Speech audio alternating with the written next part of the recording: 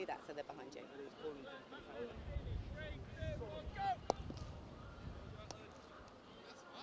5, 4, 3, 2, 1. Good afternoon and welcome to the Cloud County Ground as we get set for this Royal London Cup clash between Essex Eagles and the Yorkshire Vikings. Behind me the two captains and our umpires today, Nick Cook and Mansour Qureshi, also with Jason Swift, our match referee, having the last chats before we get the coin toss. Not sure what the weather's going to do today. Every time I look at the Met Office app it seems to change, but we'll keep fingers crossed. The wind certainly is coming in from that side for a change. Normally it comes in from behind the pavilion, but that doesn't seem to be the case today, so maybe things will be different. Umpire's just briefing the two skips before we get the coin toss, and we will join them in just a tick. Okay, Tom has got the coin. Tails is a call from Johnny Tattersall, and it's heads. Wesley's form continues with the coin.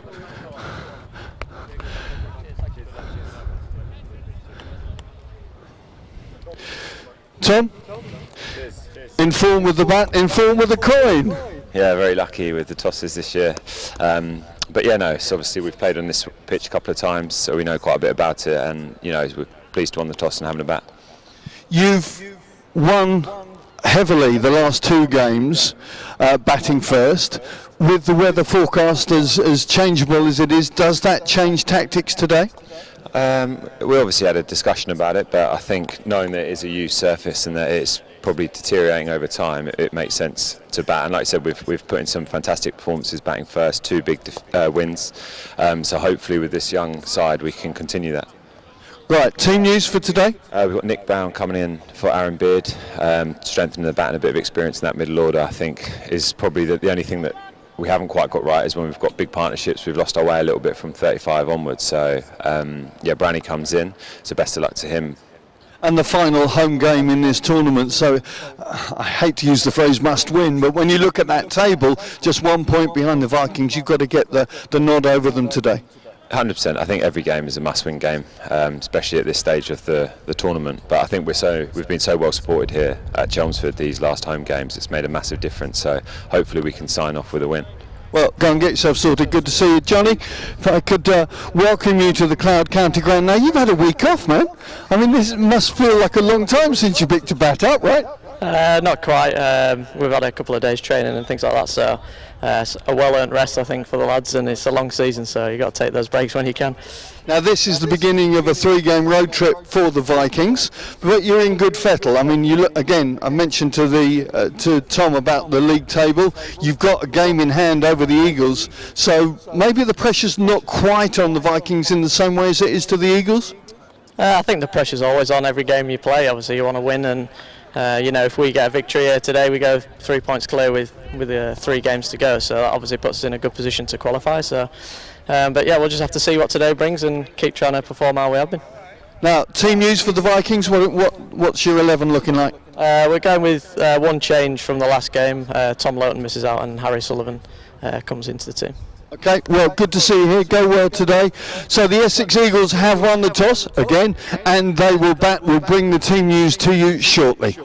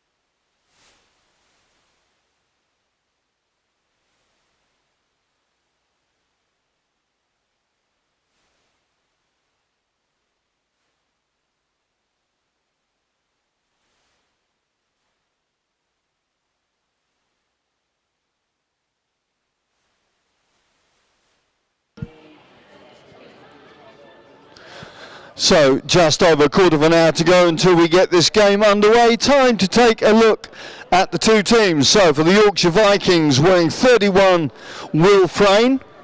Batting at 2, wearing 22, is Harry Duke, the wicket. Wearing 68, batting at 3, Will Luxton. At 4, wearing number 18, is George Hill. Batting at 5, wearing number 12, the captain, Johnny Tattersall. Batting at 6, wearing 6, Matthew Waite. Batting at 7, wearing 77, Matthew Revis. Batting at 8, wearing number 47, Dom Bess. Batting at 9, wearing number 10, Ben Code. Batting at 10, wearing number 24, Jack Shutt.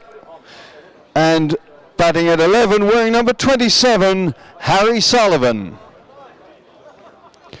And now the Eagles lineup begins at number 1, wearing 49, Josh Rymel. At 2, wearing 23, Feroz Kushi. At 3, wearing 21, super skip, Tom Wesley. At 4, wearing number 2, the wicketkeeper, Grant Rolifson. Batting 5, wearing 47, Robin Das. Batting at 6, wearing number 10, Nick Brown. Batting at 7, wearing 24, it's Aaron Nijar. Batting at 8, wearing number 99, Luke Benkenstein. Wearing number 29, it's Shane Snater.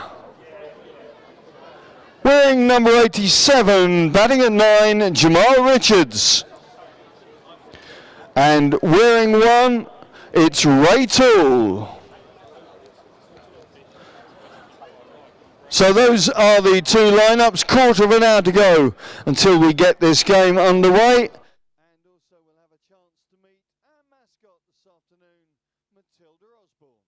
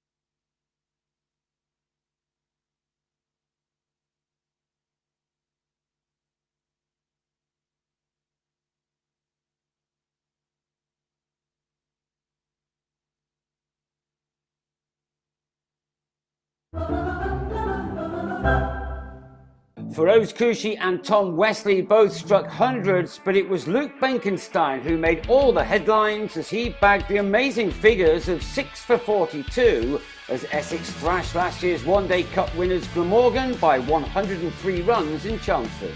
Essex batted after winning the toss but lost Josh Rymel to the second ball of the match, he edging James Harris to David Lloyd, who held on well at slip. The disappointment felt by Rymel was there for all to see because he knew that he'd missed out on an excellent batting surface baked under blue skies again. Wesley simply picked up from where he left off in the thrashing of Kent last time out, in which the skipper scored a century. He was soon on the move again. Cushy missed out in that match, but his record in this competition is bordering on the ridiculous. He too looked in fine nick, the boundaries flowing early on, with both batsmen scoring at a good click. Evidence of that fact was shown as Cushy belted Dan Douthwaite over the rope as the Eagles rushed to 77 for 1 from the first 10 overs. It was some start. After the first power play, the rate was reduced, although Wesley eased to another 50 off 51 balls, this one of his 9 fours.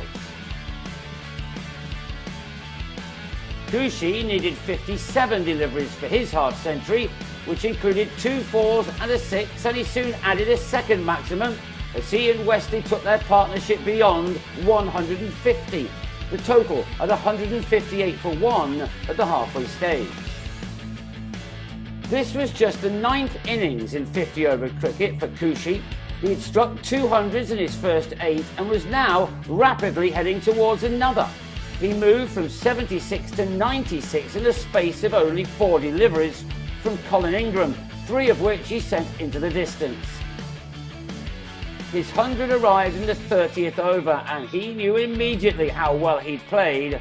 It was a fantastic effort, his runs coming off 86 balls with only 3 fours, but 5 sixes. He rightly breathed in the applause from a good and happy crowd.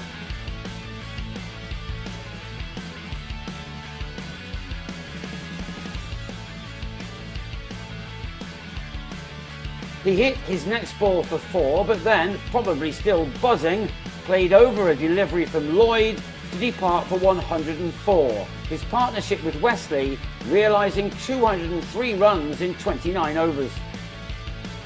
Wesley had watched and admired his young partner's work, and now all eyes were on him as he moved to 98 with this 4.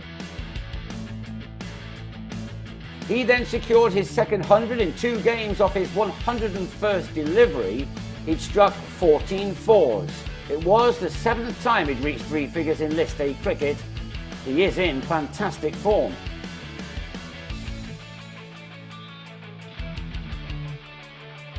Alas, he too fell soon after raising his bat, stumped off a leg side wide, his side on 248 for 3 in the 38th over. In came Robin Das, who hit a single, a 4 and then this 6 off his first 4 balls, but was then out for 11 to his 5th, an edge landing in the hands of Sam Northeast.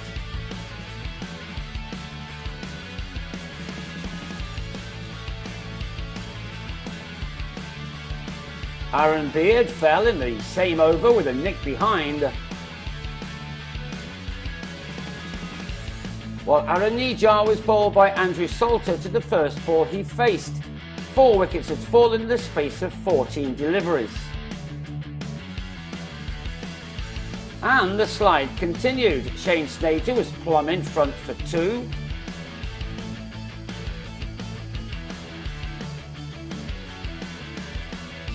And Jamal Richards, having smashed 15 runs off only 6 balls, including this maximum, picked out Salter in the deep. Essex now 8 down after 43 overs with 299 runs on the board. From 248 for 2, the hosts then found themselves on 303 for 9. Benkenstein legged before as the Eagles lost their 7th wicket for 55 runs in 44 balls. Watching the carnage from the non-strikers' end, it was Grant Rulofson who was there for all 7 wickets. A 6 added to his 6 fours, ending with a sound of broken glass. Rulofson finished unbeaten on 69, a crucial knock. Essex all out in the last over for 341. Last man Raymond Toole on debut bowled for 14. Glamorgan made a rapid start to their chase, smashing 51 runs off the first 4 overs. So Toole's maiden wicket for Essex was an important one. Lloyd clipping the left armour to Snater after making 30 off 17 balls. Glamorgan reached 76 for 1 from 10 overs and now had the big hitting Ingram at the crease, This, off Snater, was a very big hit indeed. Nijar then rushed one through to the left-hander, who missed the pull and was LBW for 17. The Welshman at 102 for 2 after 15 overs. Nijar bowled very tidily as Glamorgan's progress was slowed down until Benkenstein had Kieran Carlson cutting him to Rymel. Glamorgan had reached 177 for 4 from 30 overs and so needed 165 more from the remaining 20, now without the services of North East, who was stumped for 70 off a ball from Benkenstein, which turned a lot. The 17-year-old in just his third match was having an afternoon to remember, and when Kushi produced a stunning catch in the deep to remove Thomas Bevan, the leggy had figures of 3 for 23 from 6 overs. And it got even better for him. He was turning the ball square, his fourth wicket coming with a delivery which pitched well outside leg but crashed into middle stump. More turn and a clever length then saw Tom Cullen stumped 2 balls later. Benkenstein with 5 for 24. The crowd started to realise that they were witness to something rather special. Essex lost to Glamorgan in last year's semi-final, so revenge was sweet. The match well and truly over as a contest when Nijar returned to have James Whale taken behind, the spinner finishing with figures of 2 for 40. Benkenstein had taken a break, but then returned and claimed his 6th wicket. Nijar probably with some grass burn in completing the catch to remove Harris. The leggy's final figures, and remember, he's only 17, with 10 overs, 6 for 42. He'd ensure that this was another easy win for Essex. The match concluded when Snater took another good catch, Captain Wesley with a winning wicket.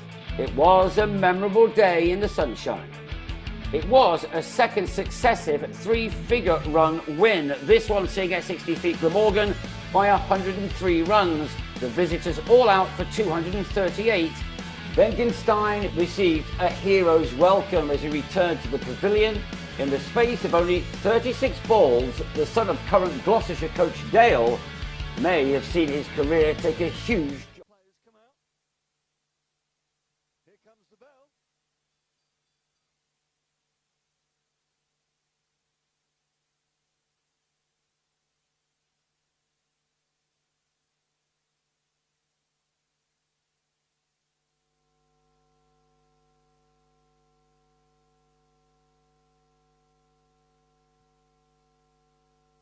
So please welcome to the field of play our 2 umpires today, Nick Cook and Mansour Qureshi.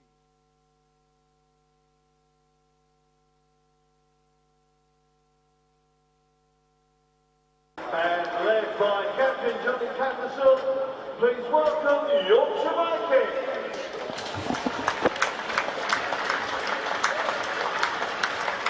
And good morning and welcome to the County Ground in Chelmsford for this Royal London Cup matches, the 6th one for Essex, the 5th for Yorkshire, the visitors, and as you may have heard in the public address, the players are just taking to the pitch. The immediate news is that Essex won the toss and chose to bat, and my name is Dick Davis. Paul Newton will be joining us in just over half an hour's time.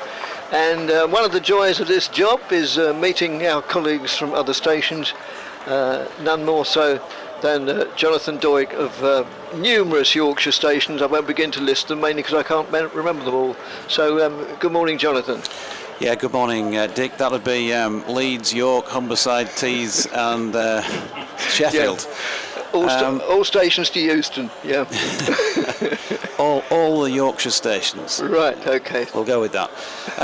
It's an interesting match in prospect, I think, between 2 sides who clearly, are doing pretty well in the competition on a used pitch, how much of an influence will that have? I think it's had an influence in Yorkshire's selection because they've made a change and taken out Tom Loughton, who's been playing pretty well so far, but bowls seam up, and they've added an extra spinner, so they're expecting some turn from this. On the face of it, it looks fine from a distance. I've not been up and inspected it. It looks green in the middle, but you're probably not going to see too much of the ball pitching in that general area.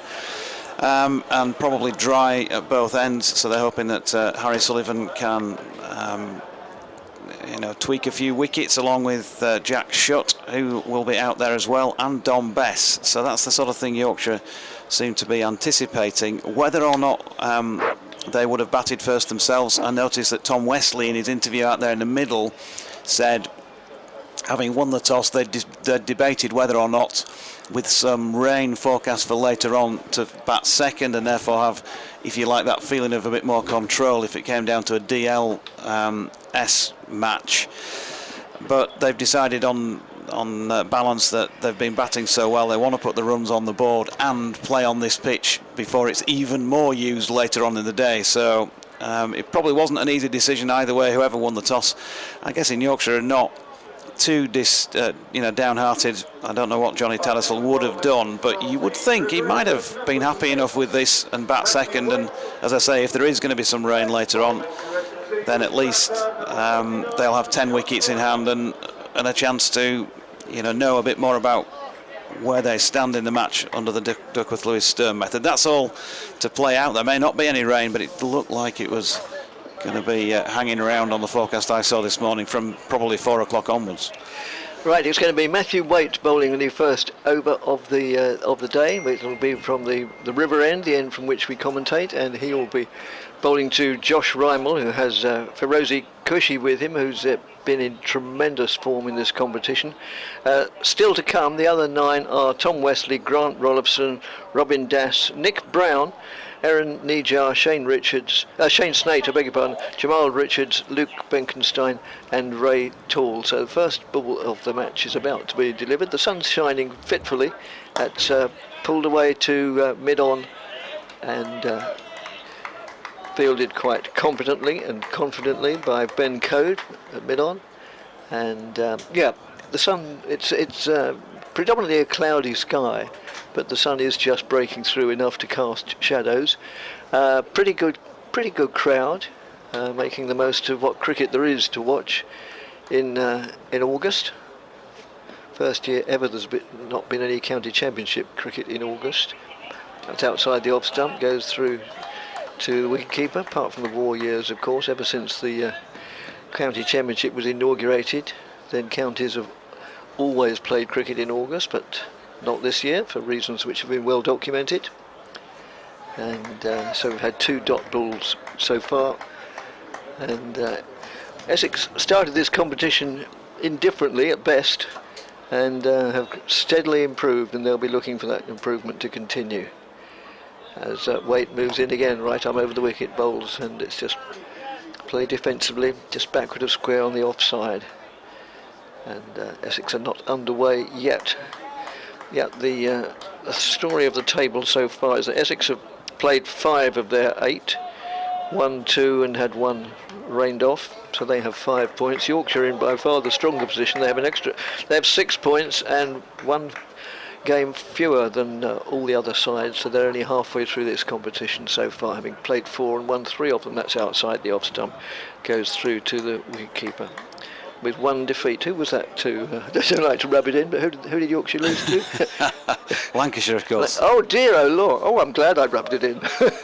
Yeah, they were pretty well beaten by Lancs that day, yeah. Where was that? That was at York. Oh, right. York, oh. Never been to York. Nice ground? Yeah, lovely. There was 4,500 people in that day. Great atmosphere, yeah. I'm sure. As Waite moves in, bowls, and again played defensively. Good opening over this from Matthew Waite. Well, actually, I say, Dick, sorry to interrupt, I say good atmosphere. It probably wasn't that great an atmosphere for the 4,500 because the majority being Yorkshire supporters, and it's never really Yorkshire's game at any point. Really? So, yeah. No.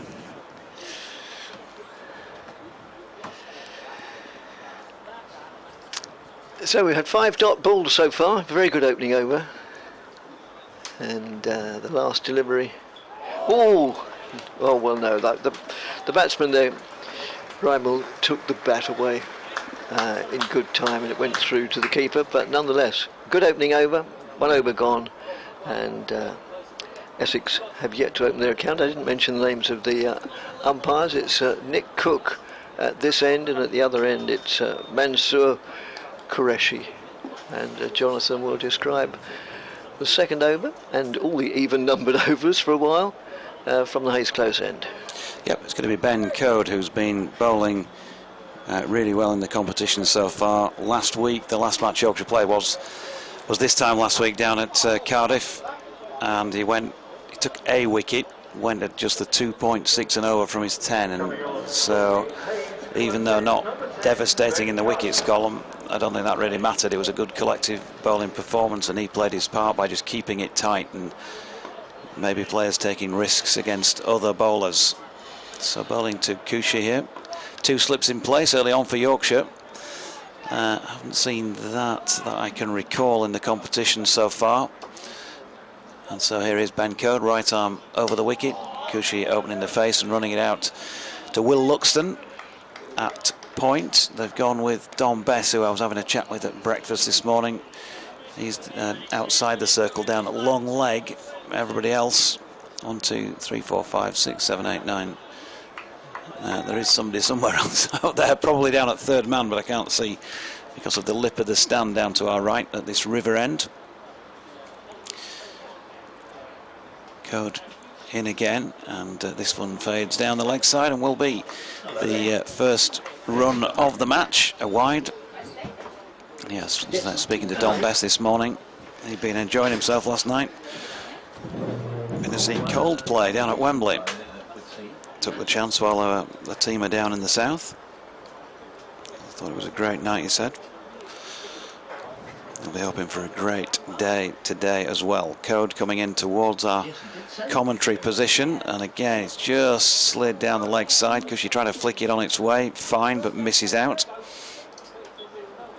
And there is no run, so that one change just for those who are joining us in recent minutes. One change to the Yorkshire side that beat Glamorgan last week, and that is Harry Sullivan coming back into the side, and he's replacing all-rounder Tom Loughton. So I'll read the team for you in a moment because Code is coming in, and that's slightly wider off stump this time, and Cushy with a nice square push more than anything rather than a full-on cut shot. He's got 4 runs, as that ripple of applause will tell you. So for Yorkshire, Frayne, Will Frayne, Harry Duke, Will Luxton, George Hill, Jonathan Tattersall skippering, of course, Matthew Waite, Matthew Revis, Dominic Bess, Ben Code, Jack Shutt and Harry Sullivan.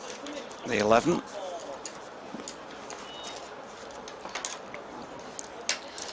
Code in again. And good delivery this time, nips back on Cushy, who's floundering trying to play it. And there's an appeal for a little inside edge through to Harry Duke, but didn't feel like it was, and nor did umpire Nick Cook think it was out either. Of course, this is the scene of last year's quarter-final between these two sides, which Essex won, but at that time I think Yorkshire came down here feeling like they'd got to the quarters and they'd kind of achieved something with a very young side. This time they feel like they've been playing as a better team, and this man has been a big boost, but he's got that one away down to third man. There is one down there because it's been returned by, I think it's Matthew Waite, whose head I just saw appearing. So a single to Cushy, and he's on to 5. The score now on to 7. Relatively expensive over by the standards of the man who's got the ball in his hand now, Ben Code, who's in towards us once again, and that's dropped out into the offside this time by Josh Rymel, who is going to turn and come back for a second after a shy at the stumps by Luxton goes astray. So a little bit untidy, but perhaps the chance was on. That's 9 off the over so far. Rymel, of course, played a blinder here in that one-day match last year as well with a ton.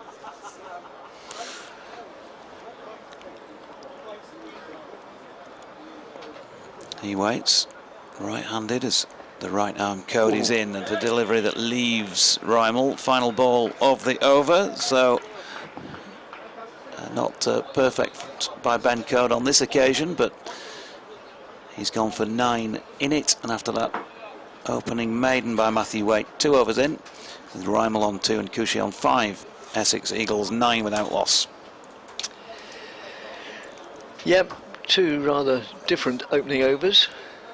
A bit of everything in that second over, 2 wides, an overthrow, and unsurprisingly, Waite going to bowl the third over of the match from the river end. The crowd very good in the members' enclosures. It always is, away to our right on top of the Tom Pearce stand. You usually judge, the size of the crowd relatively, not in actual numbers, by the public enclosure. The next delivery is just pushed down to third man, so Waite concedes his first run, just nudged down to third man. And Essex move into double figures. They're on 10 without loss. And yes, there's quite a reasonable crowd in the public enclosure as well, which will no doubt fill up, because as I say, we Essex crowds, indeed all crowds, have been rather starved of cricket this month, and there've only been 4 days of county cricket in the county this month. That's just played out into the covers, as indeed they have in most counties. So obviously getting through to the latter stages is it's always a bonus, but it'll give the crowd a bit more cricket to watch as well. So it's strange the way this season's panned out, or panning out. That's a dot ball there, played out into the covers. 6 to Kyoshi, 2 to Rymel, and it's Matthew Wade bowling from the river end. Right arm over the wicket, bowls, and that's just played defensively, pushed out to mid-off, where it's fielded by Don Bess, wearing a white floppy sun hat, the only player who is. Most of them are wearing blue caps. Yorkshire in basically navy blue shirts and trousers. Essex in navy blue trousers and sort of Cambridge blue shirts, I suppose. That's pushed away onto the onside, but only straight to the man there, Matthew Rebus. No addition to the score. So, yeah, very important. Probably in a way less important for Yorkshire, although obviously they want to win. All players want to win all games, but it's highly, well, it's pretty likely they'll qualify for the latter stages anyway, whereas Essex, it's almost imperative that they do win this one. And that's lofted hard, high, bounces in no man's land really. The field is set in as you would expect at this stage of the innings, and it ballooned over the infield and bounced, 2/3, a little bit more, 3/4 of the way to the boundary, more or less plugged, a bit like a 7-iron shot, and they went through for 2 runs. 2 runs. Not exactly a risky shot under these conditions when you know exactly where the field is. And 2 more go on to the score. Oh, and that was a bit of fishing outside the off stump, and Rymel sort of walks away afterwards, always almost in disgust at his own indiscretion, but he lives to tell the tale and to face another delivery. End of the 3 overs, and Essex, having won the toss and chosen to bat, are 12 without loss. Yeah, tidy start by Matthew Waite, maiden, and then just the 3 off that over. The Rymel shot, as you say, he kind of chiselled it out over the top as if it was with a pitching wedge, and it held when it landed. The shot was on. I mean, obviously everybody up there in the ring. It's one of those that in the old days there might have been a few derisory comments, but these days definitely not the case. Just get it safe, and you can play what you like, really, can't you? As long as it brings runs for the team you're playing for. Yes. So Ben Coder just checked in his run-up, has turned and returned to the start of it, and here he is bowling now. Cushy pushing that one out square on the offside, where Luxton, who threw that ball for an overthrow in the previous over. It was a little tidier this time. Going around the ring, Jonathan Tattersall, Jack Shutt there, number 24. Just handing it on to Code. They've got point, cover, mid-off, mid-on, mid-wicket. Best down at long leg. Waite down to our right at third. And then Frayne and Hill, the two slips. Good delivery this from Code, leaving Cushy and Duke stepping across Will Frayne to take that. I thought it was interesting the way we described that shot of Rymal's. You described it as a pitching iron, I described it as a 7-iron. That just shows that you're a much better golfer than I am. Yeah. I'd need a much longer iron to play that than you would, clearly. It's at least a decade since I last had a round of golf. It is honestly at least a decade. Oh, really? Yeah. In comes Code. Once again, passes on by Cook. Nicely flicked to leg this time by Cushy, who will pick up a couple just to the left of the squarish mid-wicket fielder, who is Matthew Revis. So 2 more to the batter, which takes him on to 8, 14 without loss. Yes, I must admit I haven't played golf since before COVID, and we lived quite near a golf course, and I went for a walk yesterday, and I thought, across the golf course, I thought I must take this game up again. Code to Cushy, nicely Shot. played, beautiful cut shot, just a little bit too much width from Ben Code, and at his pace, that is going to go. And it has for 4 runs, so 18 without loss now, Essex, who've been scoring heavily in their matches, and already just starting to get going here. Yes, he is.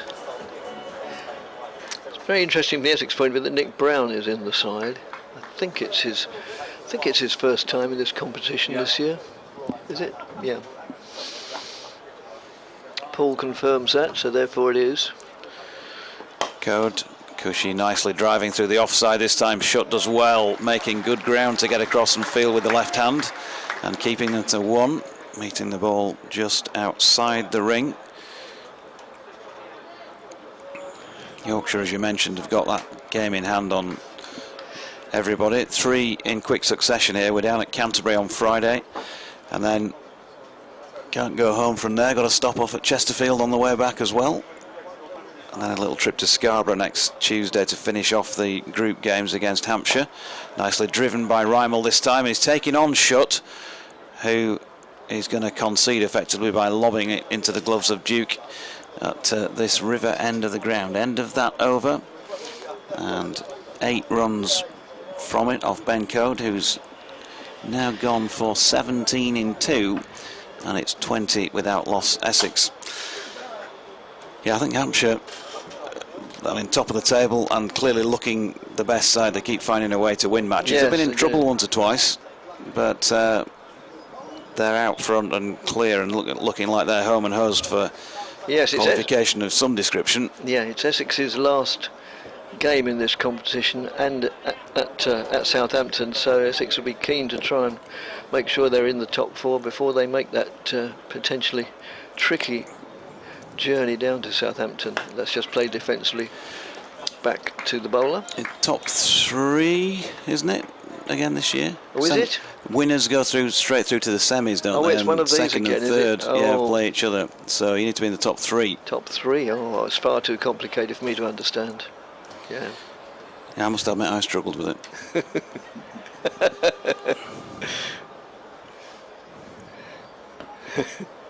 Waite again moves in. Sun shining, more sort of a full beam now, and that's just played defensive. Well, I say played defensively, but they took on the fielder, and as it happened, it was a calculated risk because it was slightly misfielded at mid-on by Jack Shutt, but obviously they thought they were going to be home and dry anyway. We would, of course, as ever, welcome emails at bbcessexcricket@gmail.com.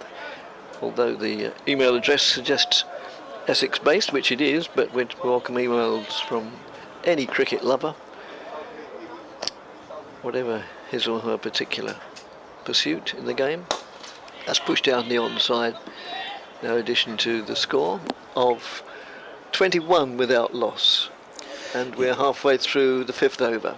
BBC West Yorkshire Sport at gmail.com if you want to use that as well, or I'm on Twitter on at Jonathan Doige.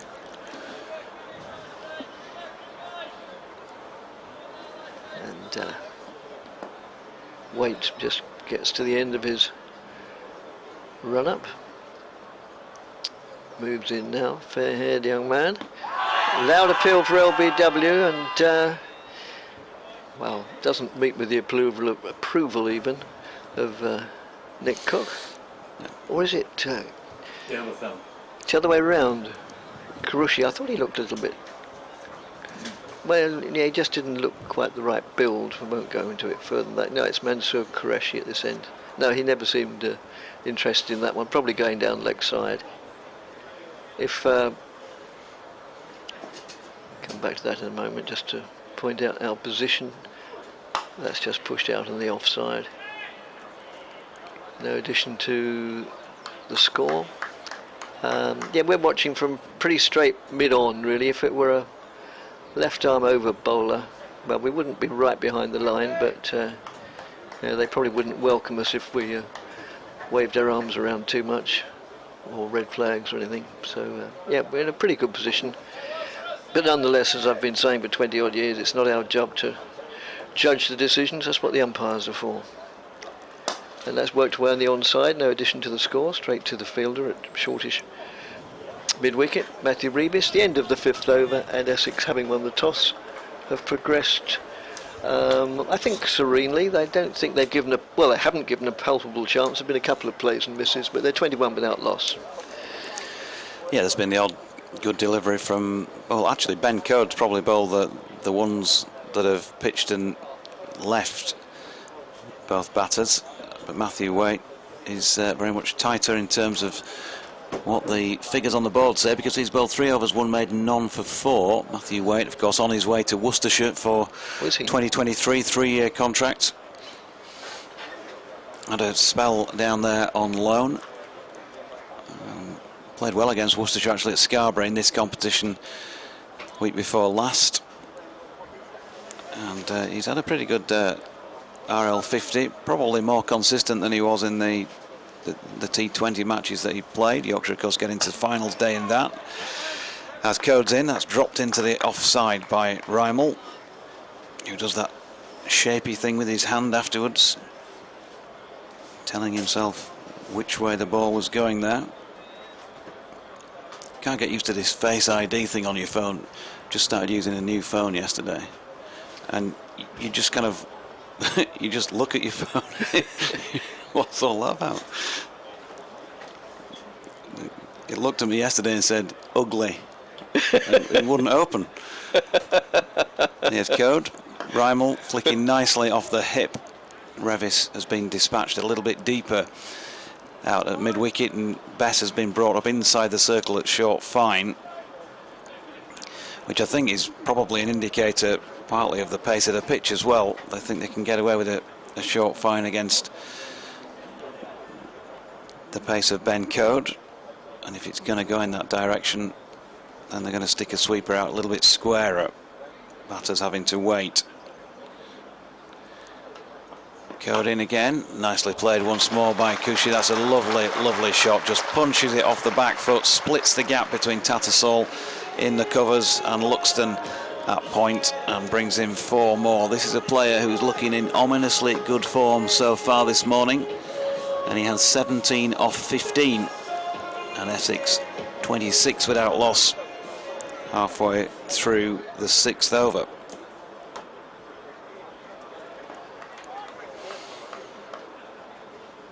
Anything with a bit of room outside off stump has gone so far when this man's been on strike. Code coming slightly wide, bowled him. That is a tremendous comeback from Ben Code, just wider on the crease, angled it in, and he's castled him towards the top of, I think it was probably middle and slightly leg side of it. Either way, he's been bowled, and as I said, he was looking in ominously good form, played some super shots through the offside, but Essex have lost Kushi, and they're 26 for 1 in the 6th. Yeah, so Cushy's run of tremendous run of runs comes to an end, and yes, he goes off a fairly disconsolate young man, but all batsmen, whatever their age, whatever their experience, they're always disconsolate when they're out. Such is the nature of the professional game. So Tom Wesley, the skipper, comes to the crease. Now he's in good form as well. Got a century against Glamorgan. 104 if memory serves me right. As did Cushy. So walks briskly to the crease now. A few words from Josh Rymel, just to tell him what's been going on, in his opinion. And Essex are 26 for 1.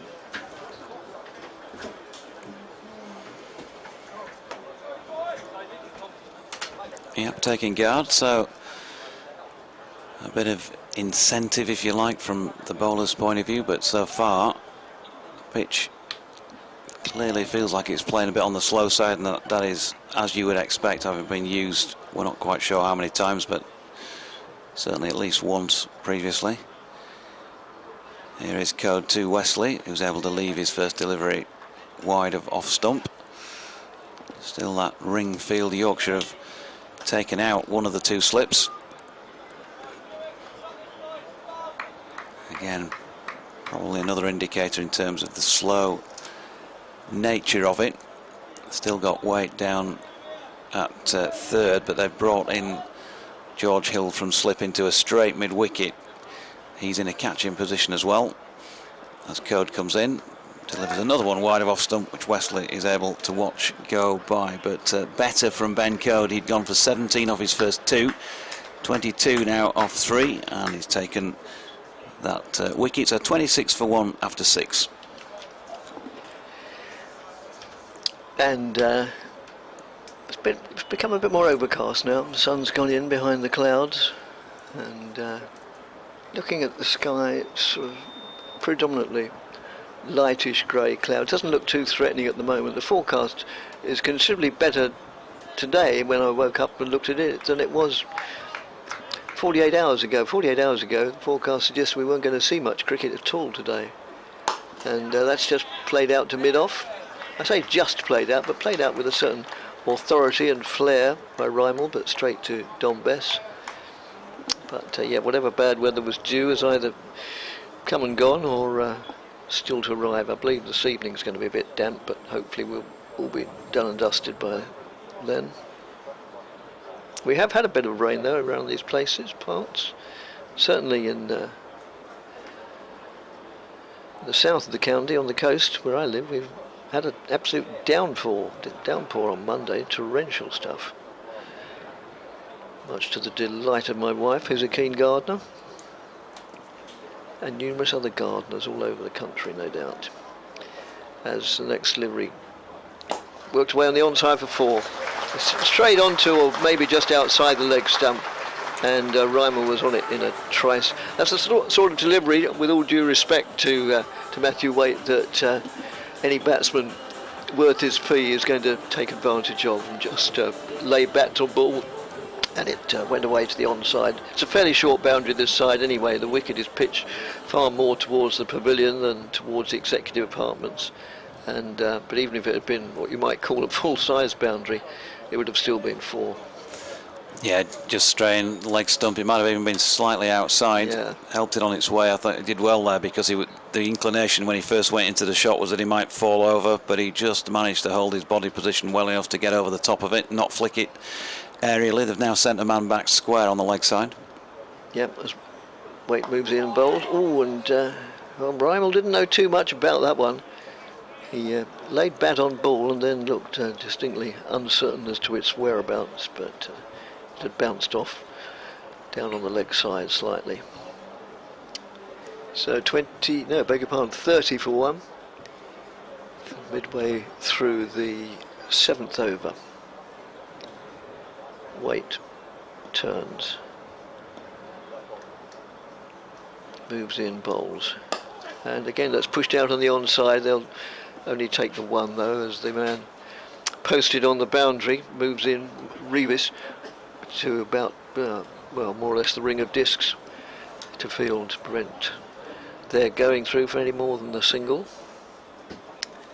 31 for 1. The man out, Feroz Kushi, bowled by Code for 17 when the score was 26.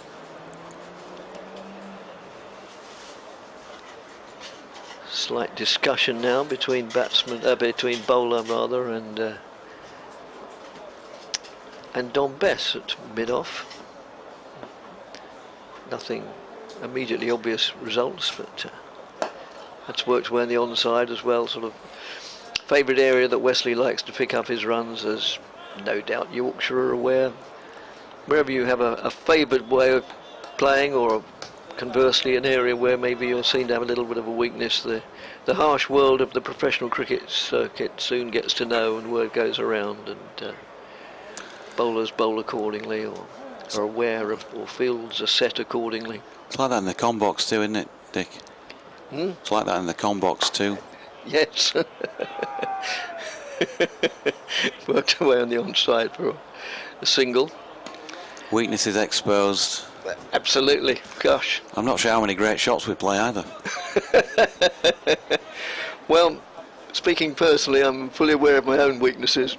It's not for me to look for anybody else. End of the over, and it's coming up to 1:30. After one more over from Jonathan Doig, I will make way for my colleague Paul Newton with Essex 32 for 1, which is my polite way of saying, sit down, Paul. I'm going to do another one. It's going to be bowled by Ben Code. Same field as he had for the previous over. And Wesley punches into the onside, and a fumble by Bess, who'd been brought in place of George Hill, who I mentioned had gone in there in the previous over. That means that they get a single. No play yet at Derbyshire versus Kent in this division, or this group. Inspection at 1:30 there, so there must have been a fair old deluge. The rain was moving north, wasn't it? Is that at Derby itself? I think. That is at Derby, yeah. Here's Code in, good delivery, which rises and leaves Rymel, and he has a shy at it, but misses. Up at Chesterley Street, Durham 26 for 2 after 6 overs there, so a little bit of trouble against Sussex. That's in Group A. The home side chose to bat there on winning the toss. Down at Neath in this group, Group B, Glamorgan also lost a couple of earlies, 34 for 2 against Lancs, who put them in. Group A at Bristol, Gloucestershire 27 for 1, having been put in by the visiting Leicestershire side. Code in, driven nicely by Rymel, is taken on, shot is gone, surely here. Yeah. He has. He's absolutely flattened one of the stumps, and a very, very risky run by Rymel has not paid off, and Jack Shutt with a direct hit, superb throw from him. They've taken him on a couple of times already, but this time they've done so at their cost. 33 for 2, Rymel gone for 12. Yes, well, injudicious at best, and well, Rymel has nobody else to blame but himself. He played the shot, he called for the run, and wasn't quite as quick over 20 yards as he thought he was, or underestimated the throw, the power, the accuracy of the fielder. So yeah, very, very much self-inflicted, that one. The first one was a very good delivery, which got rid of Cushy. That was a bit suicidal, really, as it turned out. And fielders practice this for hours and hours, this sort of thing. Maybe, I don't know, 10 years ago, the batsman was more likely to have got away with it. Nowadays, you're less likely to get away with it. Grant Rollifson comes to the crease, although he won't be facing the music because it was at the bowler's end. Grant Rollifson, one of several that have been overseas players, have been picked up out of local club cricket. So it's a good way of signing people, I think, to get the local clubs to get their overseas player, then take a month or two looking at them and think, yes, they're rather useful. We'll think we'll have them ourselves. So Ben Code Bowling here to Wesley, who plays this top of the bounce into the onside, and there is no run. And continuing with those scores, by the way, from elsewhere, Northampton, don't think we'd visited there, have we? Northampton have also lost an early wicket, 26 for 1, having been put into bat by Worcestershire, who have been struggling in both forms this season, certainly white ball cricket. Here's Code, and Wesley punches back to the bowler in his follow through. Start delayed in the game between Warwickshire and Nottinghamshire. Inspection due there around about now. And in Group A, Surrey 32 for 2 as well against Somerset, who put them in. So early wickets everywhere today in those matches that are in progress.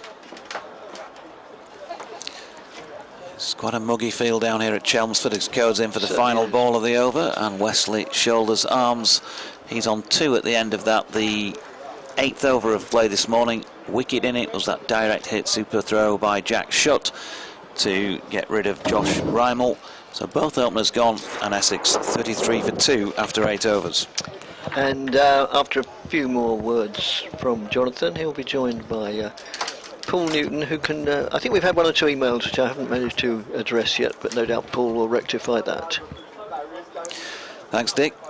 Yeah, Matthew Waite is going to continue at the river end, so Yorkshire, and why wouldn't they, after going for just the 33 off 8? There's been some cracking shots played, particularly by Cushy early doors, but they haven't completely got away to a flyer here, the home side. And of course, Wickets, they always just check that progress a little bit, still in the power play, of course. So Yorkshire, I think, will be happy enough with the way things have gone so far. They're playing 3 spinners in this match: Jack Shutt, Harry Sullivan, and also, of course, premier spinner of the trio, Dom Bess. But it's going to be Matthew Waite, and here's Paul. Yes, as he comes in and bowls. Very good morning, Jonathan. That one's outside off stump, and easy meat for Johnny Tattersall. 33 for 2, which curiously was exactly the score that Essex were on when they lost 2 early wickets. Not in the most recent game, but the one before that. And certainly, bearing in mind there's a long tail, I think Essex needs some retrenchment here, and probably just as well that they've included for the first time today Nick Brown, who is of course an accomplished batsman, normally an opener, and that's going to be 4 runs, as this one is just tickled round the corner by Grant Rowlifson. And it was a ball that was fading down leg side. All he had to do was just gently place the bat on it and see it. Once it got past the infielder at short fine leg, always going to be a boundary. 37 for 2, and the Rowlifson underway with 4. Yep, I think Yorkshire's plan here pretty clearly is to bowl it straight. They've set the field that way. They've got the man back just to sweep for anything that's a little bit too leg side-ish, but that was a little bit too leg side-ish, and lengthwise it was easy to help on its way, wasn't it? Wait again. Bowls, much better delivery on the right line, and Rowlifson plays it back to the bowler. Just going back to the run-out incident. Great throw, I must say, from Shutt, but an ill-advised run from a batsman who hasn't been in anything like as good a form as he was last year, when, as you were saying earlier, Jonathan, he got a brilliant 121, I think it was, and he was looking in better nick today, ironically, but then he hit it too firmly for there to be a run there if the throw was anything like. As this ball is played to deep backward square leg, 1 run of certainty. They'll think about a second and think better of it, and the score goes to 38 for 2, and we are in the 9th over now. Cushy, on the other hand, looked in absolutely rip-roaring form, which is exactly what he is after 2 consecutive hundreds. And the ball before he was out was a lovely shot through the covers for 4, and I thought, well, he could be on for another one here, but superb delivery from Ben Code did for him, and that could be a very significant ball in the eventual outcome of the game, as Waite is in. Bowls a little bit short, but can only be played down to Bess at mid-off in a rather agricultural-looking hat, I think, of course, possibly betraying his Devon origins. And anyway, 38 for 2. There's no run there, perfectly well fielded. That'd be right. Indeed. Lovely. That'd be that, isn't it? Yeah. Of course, he played for Somerset originally. as Waite comes in again. River End bowls, and this ball's pulled away very nicely, and although it's only 10 yards to the right of the fieldsman up the square leg boundary, it was well placed by Wesley, and there was absolutely no hope of stopping that for Matt Revis, because it was going like the clappers. And 42 for 2 at the end of that over, just 2 loose deliveries from Waite that duly got punished to the leg side boundary. Yeah, this has been the issue with him. He's bowled well in the comp, and when I say it's been the issue with him in white ball cricket, we saw him go for a few in some overs of his T20 campaign, and others were superb. So it's been a little bit up and down in that respect. He'll be disappointed, I think, having conceded the 1 boundary with the loose ball earlier, because they always talk about getting into overs and getting out of overs, and having got to the last ball then to concede a 4, which was probably the worst ball of the over. And it was hammered away, wasn't it, by Wesley, as you said rightly. Revis on the boundary edge, absolutely no chance of getting anywhere near that. So still persisting with a slip here, Will Frayne, and it's Code coming in to bowl to Rolofson, who drops it into the offside, where Luxton comes in to do the fielding. Now, Grant Rolofson, Jonathan, is a player that Essex signed, South African, 26 years old, got quite a lot of runs in list A games, and he's been scoring a bagful for Billericay, which is a town about 15 miles from Chelmsford. And anybody listening, he will be a guest of Victoria Polly on Around the Wicket, 6 o'clock BBC Essex tonight.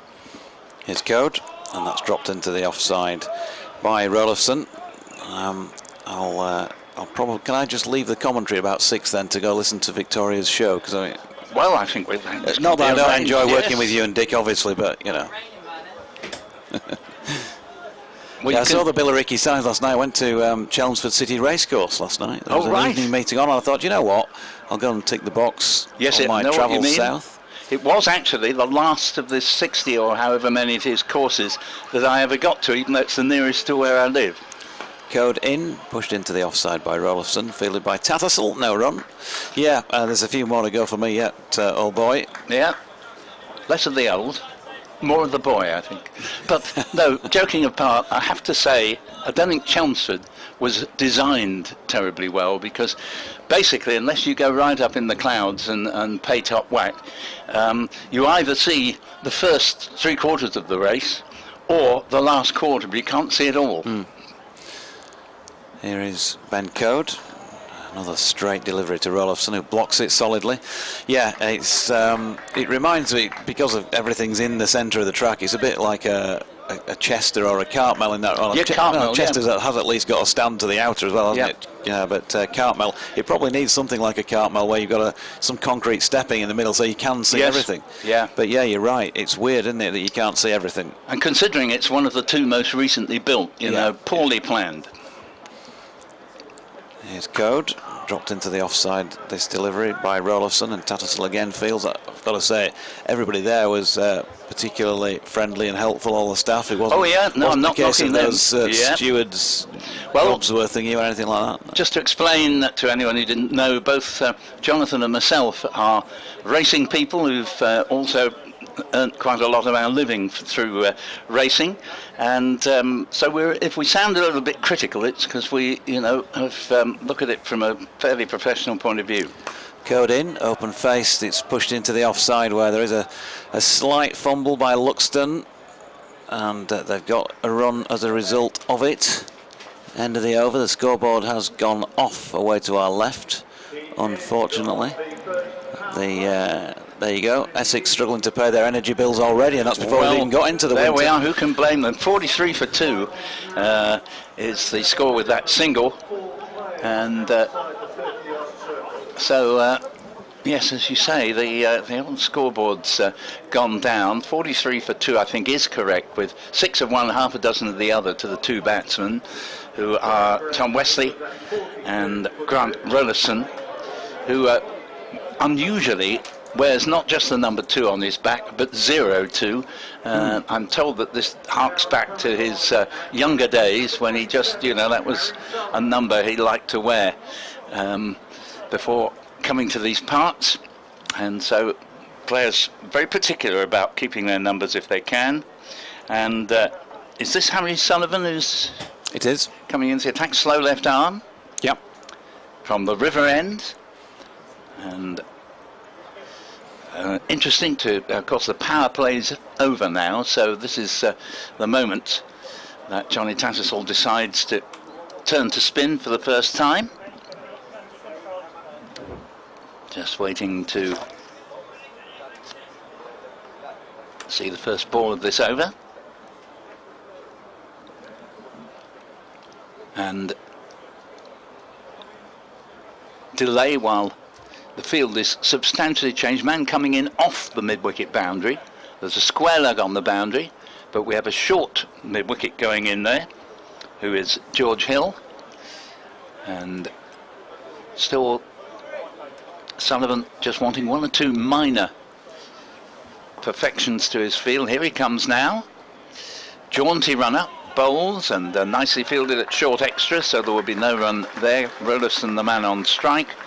And so score remaining as 43 for 2 is up on the board. That was the skipper with the fielding there, Tattersall, as this next ball is played back to the bowler. Sullivan in his first over made a tidy start here, and Essex don't have a long batting lineup. They collapsed the other day from 248 for 2 to 303 for 9, and it was only because of Rollison that they eventually got to 341 with a bit of help from Harry Toole, the number 11 batsman on debut. And that ball has evaded everyone. It goes past Harry Duke and through for 4 byes, being signalled by umpire Mansour Qureshi, and 47 for 2. There was turn. It definitely turned away from the right-hander. So that'll give a bit of hope and excitement maybe to Harry Sullivan, who's played just the 2 games. His brother Josh played in this competition last year. He hasn't featured yet, but Harry is 2 matches in. He played in the opening game against Northants at York, took 2 for 82, and then he played in the following game against Lancashire, also at York, none for 38 that day. Here he comes, bowls, and Rollison stretches forward, plays it to Tattersall, running round from cover to mid-off, cuts off any possibility of a run. And Essex helped out in this over by helping of 4 byes, and they all count. He could have hit the most glorious cover drive for 4 with the same tariff, as this ball is almost caught and goes for 4. It was reverse swept by Rollison, came off something of a top edge. There's a man at 45 degrees behind the wicket on the leg side who leapt up but couldn't pull it in. Wasn't a chance. 51 for 2, but a little bit fortunate. That could so easily have spelt the end for Rollison, who moves up to 10. Yeah, Jack Shutt was the man. Spectacular run out earlier. Couldn't reel it in. It was so close though, if he could have grown another foot he'd have had it, but as I say, wasn't a chance, but it was a chancy shot to say the least from Rollison, who normally keeps the ball on the ground, and certainly has on this occasion as he plays it out to deep square leg, brings Matty Revis off the boundary. And not the tidiest of throws in, but it doesn't make any difference. Single, 52 for 2, completion of the 11th over there. Not a bad over, even though it was rather expensive as it was to turn out, because there were 4 byes, and the one that went for 4 off the bat was so nearly a catch. 51 for 2 in 11, 52 for 2 in 11 overs, with 11 to Rollison and 6 to Wesley. And Jack Shutt coming into the attack to bowl his off spin from the Hayes close end.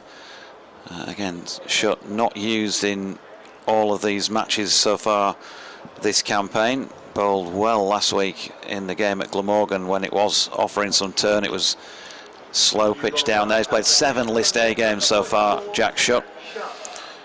Taken 6 for 182, 4 of which came in that match, 4 for 46 last week. He also played in the game against Scarborough at Worcestershire this year, so just his 3rd match as well of the competition. Took 1 for 48 against Worcestershire, so it does take wickets. Yeah, important to have a couple of spinners at least. I think on this pitch there is definite evidence of turn. So here he is. Little stepping run up that he has, flicked into the leg side square by Rollison, where Will Luxton is in to do the fielding, so they've set Luxton back at deep backward square, not on the boundary. They've got George Hill out at mid-wicket position rather than cow shot corner. He's not quite as far on as a cow. Johnny Tattersall is at a straightish mid-wicket. Long on is out on the boundary edge. Long off is up inside the circle. Oh, sorry, mid-off is up inside the circle as that's driven into the offside by Wesley through extra cover. Revis round the boundary edge, who was set squarer, has managed to get across and cut it off for the concession of 2. Will Frayne in the, sorry, Paul, just to finish off the fielding. Will Frayne's at extra cover. We've got Sullivan at short third and down to our left code at short fine leg. As Shuts in, Wesley flicking it to leg and will find a gap and get a single. Sorry, you were going to say? I was just going to say maybe we should call that fielding position that doesn't quite go as far as cow shot corner, calf shot corner. Yeah. Jack Shutt, commentator's nightmare, bowling here to Rolifson again, who flicks that through mid-wicket and picks up a single. And so in that phase already where they're ticking things along with ones, they're going to try and obviously hit boundaries when they get those opportunities. Yeah, they put on 204 together in the most recent match here the other day. Shutt, Wesley flicking nicely off the legs. Luxton coming into play once more, square on the leg side. Will they take on the spinners? Will they look to get after them, especially a couple of young lads who've not played still that much cricket? I don't think they'll take them on in a big way at this early stage. Shutt again, wide on the crease, down the leg side, inevitably the horizontal raising of umpire's arms. Because of course Wesley is very experienced and he's been in very good form, a couple of hundreds in his last 3. Yeah, and he's flicking this latest one out into the deep where Hill comes in from calf shot corner. Picks up a 1 to complete that Shutt over. He went for 8 in it. There were some figures on the board. It's gone blank again at the moment. Apologies for the gremlins on the scoreboard at the moment. There you go. The score should now read Eagles 62 after 62 after 12, so 10 off that one as well. So they might not be amassing huge amounts off the bat with boundaries, but still another 10 in the over to go with 9 in the over before. It's creeping up. Well, both these batsmen in this competition, they've had very fine competitions. Rolison's immediately hit the ground running, signed specifically for this competition. And Wesley has just been in very good form, as we see the start of the 13th over here. And this, I think there's probably a little tickle off the bat here, as Harry Sullivan is the bowler with his slow left arm, just looking to see if Mansoor Qureshi is going to signal any leg buys, but they are off the bat. It was down leg side, and batsman with the reverse sweep, Rolison, just got enough on it to send it to within about 10 yards of the boundary at fine leg. 62 for 2 with 16 now to Rolison. And Sullivan with a little bit of sunlight bowls, that's tossed up, hit to deep mid on, and Josh Rhyme will please note Matt Wakefield's there at the edge of the circle that if the ball goes pretty swiftly down there, you do not take a run. And it was such a shame because he seemed to be playing with a little bit more confidence. He's not had a good competition, Josh Rymel, this year, but then went and ran himself out, hung his head in shame. That ball takes Rolison on the pad, but it was pitching well outside leg stump. Score remaining at 62 for 2. And nearly all Essex's runs in this competition have come from just 3 men. Feroz Khushi, who's already been dismissed, been in fabulous form, and these two, Wesley and Rolison, as this next ball is hit to mid-wicket. Good tumbling spot there, stop there, prevents any run, and the score remains at 62 for 2. It was Dom Bess with the fielding, certainly saved at least 1 run. And I can't quite see if there's anyone on the mid-wicket boundary. Might have saved a boundary. Here is Sullivan in bowls, and that ball is nicely run down just behind square on the offside, and they can scoot through for the single. That makes it 63 for 2, 17 to Rolison. and 10 to the Essex skipper Tom Wesley. Essex bringing in Nick Brown for the first time for this match, and I think they probably rightly felt after that collapse the other day that they needed to bolster the batting a little bit. You could say that the tail started at 5 that day, as here's the next ball tossed up, played straight to Tattersall at short extra. End of the over, no run there, and Essex choosing to bat. Tom Wesley's won all 6 tosses in this competition. 63 for 2 on the board with the 2 men to go. Cushy bowled by Beauty from Code for 17. Rymel running himself out, but a good bit of work from Shutt for 12, and the wickets falling at 26 and 33. It's now 63 for 2. And it is going to be Jack Shutt continuing, so Sullivan just managing to pull things back round a little bit with a tighter over.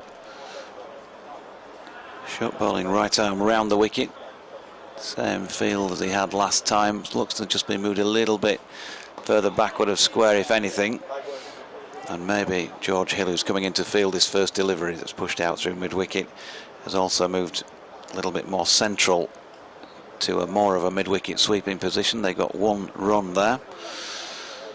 Harry Sullivan down to our right, walking back just outside the fairly bright yellow discs that mark out the field in restriction circle. Wesley gets a delivery round about off stump, but with the spin in towards him from the off spin of Jack Shutt, helped it on his way out towards Luxton, who's getting through a bit of work. And they've got 1. Singles off the first 2. Shutt in again.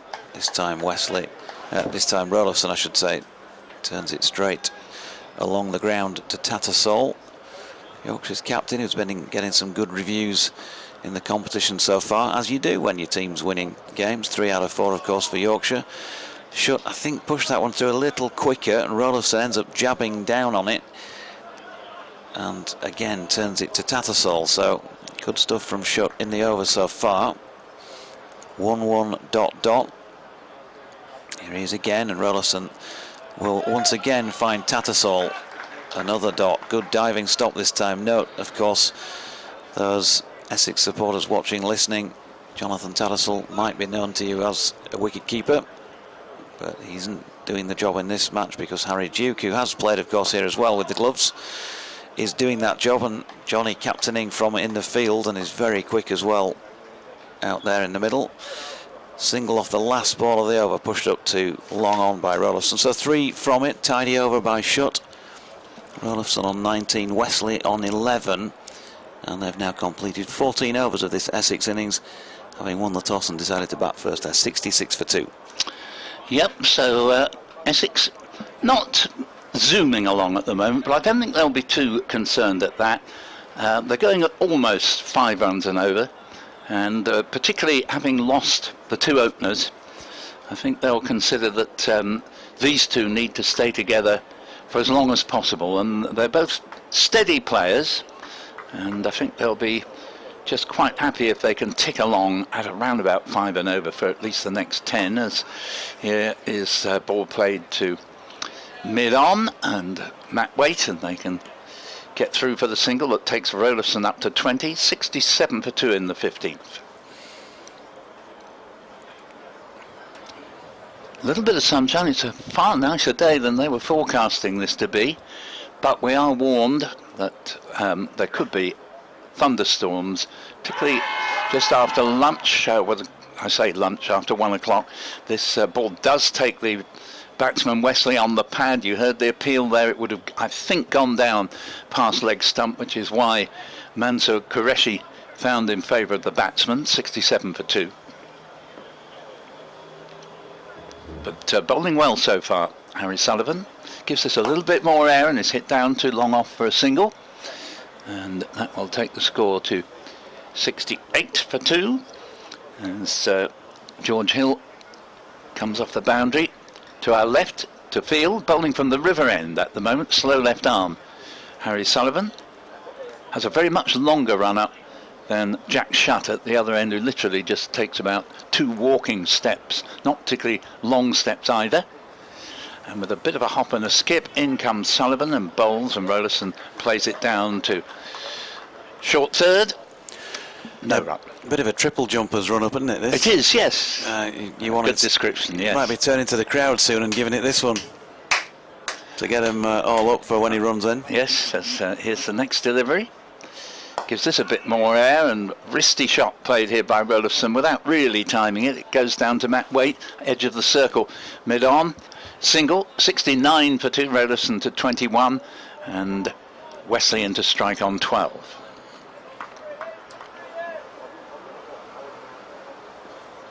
Sullivan bowls to the Essex captain. Again, no timing in that shot. Tattersall, who's looked very, very keen in the field, setting a good example. Comes down and flicks the ball at the stumps. He only had 1 to aim at, missed, but it's backed up by Dom Best. Tattersall fielding there at mid-off. End of the over, dot ball. 21 and 12, Rollason and Wesley respectively. And Essex in 15 overs, choosing to bat, having won the toss for the 6th consecutive game, Tom Wesley. 69 for 2. Yeah, and how important that can be in these one-day games if conditions are a little bit on the dodgy side. If you've got the magic call or the magic flick with the coin. 1 or 2 tweaks to get through in this over, but Jack Shutt is about to get on with it. Over number 16, nicely swept by Rollason first up, down to Luxton at deep backward square for 1. Yorkshire lad, says Ben Code, uncharacteristically going for a few runs at the start of his spell, but that won't faze captain Johnny Tattersall and the rest of the Yorkshire team, who've displayed a level of maturity that belies their young age. P.S. it's only 16 degrees in North Yorkshire today.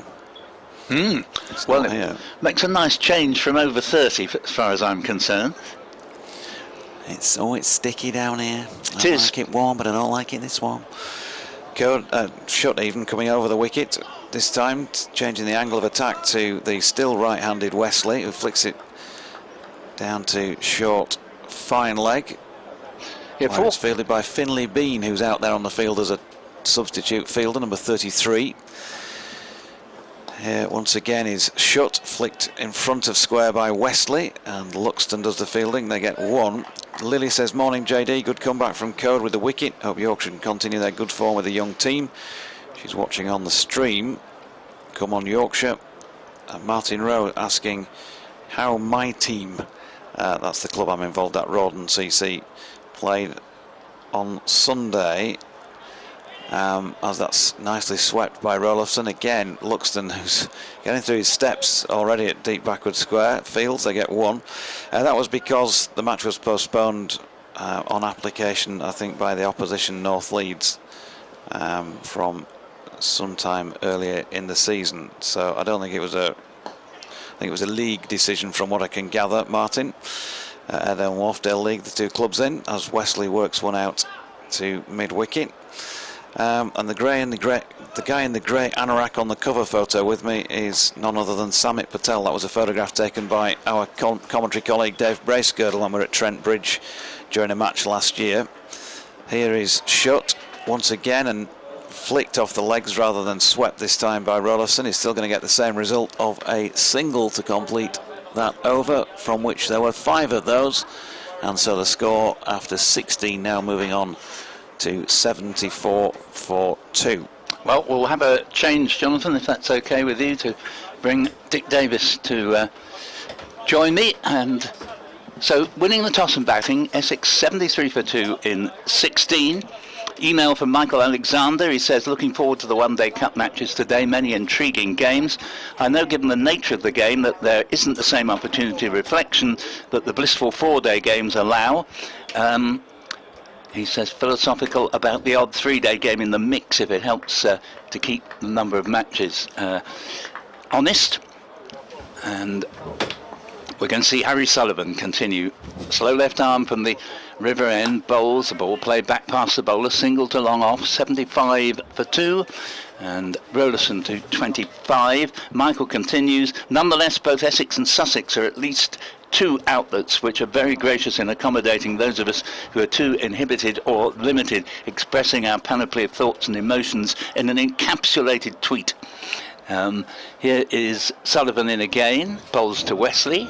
Forward defensive to Tattersall in the covers, no run. He continues a customary convoluted to complement a once contorted, if not tortured, bowling action. Pros on my part. I do hope Paul, if he's present today, rumour has it I am, can make sense of it as he charitably does quite routinely. Sullivan's in again and bowls to Wesley, plays it to short mid-wicket Don Bess, and there is no Don Bess, I beg his pardon, 75 for 2. He goes on, any grammatical corrections are always appreciated, time allowing. Thanking you as always for this wonderful companionship which has added value to my love of the game over the last few years. Best regards, Michael. Michael, thank you very much for that kind email. Dick is now back in the land of the living as he watches Sullivan come in and bowl. Ooh, and that's a good delivery, and it was anything but what Wesley was intending, as he indicates by rehearsing the shot again afterwards. He was looking to push it into the covers, and instead it goes towards Bess at mid-wicket, but he survives on 14, 75 for 2, partnership worth 42, this pairing putting on 204 in the most recent game against Glamorgan, as Sullivan hops and skips his way in, and that is absolutely leathered by Wesley out towards the extra cover boundary. Won't go for 4 as it's nicely cut off there, and they get back for 2 runs as that's fielded by George Hill, making smart ground to his left along the long off boundary. 77 for 2, and Wesley moves along to 16, and you might describe that, Dick, as a first shot in anger for 2 or 3 overs. Yes, I suppose you could do. Yeah. Very kind of you indeed, as here is Sullivan in and bowls to Wesley, and Wesley's not very sure about this one either. It was a bit similar to 2 deliveries ago where he aimed it into the offside, finished up at mid-wicket. I think he was just about playing that into the onside, but not with any certainty. Good over, I thought, from Harry Sullivan, and the score 77 for 2 in 17. Dick. Barry emailed us, or have you done that one? No, I haven't done that one. He says, good morning, gentlemen. Well, yes, okay, we'll use that word in its broadest sense. Euphemism. Yes. Hope this is not too impertinent. Nothing is impertinent on this programme. But does Jonathan Tattersall, oh, it's just gone, have a family... I have a family relationship to Roy Tattersall of Lancashire, showing my age here, great commentary. Never mind showing your age, nothing wrong in being over 35. And, yeah, Roy Tattersall, I don't know. Certainly remember him. He's a spin bowler, wasn't he? This is one of the lovely things about county cricket. You know, there are so many memories of players, not necessarily star test match players, but just the rank and file. And break in as next delivery comes in from the Hayes close end, reverse paddle round the corner, brings 4 runs to Rollifson, and takes Essex's score on to 77 for 2, of which Rollifson has 29, and it's Shut continuing to bowl from the Hayes close end. Jack Shut, right arm round the wicket now to Rollifson, who plays that solidly, just trickles back to the bowler. Yes, he does favour the reverse sweep or reverse lap, whatever we want to call it, to Rollifson. Does he? I haven't seen enough of him to form any view at all, apart from the fact that he's obviously a useful player. Well, he tends to play with a nicely composed approach. And Shut moves in again. That's a conventional sweep, backward of square on the onside. It goes through for single. Rollifson picked up as the overseas player for Billericay Cricket Club, just I don't know, 10 miles down the road, something like that. A bit more than that, perhaps. Yes, I think about 15. We'll get out Google Maps, other software packages available, and find out. It's just worked away on the offside, no addition to the score.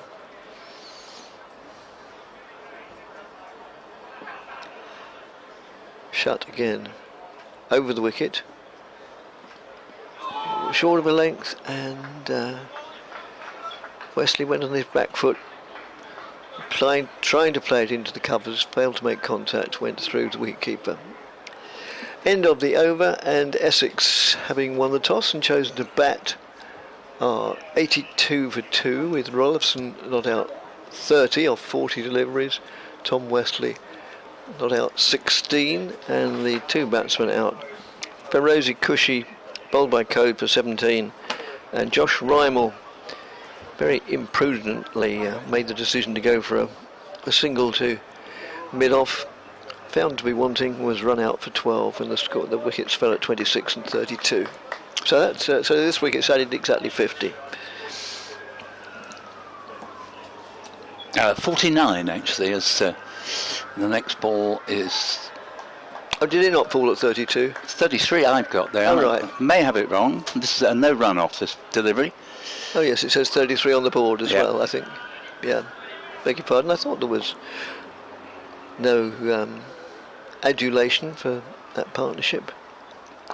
And it won't go to 50 with this ball, which is played very defensively by Rolfson, who's looked the more impressive of the pair, judged purely on today's performance. Wesley, 16 off 28, has scored more slowly and hasn't so far picked up his superb form of his last two innings, both of which were hundreds. As the next one is hit high in the air, and Rolfson has registered a 6. That's not all that typical of him. He tends to keep the ball along the ground, but really opening up there, and that does bring up the 50 partnership. In fact, it's rocketed along to 55, 88 for 2. Yeah, it was a splendid shot. There wasn't that short of a length, and he picked it up very quickly, and it's a relatively short boundary on that side, but it cleared it comfortably. And next delivery is on its way, and this ball's just nudged into the offside. There's no run. Yeah, we were talking about a wonderful former county player for Lancashire in Boy Tattersall. One of the things I don't like about the approach of the Strauss review is that it tends to consider only test players, as though the others are sort of not really worth worrying about, as this next ball always attempts to repeat the shot 2 deliveries ago and misses. Fine glove work there by Harry Duke to whip the bails off, but Rolfson remained at home. He's on 36.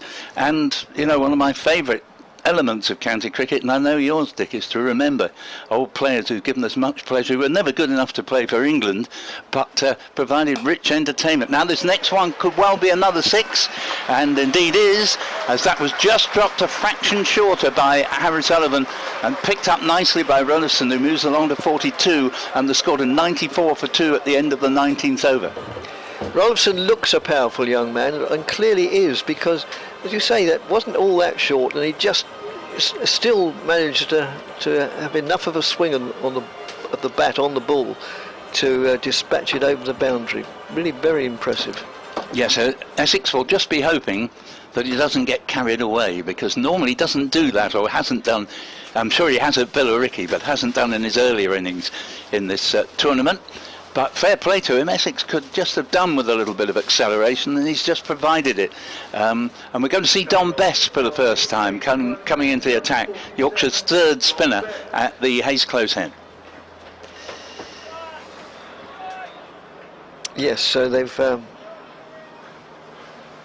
as Jonathan was saying at the top of the show, they've the visitors have packed out the side with slow bowlers, and they clearly think that's the way to success, and that's just pushed out to mid-off, or long off rather, or even long on for a single. And not sure if we're going out on the live stream or only the internet, but you may or may not be able to see that was out to long on, and that's just worked away. Back to the bowler. No addition to the score. I think probably is on the live stream. And yet I noticed that before the start of play there was the introductions and the interviews in the middle of the pitch, which we don't do. So yeah, no idea. That's just worked out again to long on for a single. So my money would... No, I don't know. Why should I pretend? as Bess moves in, bowls.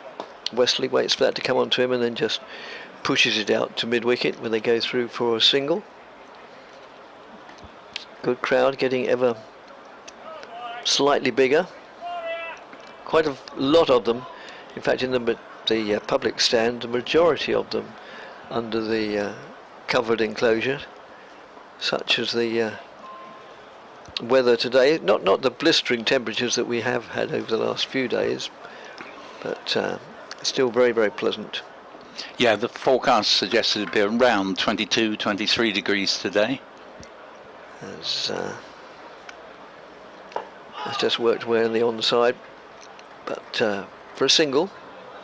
Yeah, I was in London for the weekend, and it was very, very, very hot in London, and so I thought, what on earth can we do on a day when it's too hot to do anything? So yes, we went on a river cruise on the Saturday afternoon. Good choice. Down to Kew, which was very, very pleasant indeed. Very pleasant. Well, for the first time today, the clouds, it's actually been a pleasant morning bar its humidity, but the clouds that are beginning to make their way from an unusual direction here. Yes. It's coming sort of southeast, I think, and the wind direction, and they are a bit more threatening than any other time, so we'll just have to watch out if it does start raining to put our equipment down on the seat again. And the teddy bears. Oh, indeed. Absolutely right. Reverse priorities there, I think. Yes, thank you for putting me right on that front. They will greatly approve of you. I did tell them to put their Macs on, but kids, eh? It's so long since they wore their Macs that they couldn't find them. So we're going to see into the attack Matthew Revis from the River End, a quicker bowler. We've had diet of spin from the 10th over thus far, and this ball's played to backward point for no run. So we had 10 overs of the quicker stuff, 10 overs of spin shared by 3 different bowlers, and now we go back to Matthew Revis, who didn't bowl previously. Made a good start there, just slightly short of a length there, make it difficult for the batsman to get him away.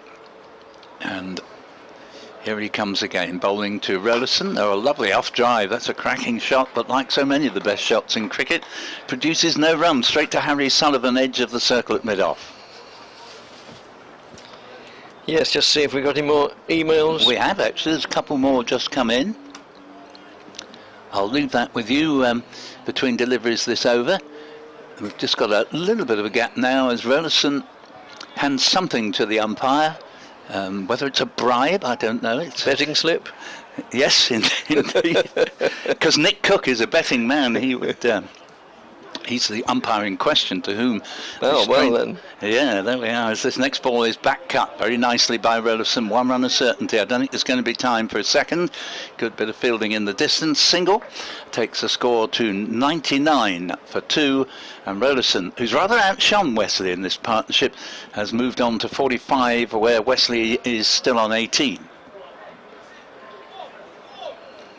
Revis, useful cricketer. Top of his run up, just waiting for Wesley to signify he's ready. Revis to Wesley. Oh, nice drive from Wesley, and they can get a single because it's wide of mid-off. But Harry Sullivan is quick to get across and make sure a single will be all they get. And the Essex 100 comes up in the 21st over with Wesley with a single, 19, Rollison 45. Yes, had an email from Richard, for which we're very grateful. Well, we're grateful for all of them. Pleased to see Nick Brown is in to bring some stability to the middle order, which has looked very brittle in this competition. And it's played to mid-wicket. Tattersall, there is no run there, 100 for 2. Have to give the team credit, that Essex. By my count, there are 11 players out, possibly 12 if you include Jack Plom, who's injured. So they've done very well to be able to compete over the past couple of weeks. Well, they have. But, But, of course, most of the counties are in the same position. It's not unique to Essex by any means, and I think that's one of the joys of this competition. Revis is in, bowls, and this one's pulled in the air, down the ground, and just waiting to see us. It's one bounce, 4. Actually, the area where it's been hit is just out of our vision, so I hesitated just to make sure whether it was 4 or 6. It's 4, 104 for 2, and Rolifson moves up to within 1 of a 50, and although that one didn't quite go all the way, but he's now hit 2 6s and a 4 in the direction of either long on or mid-wicket, and is playing thoroughly well here. Yes, he certainly is. Yes, I think one of the great advantages of this competition, as I say, is that it's forced all counties to field players who otherwise, the youngsters who otherwise might not get first team experience for several seasons, if ever, as Bess moves in, and it's just played out to long on for a single, and of course this may have the longer term effect of causing some of the more established players in the various counties up and down the country to look to their laurels earlier than they might have done otherwise. Yes, of course Essex were thought not to be losing that many, but Pepper and Walter were late additions, to those going off to play in the 100. Yes, and there's Critchley and Cook and Rossington, who played a blinder of an innings Didn't earlier in the week. That's worked well on the onside. And the Harmer with the South African Test squad, not in this match, but in the squad. As Bess moves in again and bowls to the Essex. Whoops, no he doesn't, he changed his mind. Yes, I thought it was rather nice for Adam Rossington that people like Glenn Maxwell were singing his praises, on the interviews afterwards. Yes, Bess moves in again and bowls, and Rolifson, gets a little bit squared up then, looking to play it out into the onside, finished up just hitting it straight back to the bowler. Wants 1 for his 50. Bess again, right arm over the wicket, and that is it, because he plays it out to short extra cover, who fumbled it, didn't field it cleanly, bounced away a good 10 or 15 yards to his right, and that accommodated the taking of a single and brings Rolifson his 50 off 58 deliveries, including 2 6s and 4 4s. As Bess moves in and bowls to Wesley, worked well on the onside, no addition to the score of 106 for 2, and we're getting towards the end of the 22nd over, more or less halfway through the no, we're not yet, that would be 25, and loud appeal for LBW doesn't meet with the approval of umpire Cook, and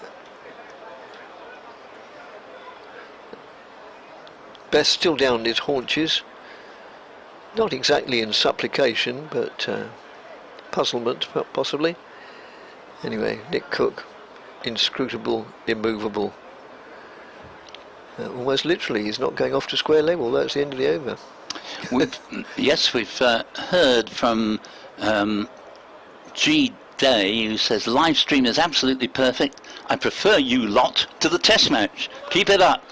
Regards, Brian in Harlow. It's Brian. Sorry. Well, thank you. Thank you, Brian. Well, certainly Essex are doing better than England. What are England? Well, they lost 2 early wickets. They lost both openers. Now Crawley again. Oh, we are on the live stream. Thanks, Paul. But not my learned colleague next door, but my learned colleague back in the studio now. So Revis has played this to backward point for no run. Revis is bowling, and Rolifson has played it to backward point for no run. He's exactly 50. Wesley 20. 106 for 2. Partnership of 73. And we're in the 22nd over, so Yorkshire have kept a reasonable hold of things. Yes, they have. Revis is in bowls, and this is played to short mid-wicket. The ever-enthusiastic Jonathan Tattersall there, setting an example to his players, and score remaining 106 for 2. We're into the 23rd over, in fact. While I'm mentioning Paul back in the studio, he does a superb job producing around the wicket on a Wednesday evening, so if you haven't already booked 6 o'clock on your wirelesses, your crystal sets, whatever means you have, Then Next ball is just dabbed down to backward point. There's no run, and allow me just to say that Victoria Polly, who presents the programme so excellently, has told me that Grant Rollison is the guest on the programme tonight, BBC Essex, from 6 o'clock to 7 o'clock. yes, indeed. So she'll have, hopefully a very happy man to be talking to, as here is Revis again in to bowl to Rollison. Works this straight to mid-wicket. This is a good over from Revis. Has kept Rollison very quiet. 106 for 2. 4 dot balls. I suppose he'll be even happier if his countrymen are having a good time at Lord's. Indeed. Yes, of course, England, the big question was always going to be, how would they do if they had to bat first rather than second? They managed to bat second in all the 3 against New Zealand and the 1 test against India, as here is Rollison for a 5th time not scoring as it goes to short mid-wicket. Going to be interesting to see, does he panic off the last ball? From what I have seen of him, probably not. 106 for 2. Well, England are not having the greatest of first hour and 20 minutes. They're 55 for 4. As Revis is in again to complete the over. Will it be a maiden? Yes. Oh, in fact, they're going for a run, and Tattersall, I thought, was going to be able to come across in front of the much deeper weight at mid-on, but he couldn't cut it off, and so they were able to complete the single. Wesley starved of the strike because Rollison faced the whole of the over and just got a single off the last ball. 51 to him, 20 to Wesley, and Essex choosing to bat in 23 overs, a 107 for 2. Yes, at Lord's. Obviously, if people are listening here to us, they've probably also got means to the internet as well as we have, but just for the benefit of somebody who isn't, might be driving around in their car or something. Lees was out 5, Crawley for 9, Root for 8, Bairstow for a duck, Pope's holding the innings together, he's not out 29 as Best moves in and bowls, and that's flailed out to extra cover with a great flourish of Rollison's bat, and it crosses the boundary in front of the hospitality boxes and just below the executive suite. And that's a good example, Dick, of a player not losing his head because the bowler had pinned him down. He just played the ball for a short single and then first ball next over 4. Yeah. And although that one gets the better of him, he just pushes forward and beats the outside edge of the bat. Wicketkeeper takes the bail off. But it's a good keeper, this fellow. He's very good at taking the bails off. And next, that's down the leg side, and a run of some denomination turns up, and it's also signalled wide by the umpire. Yeah, they get 2 because they ran 1 and it was a wide, so all useful runs from Essex's point of view. 113 for 2. Certainly are. Best moves in again. Bowls, and Wesley works that away on the onside to deep mid-wicket, well, deep-ish mid-wicket by the time he moves in and fields it, and they go through for a very comfortable single. Michael Alexander comes back and says, remember playing at QKW, Dickie, picking up the cue you set by mentioning KW. He says tiny boundaries from what I recall, very intimate. As that's worked away on the onside for a single. Sorry, where was that? That was Michael Alexander coming back saying that he remembered playing at Q, which you mentioned. Oh, at Q? Yeah. Oh, right. Yes, I went and it's interesting actually, and well, who am I to say it's interesting?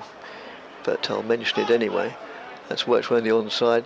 Yeah, when we got off the boat, we had about an hour in Q, and it was blisteringly hot, so we didn't want to go anywhere much or do anything, so just wandered down the road from Q Pier, I suppose you call it, or landing stage. Come back to that after this delivery, which is more important. Appeal for LBW doesn't meet with the approval of the umpire, and the score remains at 115 for 2 at the end of the over.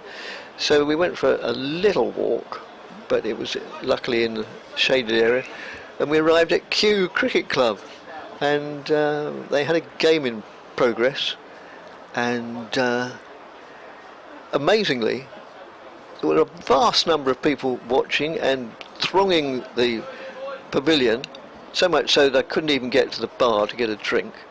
and there was quite a large police presence as well. And there was a pub nearby, and that was packed out, and a few more police around.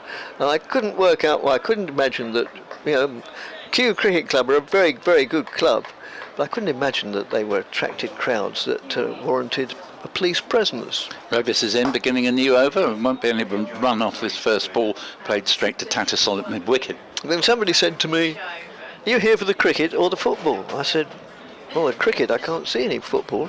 He said, "No, it doesn't kick off till 5:30. And I had no idea what he was talking about. So I investigated on the web, and I found out that at 5:30 the local club, Brentford, were hosting Manchester United. And beating them 4-0. Well, they subsequently did, yes, apparently. Oh, now this one's in the air. I think it's going to clear the fielder, and indeed does. It won't go for 4 though, because it plugs on landing. 2 more runs to Rollison with a lofted off drive, not quite getting hold of it as he intended. 58 to him, 117 for 2. So all those who had thronged into Kew Cricket Club Pavilion and the pub next door, I would imagine they had rather a riotous evening, having just beaten Manchester United 4-0. In fact, the police presence was probably unnecessary. I'm sure it was all very jovial. Could have been 8. As, this next one 6 from the moment it leaves the bat. A third 6 in the mid-wicket or long-on direction from Rollison, who really is in grand form out there. It's unusual to see Tom Wesley struggling to find his timing, while Rollison is having no problem. 64 to him, 123 for 2 in the 25th over. Yes. I suppose also mentally there's less pressure on Rollison, isn't there? Because he's just called into the side, probably as much to his own surprise as anybody else's, and whereas Wesley, captain as well. But having said that, Wesley is a couple of hundreds in his last 2 innings. He's in rip-roaring form, but he just from the word go today has not sort of come to terms with this pitch somehow, whereas Rollison has, Cushy, I'd say the same. He looked in blinding form. Just hit a glorious 4 through the covers of perfect timing, only to be out to a beauty from Ben Code the next ball. So he made 17, and Josh Rymore, who's not had a good campaign in this competition this year, last year he was unstoppable in it, but he ran himself out just when it looked as though he calmed down a little bit and was playing a better judged innings, and I thought he might be going to make a score today. It was a good throw from Jack Shutt, but there was never a run there if indeed it turned out to be a good throw, and I think he realised before he got anywhere near to completing the run that it was a misjudgment. The reason we've got a hold up, the ball having been hit for 6, is having to be replaced with a different ball. The original one did come back, but it's now out of shape. Yes, I can remember once some years ago. In fact, it made wisdom that a ball was hit, bounced on the pavilion, fell to the ground, or via hitting a lady on the head and causing her not serious injury, but I think she had to have a few cuts and bruises seen to maybe. Local ambulance attended, or the local medical people, but nothing serious. And it made wisdom because her name was Doris Day. Ah, lovely. but not the original one. Peter Lewington warns us the weather radar shows some rain approaching Chelmsford from the east. Yes, from the east, as you say. Yes, this is a single, and that takes the score to 124 for 2, 65 to Rollison, and at the end of this over we'll welcome back Jonathan Doidge to join Dick Davis. Well, we'll have to join Paul for a short while, because we've got to do some jiggery-pokery, which we won't bore listeners by explaining, but moving microphones over because the physical limitations. Oh yes, I see what you mean, yeah. Yes, because blah, blah, blah. Even I, with my complete lack of technical know-how, have observed why this is necessary. Revis is in. Bowls to Wesley. Oh dear, he's so fortunate there. He came down, I think, frustrated at his own lack of being able to time the ball, and equally more frustrated at seeing how well Rollison is doing it. Yes. And he had a wild swing at this one, came down the pitch, took an under edge, missed the leg stump by fractions, and that could so easily have cleaned him out. He's on the number he's got on his back, 21. It was nearly prophetic. 124 for 2, approaching the end of the 25th over. And that's a much better shot from Wesley, but there's a man on the boundary, and it's George Hill. That will keep the festivities for Essex down to just a single. So we're at halfway, and therefore there's going to be a drinks break. That was rather fortuitous, and the 125 for 2, 65 to Rollison, 22 to Wesley, and as I say, Dick Davies will be joined by Jonathan Deutsch. So just waiting for Dick to get everything sorted. He has in the next voice. Thanks, Paul.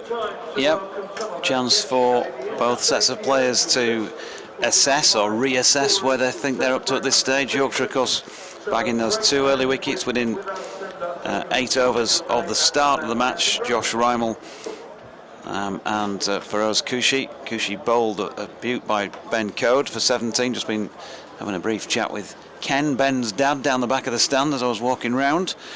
And Josh Rymel, that superb throw by Jack Shutt, who else had a word with actually at the far end of the ground.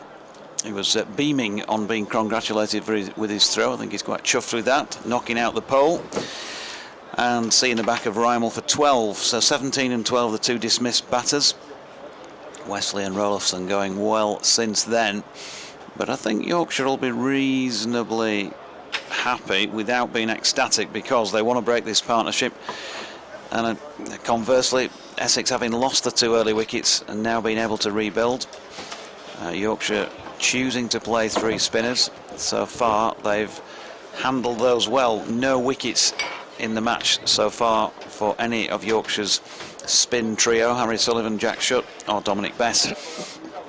And they're keeping it down to a reasonable level, aren't they? 125 at the halfway stage, but we get to that 30 over mark and then they talk about you being able to double your score from there in the final 20. We shall see. It's been used before. It looks just like you'd expect, as I think I said a couple of times earlier. You know, once pitches have been used and worn on that little bit and rolled again, tend to slow down. And it's got that sort of a feel about it, and the fielding positions suggest that also it's playing a little bit on the slow side. So it's not going to get any easier, is it, to bat as the match goes on? That would be the key point, I think, here. And also, if there is any rain around, Dick, you know, that may affect things, and Yorkshire are going to be batting second if Duckworth Lewis does come into play. Then you tend to favour the side batting second in those games. Yes, it certainly does, yes. The formula hasn't really been quite adjusted for one-day cricket, as that's worked away on the onside. Best still bowling. First over after the drinks break, and the first over of the second half of the innings. As Best moves in again. That first delivery was just worked away into the mid-wicket area, and this is down the leg side, and they'll go through for 1 and slight misfield as they come back for a second. Now, is it also going to be signalled as a leg bye? So it's just the 2. I wondered if it's going to be a no ball wide as well, but no, 2 leg byes. Score goes on to 127 for 2. So this wicket's added what? A lot, 95. And that's played out into the covers. 99 this wicket's now added, and it's played out into the extra cover area, down towards the lesser of the 2 scoreboards, but the only one that we can see easily. And yeah, good looking shot, over pitch delivery, and really, with all due respect to Dom Bess, it rather got what it deserved. Yeah, good shot, and not the best of deliveries. No. Bess moves in again to bowl to the Essex skipper, who picks up another run here, just fractionally backward of square on the onside. It goes through for a single. Yorkshire lad says confirmation, having checked with Johnny Tattersall's dad Richard, that Roy Tattersall, who played for Lancs, is not related. Oh right, thank you very much for that. Didn't think that was the case. Yeah, thanks a lot. That's just played hard into the ground and then straight back to the bowler, who takes it sort of chest height. So I can't remember who it was who inquired, but there's your answer anyway. No relation. Dom Bess again moves in now. Gives it plenty of air, and that's just pushed out. Oh, if Ronson had got out of the way a bit, it would have picked up an easy single down to long on. But, or rather, if Wesley had got out of the way a bit, but he didn't, and so in fact he just deflected it to enough to prevent them going through for a score. So, yeah, you robbed me of a run there, Skip. I doubt if it's probably not the best move to say. End of the over, 132 for 2, Rolfson 65, Wesley 27. And Ben Code coming back into the attack at this river end to replace Matthew Revis, who bowled 3 overs for 17. Best now with 4 overs for 19 against his name. Code, who bowled for us, Kushi with a lovely delivery that just nipped on him and got him to the gate round about middle stump. His dad just saying to me, the celebration he put in after the wicket suggested he was a bit angry with how he'd bowled in the first couple of overs, as this first delivery of his second spell to Tom Wesley is pushed out into the offside. And yeah, I get that from that celebration. There was a little bit more meaning about it. He's a miserly bowler, Ben Code. Just one of those that rarely goes for many. I think there was 1 over at York in one of the matches earlier in this campaign where he went for 20 or so, and that is a rarity indeed. Here he is now over the wicket, and that's hammered through the offside. That's a super shot by Wesley, just a little bit too short lengthwise. Dom Bess is in there, and he dived down to try and stop it, but it was travelling so quickly he couldn't get, if he did get anything on it, certainly couldn't get enough on it to stop it going for 4. And as I say, it was just the length. Wesley hung back. It was just short of length. It wasn't a particularly short ball, but he's just going through the shot himself. Again, is Ben Code thinking about what went on there, and he just opened his body up and hammered it away through extra cover, really wide long off kind of region. So 4 more against Ben Code's name and 4 more to Wesley, who's pulling this next one through mid-wickets, and he's going to be 4 more again. Length the key there from Ben Code, just a little bit too short, and allows Wesley to get on the back foot and on a slow pitch at Ben Code's pace, because he's not the quickest of bowlers. He's an accurate bowler, but he wouldn't be anything like the quickest on the circuit.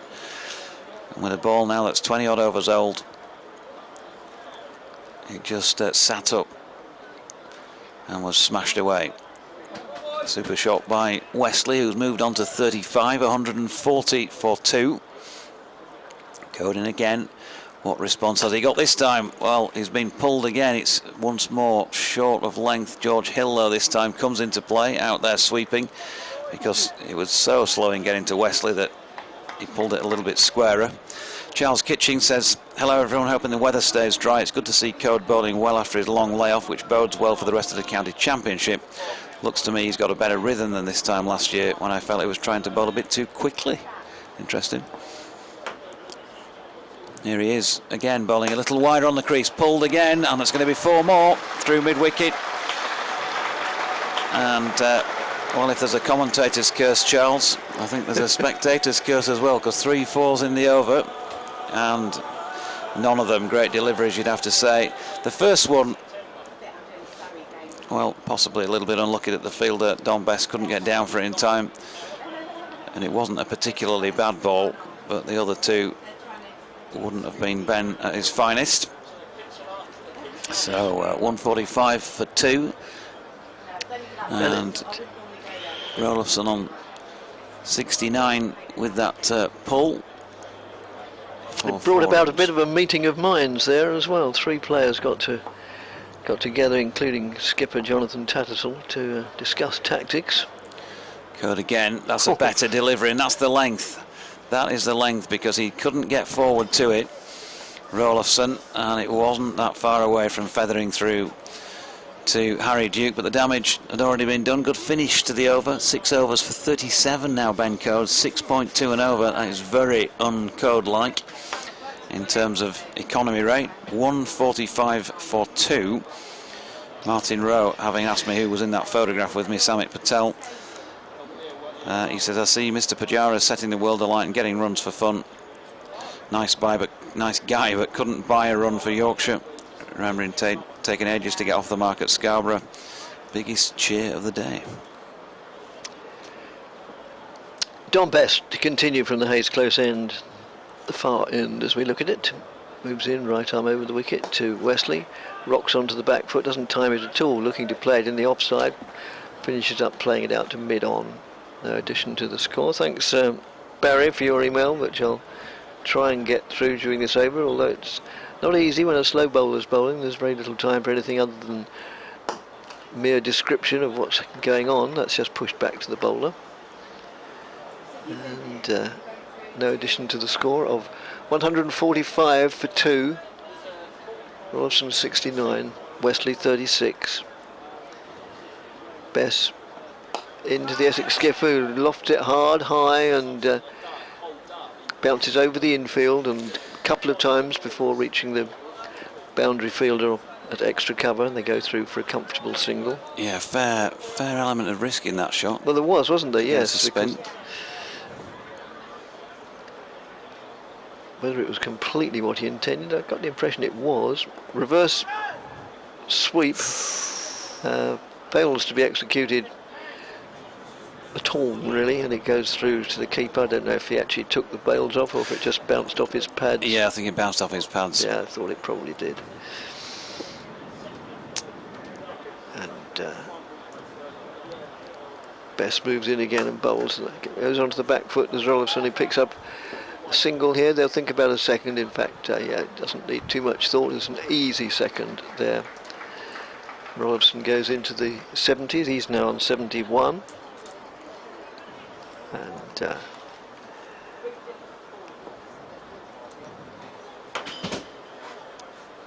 next delivery.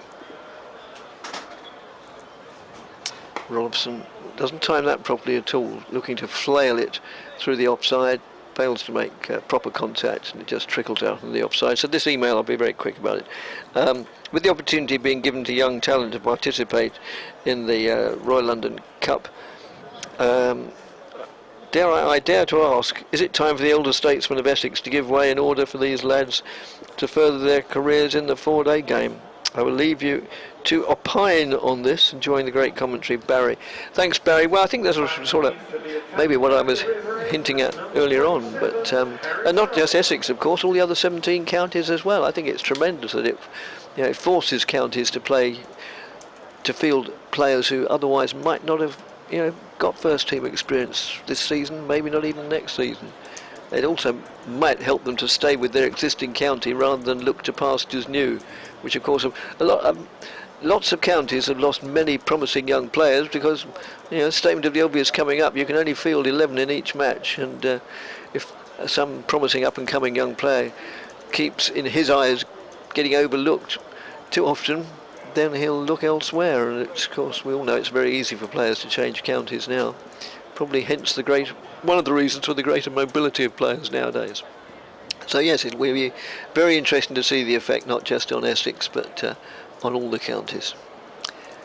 Going to see a change of bowling from this end, the river end, the city end. That's going to be number 27. Jonathan will know off the top of his head. Must be Harry Sullivan, because his name isn't on our card or his number. It is Harry Sullivan who's in, and that is cut quite firmly as well, but Johnny Tattersall is in there at short extra cover, and so Wesley not getting a run. Sullivan into his 6th over now, none for 26 so far. Did get collared for a couple of sixes that saw the back of his previous spell, and I think Wesley was thinking about trying to do the same again against a spin bowling left arm orthodox spin, so the ball turning away naturally from the right-hander. They have got a cowshot corner posted in George Hill. Matthew Revis is squarer on the leg side boundary. It looks like Will Luxton out there sweeping squarish on the offside, and it's probably going to come into play here. Indeed he is, with that nicely played cut shot by Rollison, who just helped it on its way. 28.3 overs into this match. Essex have managed to reach the 150 mark, which is the ripple of applause around the county ground here. Fairly well populated, good turnout.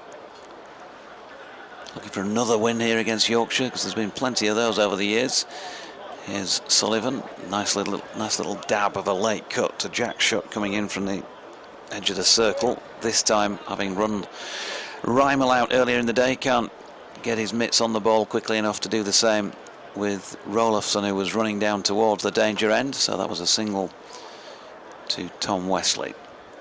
Here once again is Sullivan. That's pushed out square on the offside. Harry Duke, who I keep comparing to the old cartoon character Asterix, with his little shock of blonde hair sticking out the bottom of his helmet. He's round to field, and there's Sullivan again round the wicket. Very fine little flick on by Rolofsson. He's going to bring 4. Sullivan disappointed with himself for straying too far down that side of the wicket. There is a short fine leg in Ben Code, but no chance of him getting his mitts on that. And so end of the over brings 4 more. I reckon that will be 155 for 2 after 29. Yep, so we're getting near that 30 over mark, at which it's often said if you double the score, then that gives a good indication as to what the final score might be, particularly if you've only got 2 wickets down. So yeah, Essex in a good position at the moment. That can't be, however much you like to look at it objectively, which we always do. Essex are in a good position, so not guaranteed, obviously not guaranteed success, but they couldn't have realistically asked for a much better situation after 29 overs than to be 155 for 2. And there is going to be a change of bowling at the far end as well. It's going to be Rebus coming into the attack, Matthew Rebus. Yes, I was doing some research yesterday on the previous 20. Come back to that after this. Oh, and well, a single down to third man, which is more or less 180 degrees opposite from where the Essex skipper Wesley was trying to pick up runs. They're trying to pick them up under either straight or slightly to the leg side of straight. Got the outside edge and it went down to third man. And brings Rolofsson on to strike. Rolofsson has 76 to his name as Rebus moves in and bowls to him, and that's down the leg side. Nudge down, fine. There is a fine leg, but not fine enough, or a long leg, and it's 4 more down there. So overall, in List A matches, as they're called, which has come under various different guises, from 40 overs, 45, 50, 55, 60 overs, then they've played each other 51 times. Essex have won 25, Yorkshire have won 23. And 3 of them have been abandoned. Similarly, the share is as equal or as matched home and away. So, over the years they've proved to be 2 very well matched sides. And that's just a bit of an odd one, that one. It sort of bounced hard into the ground and then ballooned out to mid-off, but no addition to the score.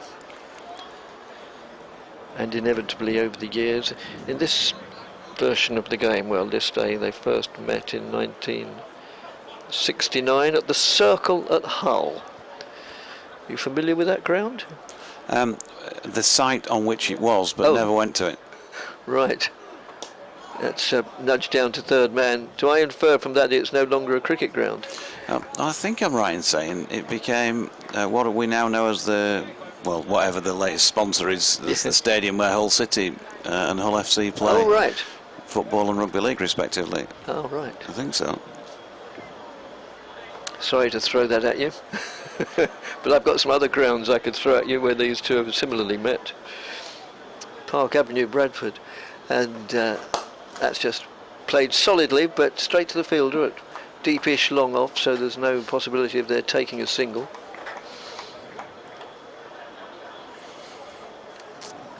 And any other? Shore Lane, Barnsley they met at in May 77 in the Benson Hedges Cup. So, far more Yorkshire grounds than Essex grounds probably. As Rebus moves in and bowls, and that's just worked away backward of square on the onside. They'll think about a second, and yes, it's quite comfortably there for the taking, because it wasn't played with great force, and the fielders generally well set back on the leg side. So yeah, the taking of the second run was quite a simple affair. So that does reach the 30 over mark. We'll make I haven't been keeping over by over score, but I will on this one. So it's 163 for 2 after 30 overs, so double that one up. My O-level maths tells me that ought to be 326 by the close. It'll be interesting to see. Rolifson not out 81, Wesley not out 42. The voice of Dick Davis, who's got this. He's got his accreditation pass on him, folks, and they talk about catfishing these days. Dick's got a photograph on there that makes him look like Clark Gable of the 1930s. As Sullivan's coming in and bowling from the river end, and that's pushed up to Will Frayne, who's coming in off the long-on boundary to keep them to 1 run. Are we going out on BBC Essex here today? Website and app. We're not going out on 103.5 and 95.3 FM, as the sticker says to my right here. Keep it locked. Here's Sullivan.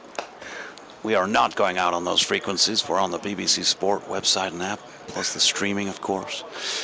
Nicely played cut shot this time from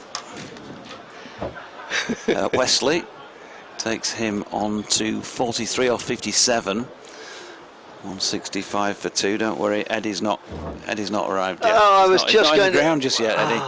Nicely bowled this from Sullivan, but he's got a little outside edge on the delivery, has Rolifson, and it means a chase by Jack Shutt down to third man to keep them to 2. Do you know, and I swear this is true, as I was having my quick bite of breakfast this morning, and my wife was saying, well, who will you be with? I said, well, hopefully Jonathan Doidge. She said, oh, do hope he does his Eddie Waring, it's brilliant. I said it won't be for the want of my attempts to persuade him.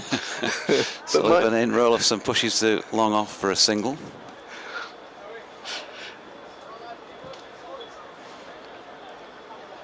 So it's still a very pleasant day here weather-wise. I think somebody emailed us to say that rain is, on its way from the east. Oh, nicely floated over the top this time by Wesley. He didn't try and overhit that. Will Frayne is lurking out in the deep, although it would have been wide of him anyway, I think, but he's kept him to 2. So scoreboard really is ticking on now. Essex kicking on. 170 for 2, 1-1-2, 1-2 in the over so far. And make that 7. Last ball here. Can he get out of the over? Well, he can get out with a single. Thinking about a 2 here because the Yorkshire field is set deep, but sense prevails. So 8 from the over in 1s and 2s. Rolifson 85, Wesley 46, 171 for 2 after 31. Yep, so Essex still going along comfortably.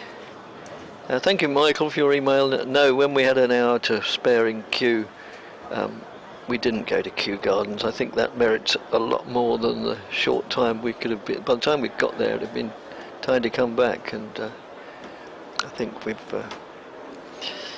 both been to Kew several times in the past. Yeah, it certainly merits, well, most of a day's trip, or certainly a good half day's trip anyway. Wonderful place, the RHS at Kew. Other such places available. As next livery always, total miscue, and Rolifson just, and I mean just, got away with it. He got it far too high on the bat, and it ballooned out towards mid-on, and then tantalisingly bounced just a couple of yards in front of Harris Sullivan. Is that? Yeah, it looked like he didn't pick it up, didn't he? Because well, I got that impression. I thought he'd hold out, to be honest. Yes, no, I don't think he did pick it up. And I said it was Rolifson. Sorry, it was Tom Wesley. Or did they go through for the single? And that is played out for a single. No, I'm sure they didn't. So it would have been Wesley. Rolifson is now facing the music, as being played by Matthew Reeves, who moves in now. Longish straight run, big man, and it's short of length and balloons over the batsman's head. And I called a no ball by umpire Nick Cook. Revis looks like an opening fast bowler. You know, when you play club cricket and the opposition turn up, and you see them coming and getting changed, you think, yeah, he's one of their opening quickies, I bet. And that he just oozes fast bowler, seam bowler, just by the look of him. That's just nudged down to third man, where it's fielded by Ben Coe, just down in front of us, in front of the Tom Pearce stand. Are you trying to say he's a big lad? Thank you. Oh, I do hope everybody's listening and appreciate it. I think he might make another return later in the day. That was just a little, you know, a little glimpse. Just poked his head in the box there. And that's worked away on the onside for a single, just forward of square, deep mid-wicket. Well, not that deep by the time he fielded. It's quite a long boundary out that way. It would be exaggerated to say it's twice as long, but it's probably a third as long again. God, I'm getting a bit precise now. It is bigger out towards the executive apartments. Come on, please give us the precise dimensions, Richard. Okay, 66 feet and oh, that's almost a la Wimbledon type shot. Forced away. Yeah, almost overhead smash there to mid-wicket. Wimbledon long since gone now. I noticed Emma Raducanu rather spoilt Serena Williams' farewell trip to the US Open yesterday. Oh no, it wasn't the US Open, that's still to come. Oh, another tempting delivery, short of a length, and similarly also called no ball. Yeah, speaking of tennis, Matthew Revis sounding a bit like a tennis player who delivers a serve, isn't he, there? With Yes. Does he let the ball Yes, go? that's right.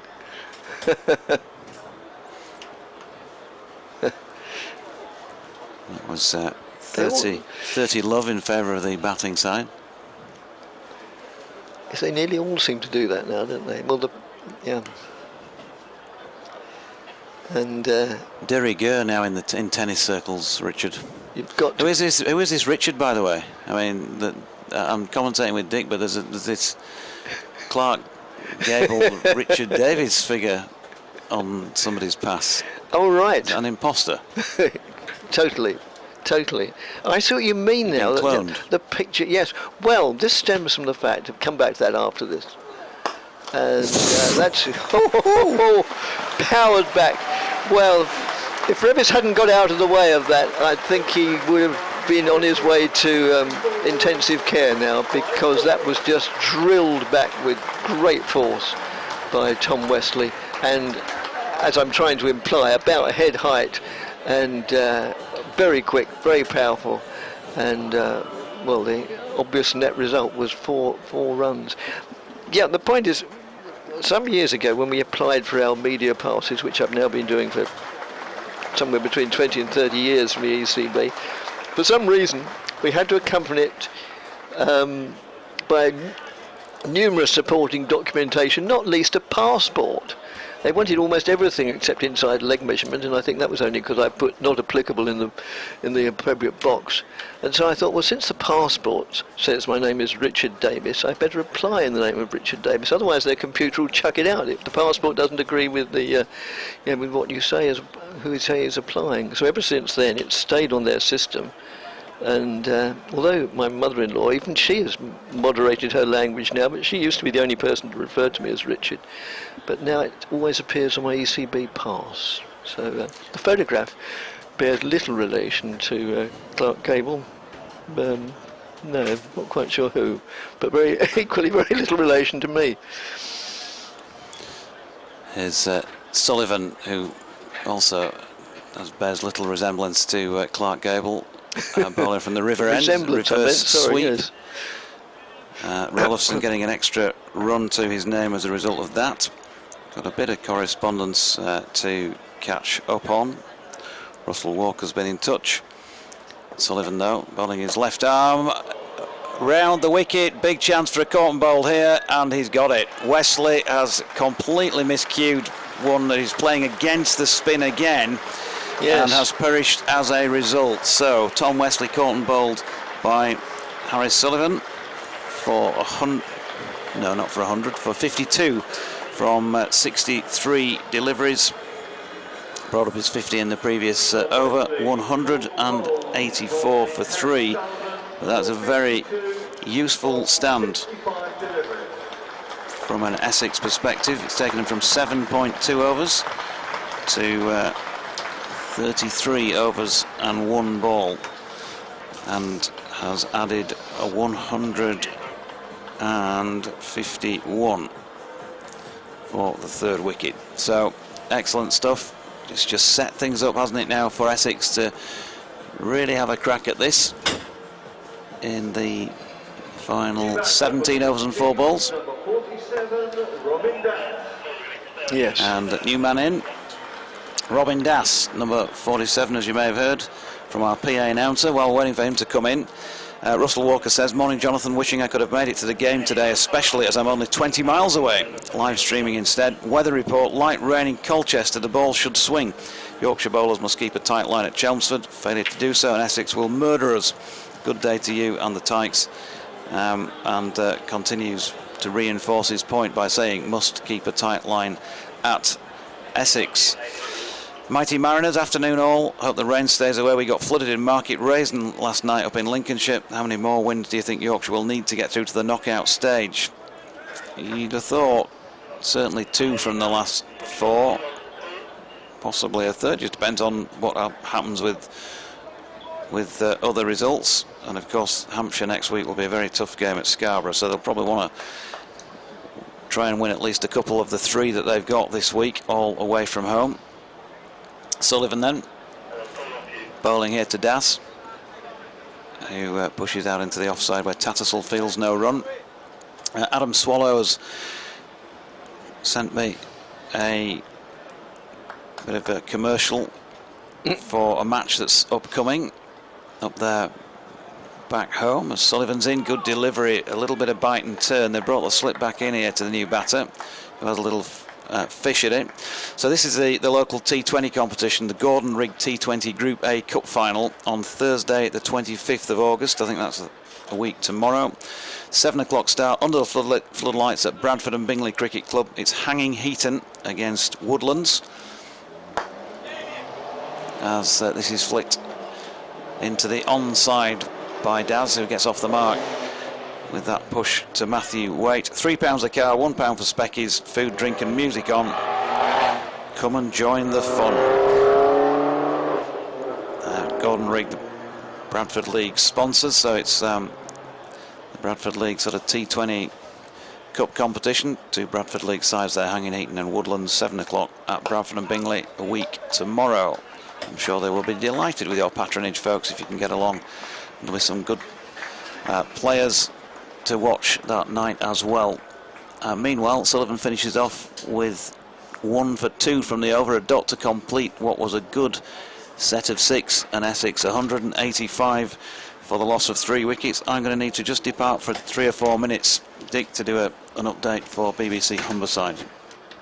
Righto. Well, that gives me the opportunity to read an email from Richard in High Wycombe, who points out it's 90 years since the famous 5-5-5 partnership of Holmes and Sutcliffe for Yorkshire against Essex at Leighton.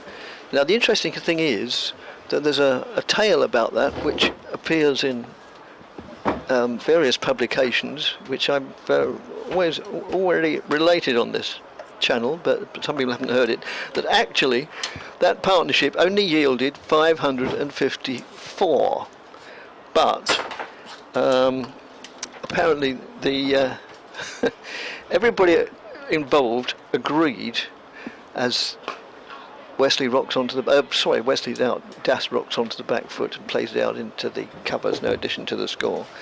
But apparently it was, everybody agreed, the scoreboard said it was 555, and it was announced that this was a new world record.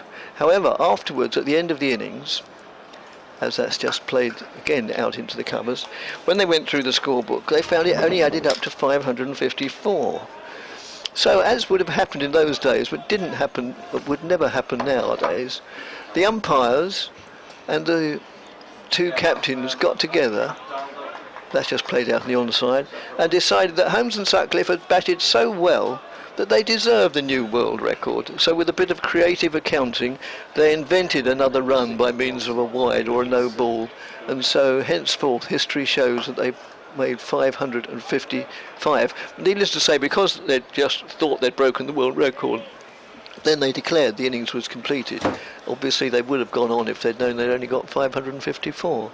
So yeah, that tale is recorded in many places, but nevertheless the records show that they did indeed put on 555. I must admit I like that little story, because it's one of the many things that you could never dream of doing nowadays. It would just be totally out of the question. The people involved getting together and saying, well, they did play rather well, didn't they? I think they deserve the record. Yes, let's give them another one. As Bess moves in, bowls. And that's just played out into the covers. No addition to the score. And right now I think Jonathan's finished, so I can replug Jonathan. We're getting so complicated here with all these different wires going into different sockets and things. But we'll do our best to keep bringing you a description of this game. Right. Have you? Yes. 187 for 3 in 33 overs is the in 34 overs, I should say, is the score. With 89 brilliant innings from Roelofsen, not that far short of run a ball 95 deliveries he's faced. 2 very good overs from Yorkshire after getting Wesley out, or one of them was while getting Yorkshire out, as Harry Sullivan, slow left arm around the wicket, comes up from the river end, and I'll get a single here to Roelofsen, takes him to 90. And scored 188 for 3, but both the last 2 overs have gone for singles only, about 2 apiece. So good hit back from Yorkshire here, because Essex obviously would ideally like to accelerate, but the loss of Wesley and some good bowling has resulted in a diminution of the Essex scoring rate. This next one's tossed up and driven by Robin Das to deep mid-off. They get a single, 188 for 3. Jonathan. Not a lot to add at this moment in time, I've got to say, but I think, Essex just rolling on towards what looks like is going to be a big score here, and will take a bit of chasing. So Sullivan's in again, bowls to Roelofsen, reverse sweep and caught, and he departs for 90, and suddenly 189 for 4. He'd have definitely had his eyes on what would have been a terrific 100, but he very nearly perished to that shot. Halfway through his innings, roughly speaking, he'd have been somewhere around the 40s or 50s. Had just managed to clear the man originally at backward point, but now obviously with the reverse sweep at backward square leg. This time it couldn't have fallen more conveniently, and as so often happens when you get a long partnership, in this case 151, when one partner goes, the other soon follows, and Essex do not have much batting to come. They have strengthened their batting by bringing Nick Brown into the side to join Robin Das, but you could say that at the fall of the next wicket the tale has begun. Yeah, now the discrepancy between the various scorecards. He's been given out for 90 precisely. It's 91 on one or two of the websites, caught by Jack Shutt off Sullivan, who's got a couple of wickets to his name here. He'll be buoyed by that, but I think, yeah, you're right. Having just said Essex look like they're rolling on towards a big score, given what you've said about the tail being fairly lengthy, they will be very relieved at this stage to have seen the back of Roelofsen, with still a fair way to go in the contest. And so they'll just get the tails up a little bit more, and if they could keep them down to something that looks or feels a bit more manageable, then as momentum we talk about in games goes, then they might go out there with the bat feeling more confident. Well, certainly the 2 tight overs to which I was referring, and this looks like being a third, and just 1-1-W are the marks in the scorecard for the first 3 balls of this over, and it could be that both the partners in the 151-run partnership for the 3rd wicket have been dismissed, and during the course of the 3 overs there may be only a single-figured number of runs will have been added, and Yorkshire, if they were ever out of the game, very much in it again now. Nick Brown, normally a solid opener, but he can throw the bat as Sullivan bowls to him.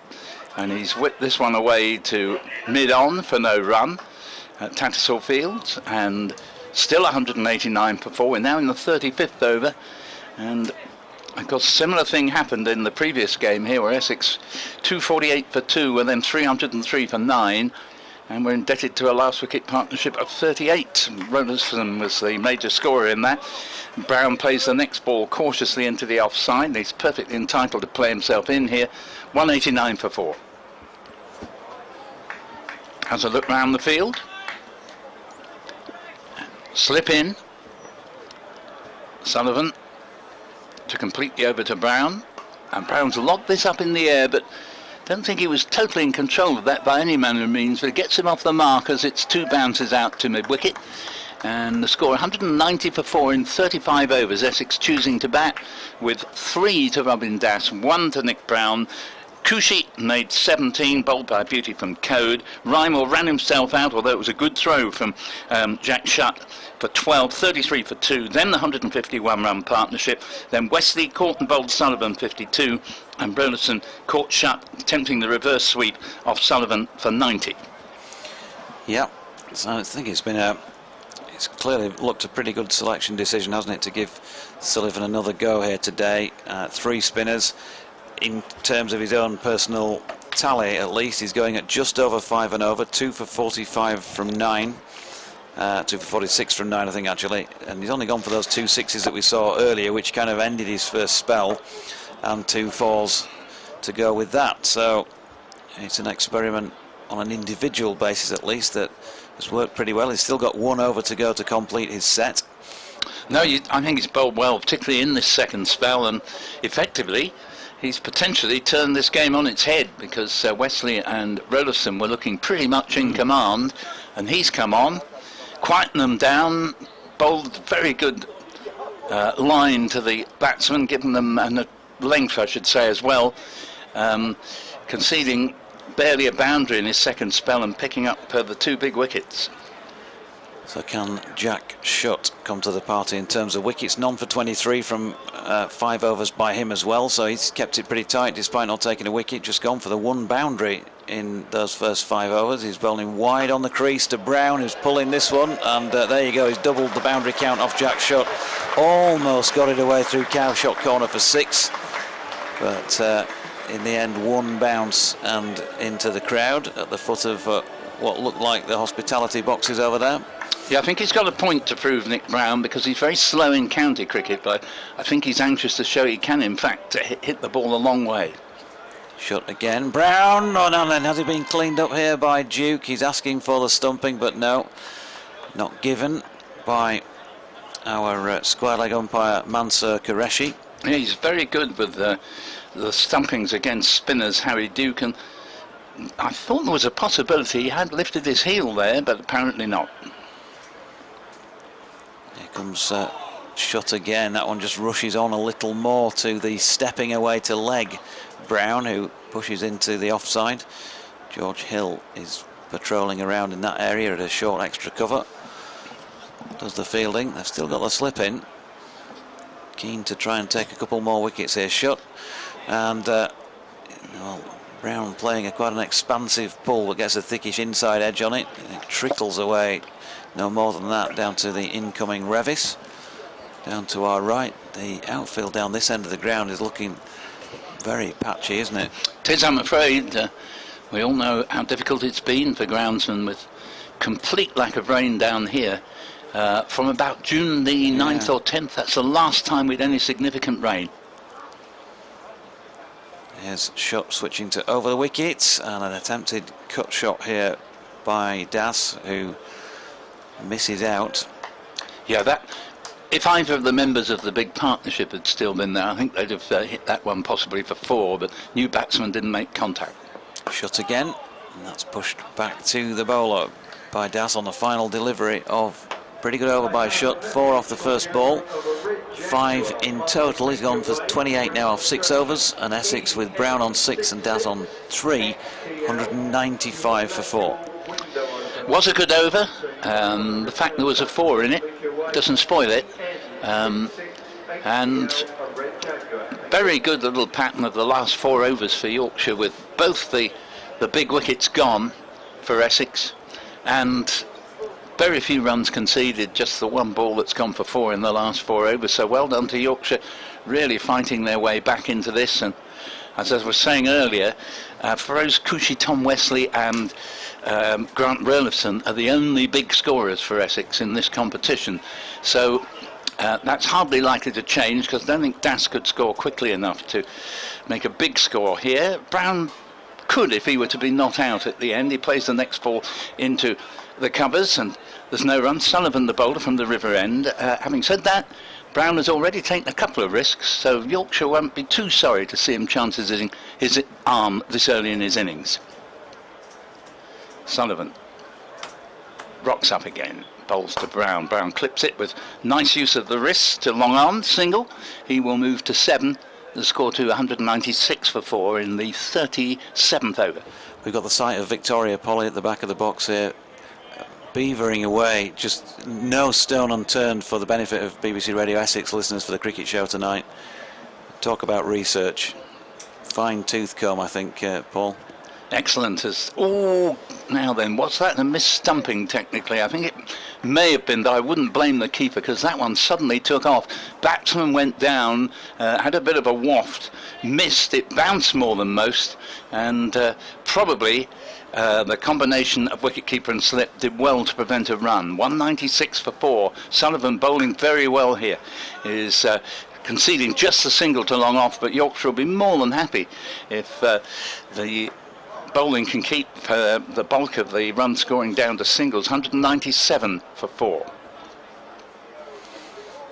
And Sullivan switching to over the wicket. He's slow left arm to bowl to the left-handed Nick Brown.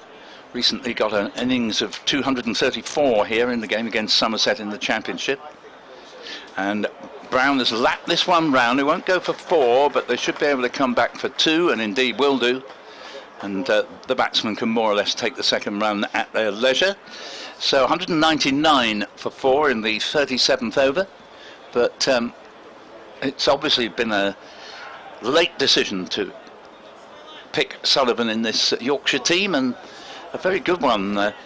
He didn't bowl badly even in his first spell where he got hit for a couple of sixes, but he's got 2 wickets and vital wickets as well, and bowled thoroughly well here. Nice variations, that one given a bit more air. Brown had thoughts of whipping that one through mid-wicket, but in the end has to settle for playing it back to the bowler. And at the end of 37 overs, Essex remain on 199 for 4, with 9 to Nick Brown, his first innings in this competition this season. Not sure when he last actually was in the side, whether he did play at all last year. Maybe he had the odd innings. And 4 to Robin Das. Yep, they're having a chat while Jack Shutt just wipes his hand in the dirt there just to dry it off, get any sweat off the palms so he can get a better grip of this white ball. Flicks his hair back, sorts his sleeves out, has a few words with Jonathan Tattersall, the Yorkshire captain, of course, as he now is. I think the Essex batsmen would prefer to be facing the quicker stuff, and I think we'll see Essex themselves bowl quite a lot of overs of spin. Yeah, no Simon Harmer, of course. He's in that South Africa squad, isn't he? Indeed. Here's Shutt, and that's pushed out into the offside by Das, but no further than Will Frayne. Yeah, Yorkshire will be at least glad that he's having to contend with him in this. Not least because he's also very useful with the bat. Yeah. Shutt to Das, who pushes firmly up towards long on. And they get through for a single. 200 up after 38.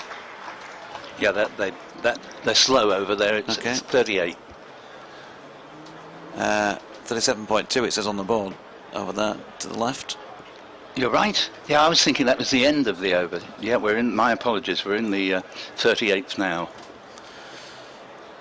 So changing the field because we have changed from right-hander to left-hander, Nick Brown. Yeah, I was thrown there thinking it was the end of the over because of all the movement in the field.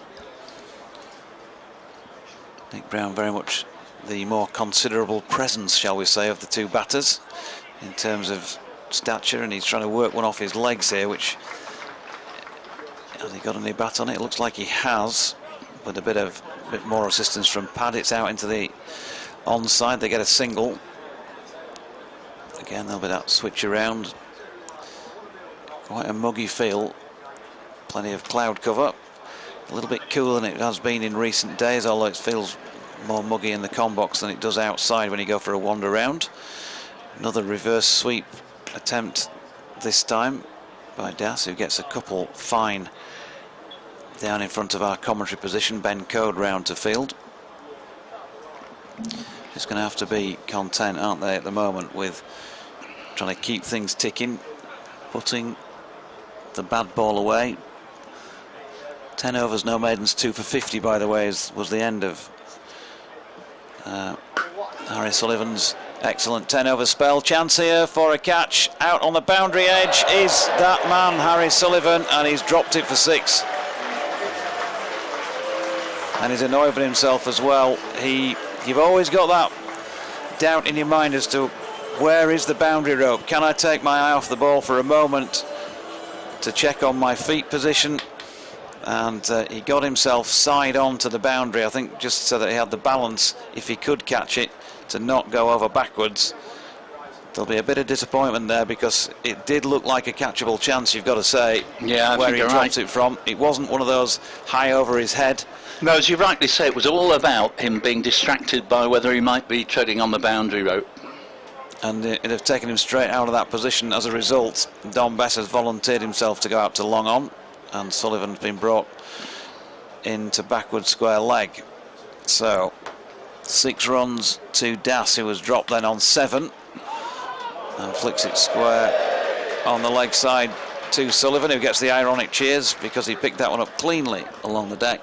End of the over, 209 for 4. Lovely example there, Jonathan, of they always say, if you're having a bad day in the field, the ball invariably follows you round, and he was moved 80 yards from his position from the previous ball where he missed the catch, and still 80 yards further away it still went to him. However, he fielded it perfectly well, and as I say, the catch was easy to understand, even if there's no escaping the fact that he should have caught it. I don't think it's going to be that big a miss for Yorkshire, because Das on the whole, from what I've seen of him, which isn't very much, he may prove me wrong, because he hit that almost well enough to go straight for 6, even if the fielder hadn't been in a position to catch it. But on the whole, he's not batted with electric speed in this competition to date. Dom Bess, who bowled his earlier overs from the Hayes Close end, is now being produced at the River end, has a brief conflab with his captain, Jonathan Tattersall. Score is 209 for 4. At the moment, the rain that was meant to be making its way from an easterly direction has held off. It is very muggy, there's no doubt about that. I wouldn't quite say that there's a thundery feel to it, but it is muggy. Here's Nick Brown. It was a good delivery, that from Bess, with a definite bit of turn. And Brown played it safely enough down to mid-on, but with a bit of a suspicion that he wasn't totally sure of his work with that particular delivery. 209 for 4. He has made 10 and Das 13. Brown, with Bess coming round the wicket to him, left-hander of course, Nick Brown, and that's short. Brown doesn't really get hold of it, but he is going to be able to pick up 1 run, and they're going to come back for a second. The throw's on its way here, and in fact they changed their mind. They had set off for the second. In the end, there's a little bit of a disagreement, and Brown narrowly made it back to the bowler's end there, for he moves up to 11. The score to 210 for 4. England 100 for 5 against South Africa, and let me see, Pope is 51 not out, Stokes is just out for 20. Not a great start then. No, anything but. Bess over the wicket to the right-handed Das, single, 14 to him, 211 for 4. Ball goes out to mid-wicket. Let's just have a look. Wickets at 6, 25, 42, 55, and then after a bit of a partnership, Stokes just out with the score on exactly 100. And just checking, South Africa have not included Simon Harmer in their team, as Bess is in around the wicket bowls, and the ball is played to the ever alert and acrobatic Tattersall. Stops it at mid-on, there's no run. 2-11 for 4, 39th over. And not a lot of batting to come for Essex. Yorkshire have got rid of the big 3. And here Brown flicks the ball, but there was turn. And that meant that the ball was further away from him when he hit it than he'd anticipated. And once again, Tattersall can easily cut off the single at short mid-wicket. He's looked a little bit uncomfortable playing that, didn't he? He's not looked totally comfortable against Dom Bess so far. No, absolutely right. And Bess is in again. Bowls to Brown, and Brown forces it off the back foot. Should give him a bit of credit in that he is normally quite a good player of spin. He's one of the few Essex players who's not got a bad record down at Taunton against spin. Single to end the over, out to deep cover. And Brown moves along to 12. Das has 14. And Essex, having to try to recover from the loss of both the members of the big 151 third wicket partnership, are 212 for 4 in 39. Yeah, so Yorkshire just managing to drag it back those 2 wickets, as Paul says, potentially vital in the outcome here, and certainly in what Essex managed to put on the board eventually. Still 11 overs to go. That's a lot of deliveries to be played, so Yorkshire still got to keep it tight. They've got to try to turn it back on the home side and make them force it and take some risks. Shut. Good start to the over to Brown, who can only punch the ball along the deck back to him. Puff of dust as bat and ball and the ground come together. Here's Shut once again. Brown stepping away and pulling that one fairly straight. Matthew Waite this time trying to throw the wickets down at the non-striking end, but can't stop them getting through for a single. Just thinking, Jonathan, how abjectly England's 100 for 5 compares to the England Lions at Canterbury, who got over 600 the other day. I know that obviously the sides are somewhat different, but there were several of the South African Test side played in that game. Yeah, here's Shut stepping back and pushing into the offside is Das, but can't get it past Frayne. Well, Frayne has begun this competition in pretty good style. Got 100 and a couple of scores around between the 40 and 50 mark. Stepping back this time and attempting to cut once again was Das, but that was the beating of him. Yeah, it's a bit of a struggle. He's just a young lad making his way in the game, and he's finding the spinners in particular a bit of a struggle. Here's Shut again. Now he tries to go over the top this time. Hitting against the spin with an in-out shot. He's got it wide of Matthew Waite. There was some element of risk, but I guess they have got 6 wickets in the tent and not much more than 10 overs to go, so they're going to have to take some of those. Yeah, he that's gets away right. with this, 4 runs. No, credit to him. Essex needed a boundary. The scoring rate has slowed. Shut places his feet again with that stepping run once more. Work to leg by Dassey. There's a little moment of hesitation between the pair of them, but they get through for 1 in the end. Sullivan doing the fielding. So end of the over. .1.41. 6 from it. Shut's now gone for 44 from 8. Hasn't taken a wicket yet, but Essex have lost 4 of those. They're 218 for 4 after 39. Is that 40 in fact? 40, yeah. Yep. Yes, and not a bad over at all at this stage of the game, as the second power play is signalled by the umpire Mansour Qureshi standing at the river end. Yorkshire would be very happy, I think, to concede 6 and over at this stage of the game. So anyone who can bowl that or better is doing a good job. Dom Bess will aim to continue it here. Shut 8 overs, none for 44. Bess 6 overs, none for 25, has bowled pretty well. And as have both of them, here's Bess bowls, taken on the pad, is well bowled, basically did Das in the flight there. 2-1-8 for 4 in 40.1. No one particularly close to the bat, barring the wicket-keeper here. As Bess is in again. Bowls a little bit shorter and back cut. They're going for a quick single. Wasn't picked up cleanly at backward point, so what might have been a tight run turned into a very safe one. It's Ben Code there, who just wasn't a bad misfield, but he just couldn't quite pick it up and get the throw in one movement. 219 for 4, Das to 20. Brown into strike. He's got 13 off 19 deliveries. Best bowls to him, and he's hit this in the air, back over the bowler's head. Reasonably controlled shot. They're going to come back for the second run. Das will have to get his skates on, and does, making it to the non-striker's end.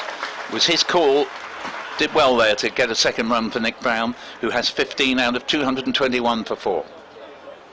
Yeah, good running. Again, a little element of risk. If Will Frayne had hit, it probably would have been out, but it was tall order from that distance. Bess to Brown. Brown steps down the pitch and opens his body up in such a way that he can play it out to extra cover, and nice bit of fielding there.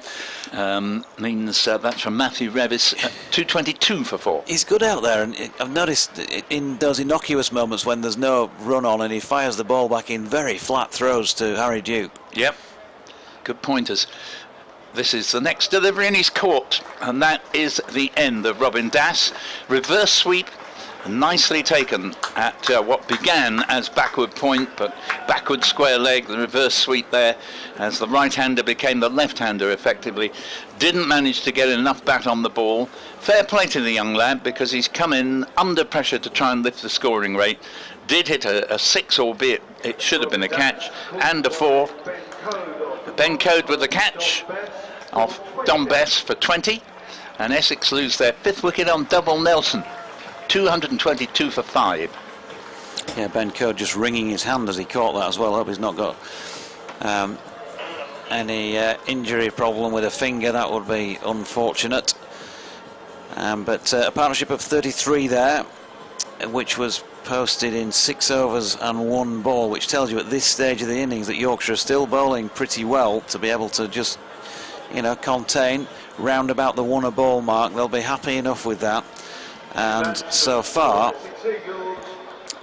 the Eagles haven't sort of completely got away, have they? And if you're, as I say, no reason to disbelieve what you're saying in terms of the tail, if there are some batting issues, and if the top order have been scoring runs and the bottom part of the order haven't been seeing much action in the middle as well, that's not going to help either, is it, when they're trying to force things on and really set Yorkshire a tricky total to chase down. Yep, absolutely. And well, Luke Benkenstein has come in, son of Dale, and faces Dom Bess. Benkenstein with a nice shot to get off the mark to long on. Matthew Waite, single 223 for 5, and Benkenstein so far hasn't been able to do much with the bat. He did do quite a bit with the ball, however, against Glamorgan, bowling his 10 overs of spin and taking 6 for 42.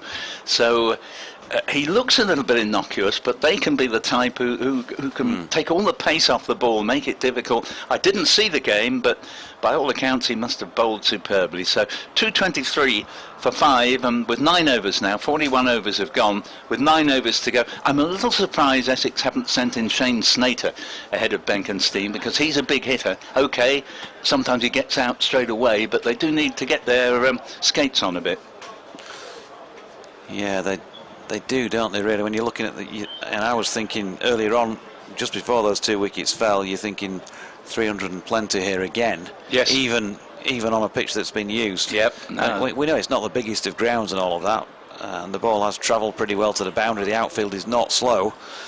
We'll welcome Dick Davis back at the end of this over, if that's all right with you, Jonathan. Yeah, of course. As Shutt is going to bowl this, and it is pulled by Benkenstein out towards George Hill. It bobbles up awkwardly for him. Did well there. Watched it well to bring it under control. They've got back for 2, but that could have been worse on another day.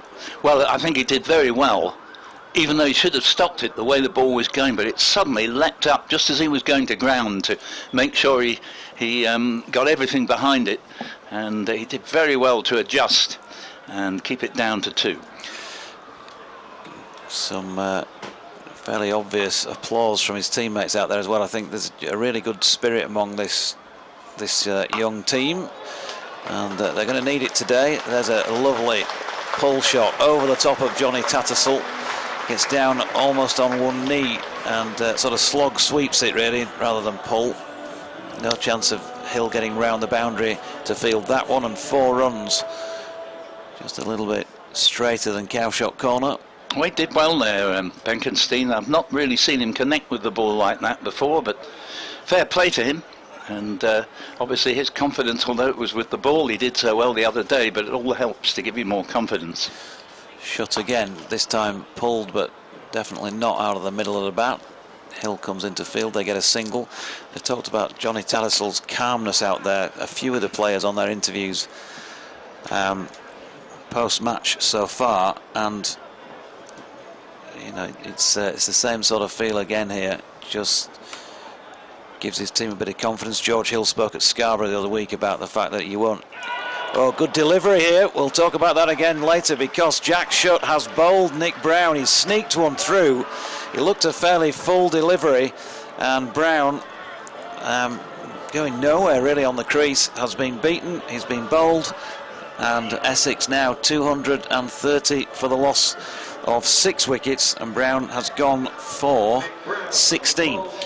Yes, well described. He just never used his feet there, and you know, it'd been all right, I think, if he got his leading foot or leg down the track in this case, because he's left-handed, the right leg, but he in the end was caught absolutely on his crease. There probably was a little bit of turn, and he was comprehensively bowled.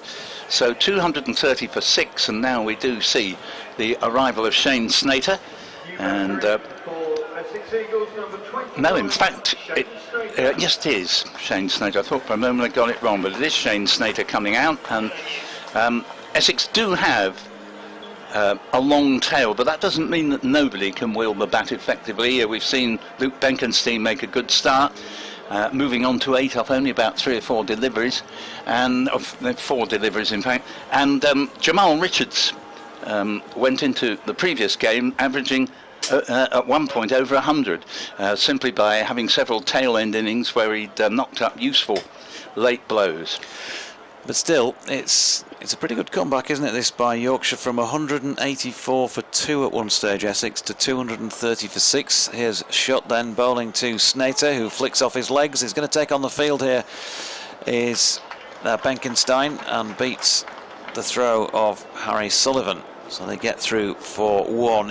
Again, every time you lose a wicket, just stymies things that little bit, that progress. You've still got to see out your 50 here. And so they've got quite a few overs left with just the 4 wickets. That could mean, from Yorkshire's point of view, that they decide they're going to push it around and maybe hang back as far as going for the big shots are concerned until later on. We shall see. But 42 overs complete. Essex 236 for 1. I'll step out for Dick. Thank you very much to Jonathan Doidge.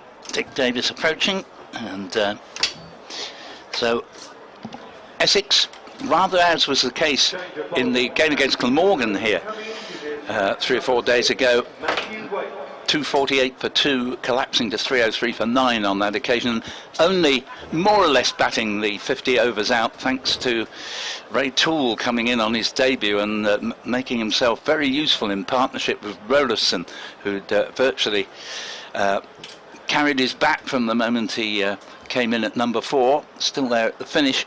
Now on this occasion they've gone from a one-time 184 for 2 to 231 for 6, and it's going to be Matthew Waite returning at the river end, and in a funny sort of way I think Essex will be rather glad to see the back of the spinners here. They've been very effective.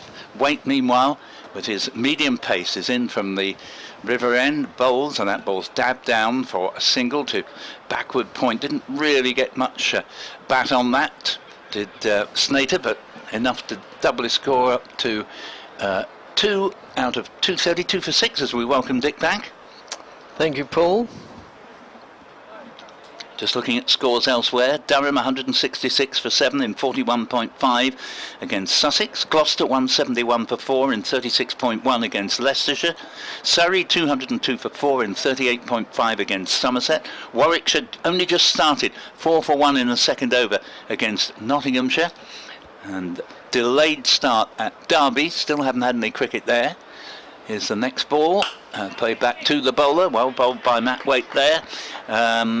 Glamorgan 158 for 7 against Lancashire, and Northampton 97 for 1 in 20.1 overs after a delayed start against Worcestershire. England 100 for 5, really struggling at Lords. Waite is in and bowls to Benkenstein, who has an enormous waft at this and misses. He was too early with the shot there. 232 for 6 in the 43rd over, and Essex, if they're not careful, Dick, are going to miss the boat a bit here. Yes, they are. Certainly nowhere, nothing like on the target that they looked set for at 30 over score.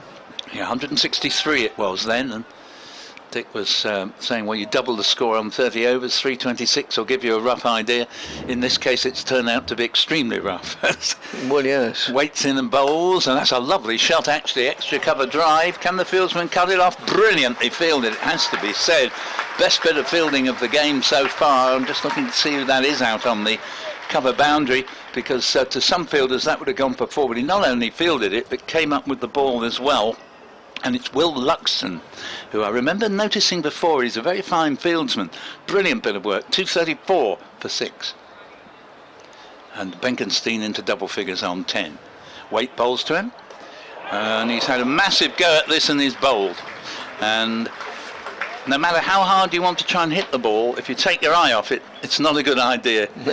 And he departs for 10. I appreciate the fact he's a young player, wanting to do his best for the side with a few late boundaries, and he did get a couple, but Waite picks up his wicket by bowling Benkenstein for 10, and Essex further decline to 234 for 7, and we're in the 43rd over.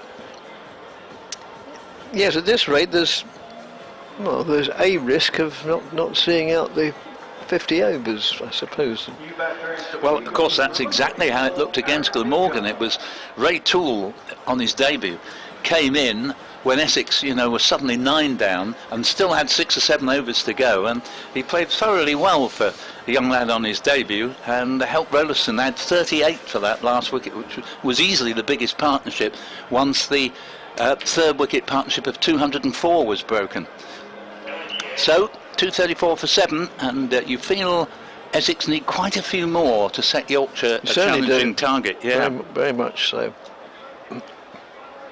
So we now have coming out to join Shane Snater, Aaron Nijjar. Now these two did put on a match-winning 50 partnership at Bristol in this competition last season, when it looked to all the world as if Essex had lost all chance.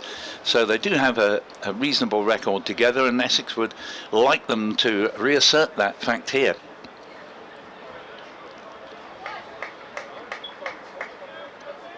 Waite just making 1 or 2 adjustments to his field in consultation with Johnny Tattersall, and nobody close to the bat, not even the wicket-keeper on this occasion, as Waite's in around the wicket. Bowls, Nijjar works it straight to backward point, and there'll be no run. 234 for 7. Successful return to the attack by Matt Waite. There is now 6 overs, 1 for 22. All the Yorkshire bowlers have bowled pretty well. I think there is a little bit more in the pitch today than 1 or 2 tracks we've seen at Chelmsford in this competition this season, but Essex have to be a bit disappointed to have been 184 for 2 and now 234 for 7 overs to go. Yes, certainly. So they've lost 1, 2, 3, 4, 5 for 50. Yeah. Yes, it's the lack of depth. Nearly all Essex's big runs have come from just 3 players. Yes. Appeal for Well, field for, I suppose, leg before, but doesn't meet with the approval of the umpire. No, Snater's looking a bit wild out there. He can be very, very effective. Yes, he can. Next delivery. Swept around the corner. No, not round the corner. In front of square for a single down to deep mid-wicket.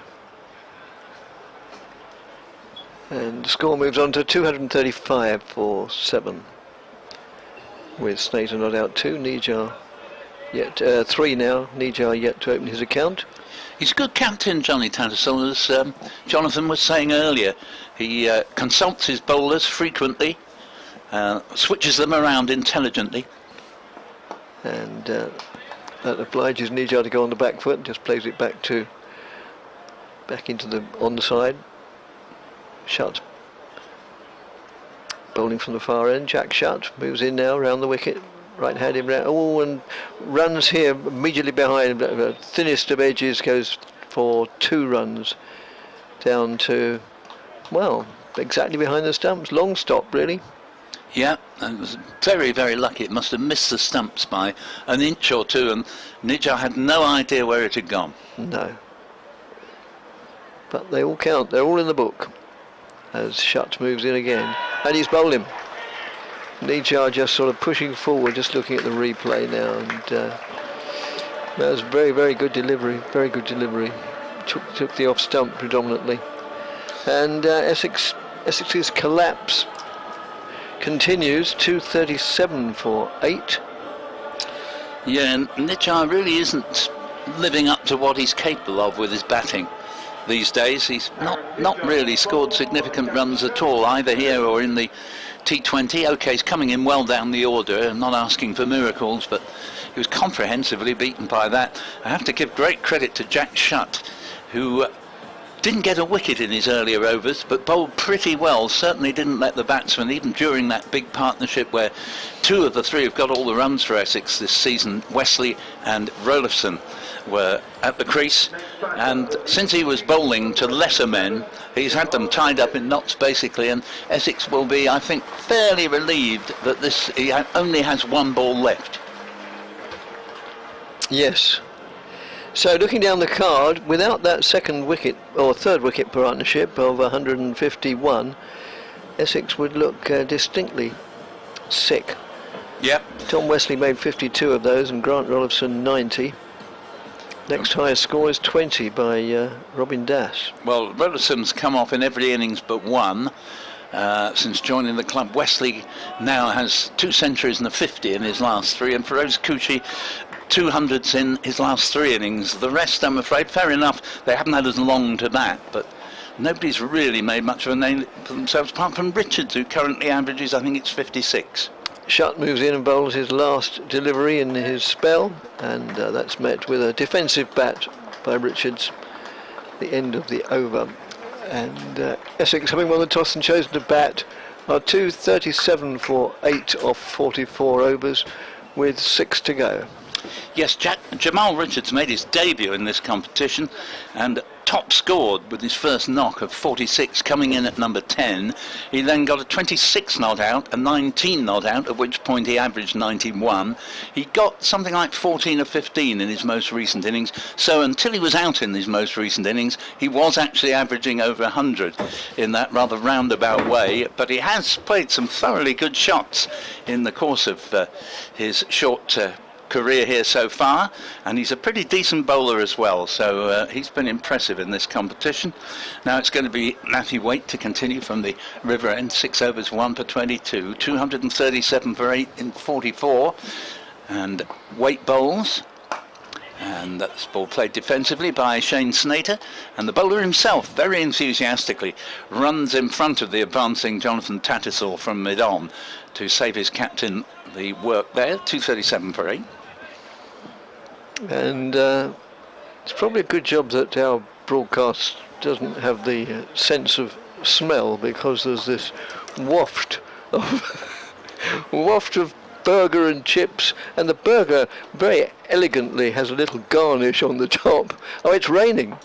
I thought Jonathan was indicating the fumes coming from his burger, but no, it's shot against the line, pulled against the line, but it's half stopped by the skipper at mid-on, but they can get through for a single. To Snater, who moves up to 3 and the score to 238 for him. Yeah, so Jonathan, who's just been to get this somewhat smelly burger and chips, has indicated that it is starting to precipitate slightly, but only very slightly because the sun's still shining. Yes, I don't think there'll be any problem to get this innings through. It's what happens after that, as Waits in and bowls to Richards.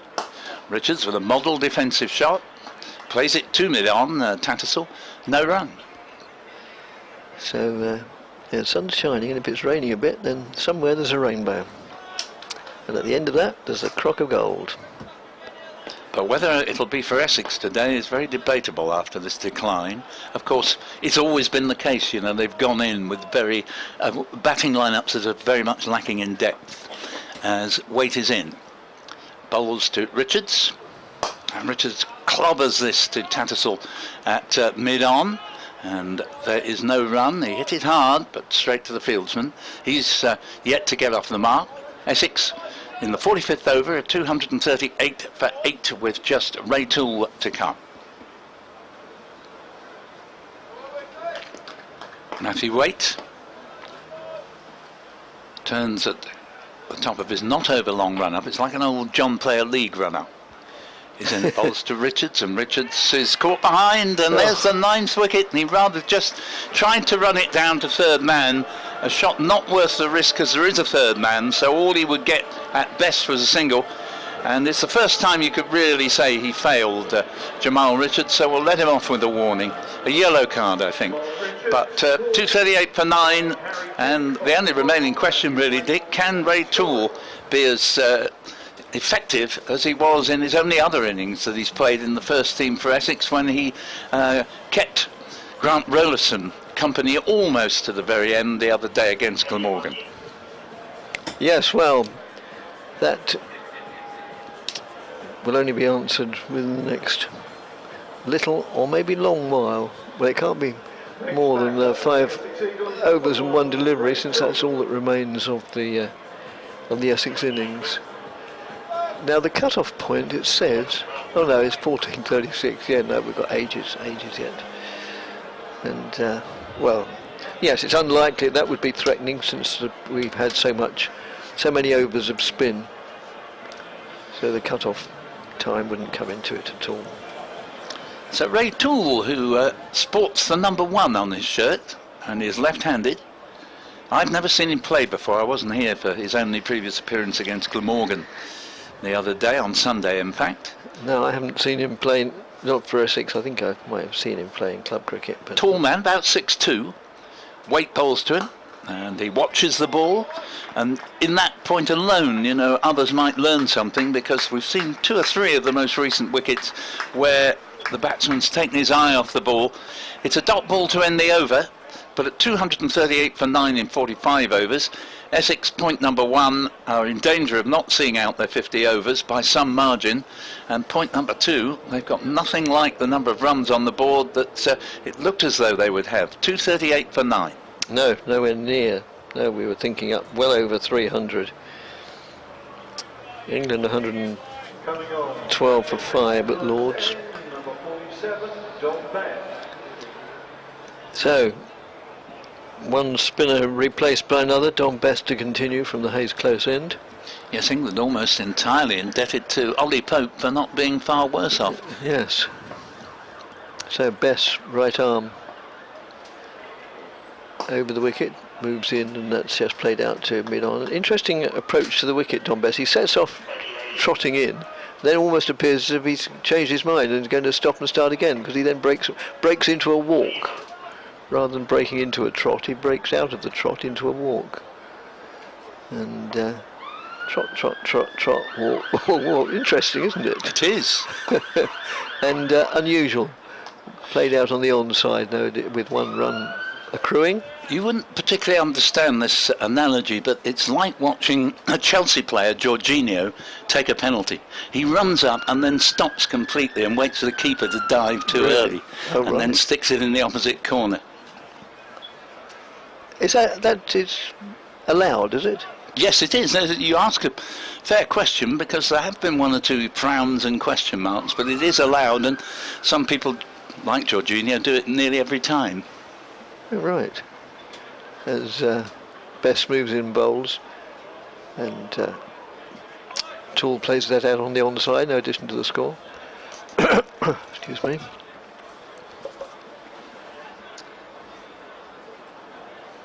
Best again. And sorry to chuckle, but it's just that approach to the wicket. It amuses me, but then so much in cricket does. Because so much in cricket nowadays, if it doesn't amuse, then it just frustrates and annoys. Not that Dom Bess would, but many other aspects of the game, current game, have that effect. That's just played back to Bess.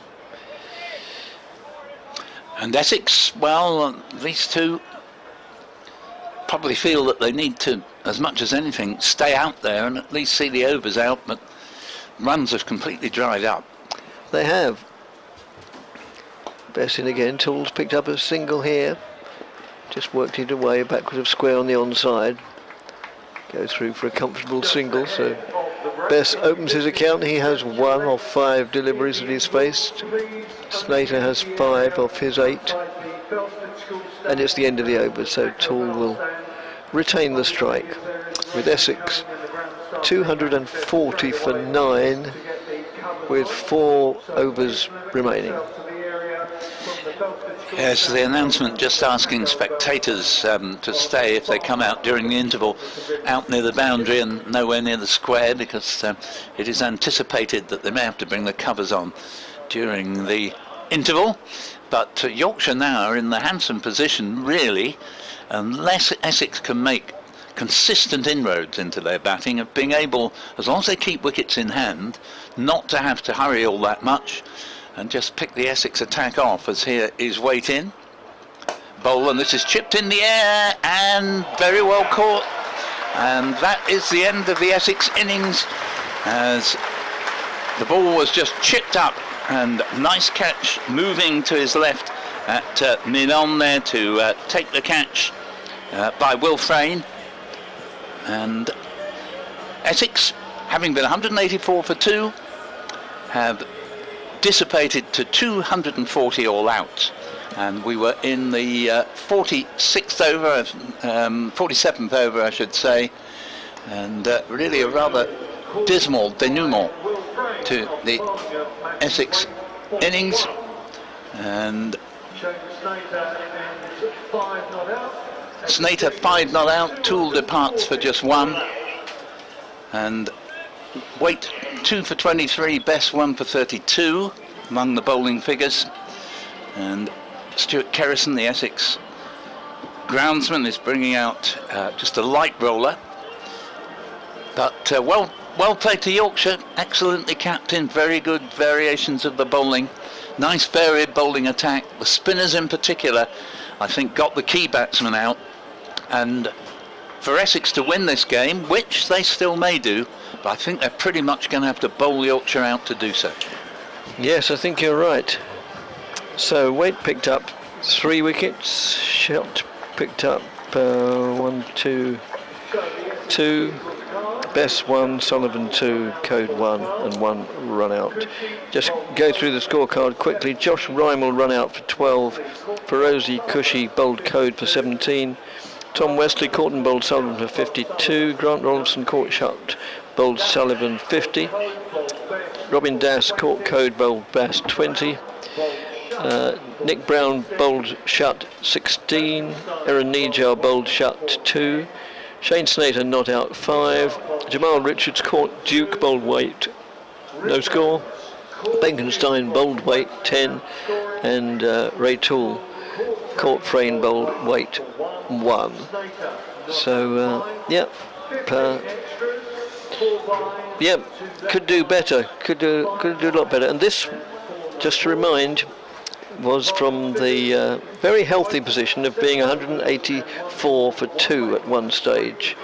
So 1, 2, 3, 4, 5, 6, 7, 8 wickets fell, whilst a mere 56 runs were added. Yep, great turnaround by Yorkshire there. And we'll leave you now, and the Yorkshire reply will begin fractionally before 2:30, so if you care to rejoin us then. A total of 200.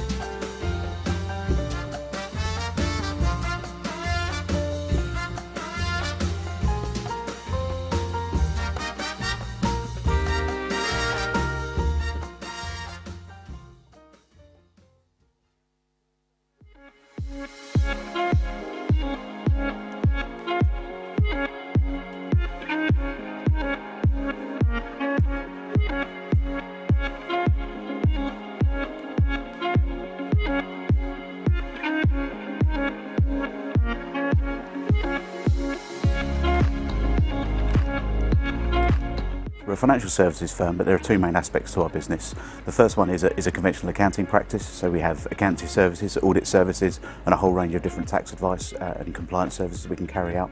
But we also have a commercial insurance brokerage as well, which makes us slightly different, and that largely deals with other businesses, but it does give us that access to different information and different advice that perhaps other firms can't provide. I think it's really important that the surrounding areas feel like there's a strength of community and a real connection to the club, and people that are involved in the surrounding areas feel like they can get involved and move up through the sport, and again feeling real sense of community to Essex cricket.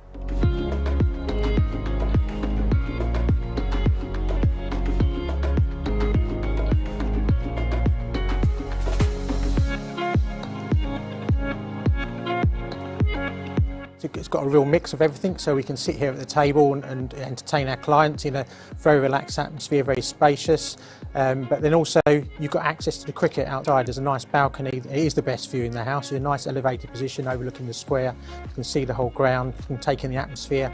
Or sometimes we entertain clients that don't really like cricket, and it doesn't really matter. That can be going on in the background. But there's lots of good things going on in the Premier Suite. There's like-minded business people that you can network with, as well as come and watch the cricket.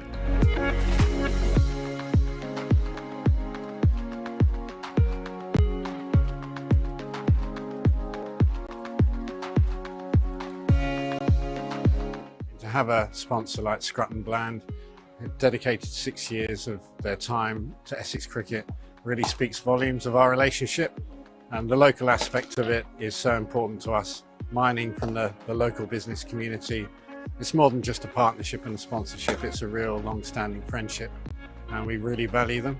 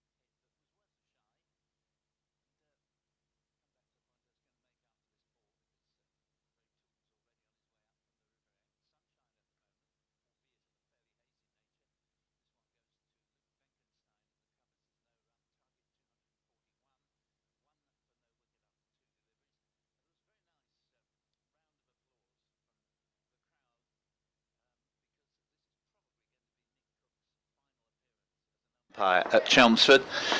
Super fellow. Actually know him quite well because in his Northamptonshire days, the guy doing Northamptonshire cricket, Neville Scott, we went for a meal and Nick Cook had come along. Great fellow, great racing enthusiast. Single here, goes to backward point, slightly misfielded by Snater. They get a single, 2 for no wicket. So a nice touch to say farewell to the umpire there, because we never tire of saying just what a great job the umpires do in this game. Certainly for me, you see the advantage of having former players who do the umpiring, which isn't true in football. 2 for no wicket. We're in the first over. The target's 241 as Yorkshire make their reply. And Toole left arm over bowls to Frayne, plays it out to Robin Dass at backward point. And he was the one rather than Snater in the previous delivery, who slightly misfielded at backward point, but nothing serious. So Yorkshire, 2 for no wicket. Ray Toole playing just his second game in the first team. Picked up a wicket. Took 1 for 27, I think it was, in 5 overs in the game against Glamorgan. And he comes in again. Good straight approach. This ball's played to mid-wicket. And get a single down to Josh Rymel, who ran himself out earlier this morning for just 12. 3 for no wicket. 2 to Frayne and 1 to Duke.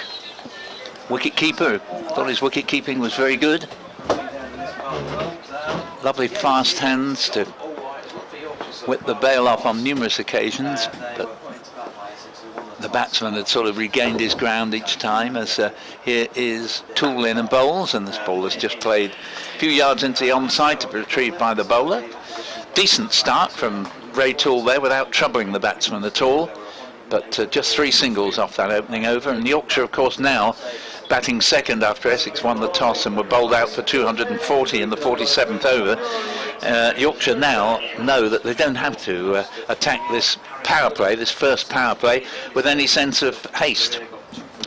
And the public address announcement said that Nick Cook had chosen to retire at the end of this season. Presumably that was a bit sort of journalese. I mean, he has to retire because he's reached whatever it is. 70, yeah, I think you're right. Yeah, I think it's 70, isn't it? Or it might even 65. Which always seems absolutely ridiculous to me. Yeah, I mean, you and I might never have been able to complete our careers. Who knows? Perish the thought. But I always think it very odd that an umpire has to retire at 65 or even if it was 70. And in the great scheme of things, the decisions they make are not that important, as Snater moves in and bowls down the leg side and goes through for 4 wides. 4 wides, yes, 4 wides.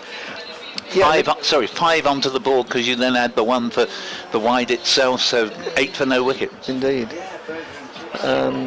Yeah, where was I? Oh yes, in the great scheme of things, the decisions that umpires make, they're important in games of cricket, but in the great scheme of things, they're not important at all when compared with High Court judges who can go on as long as they like, and they can be making literally life and death decisions into their late 70s or 80s even. It seems absolutely ludicrous to me. As short of a length, guided down to third man for a single. And so Yorkshire are underway. Yeah, I found that totally bizarre, obscure, obscene almost.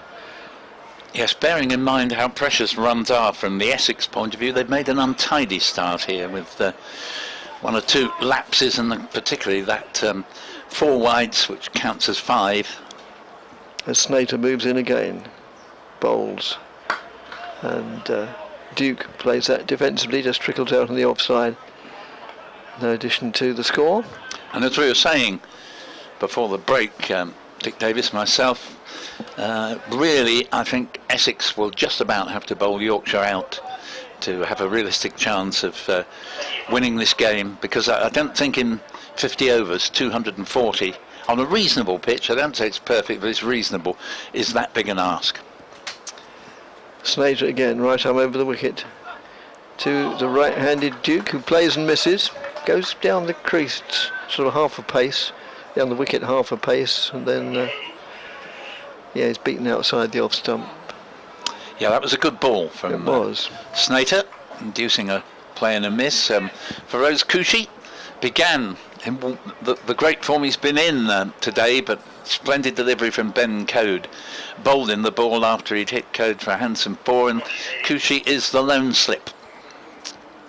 Snater in again. Ooh, and appeal for a caught behind, and it is given by umpire Nick Cook, and Yorkshire are 9 for 1.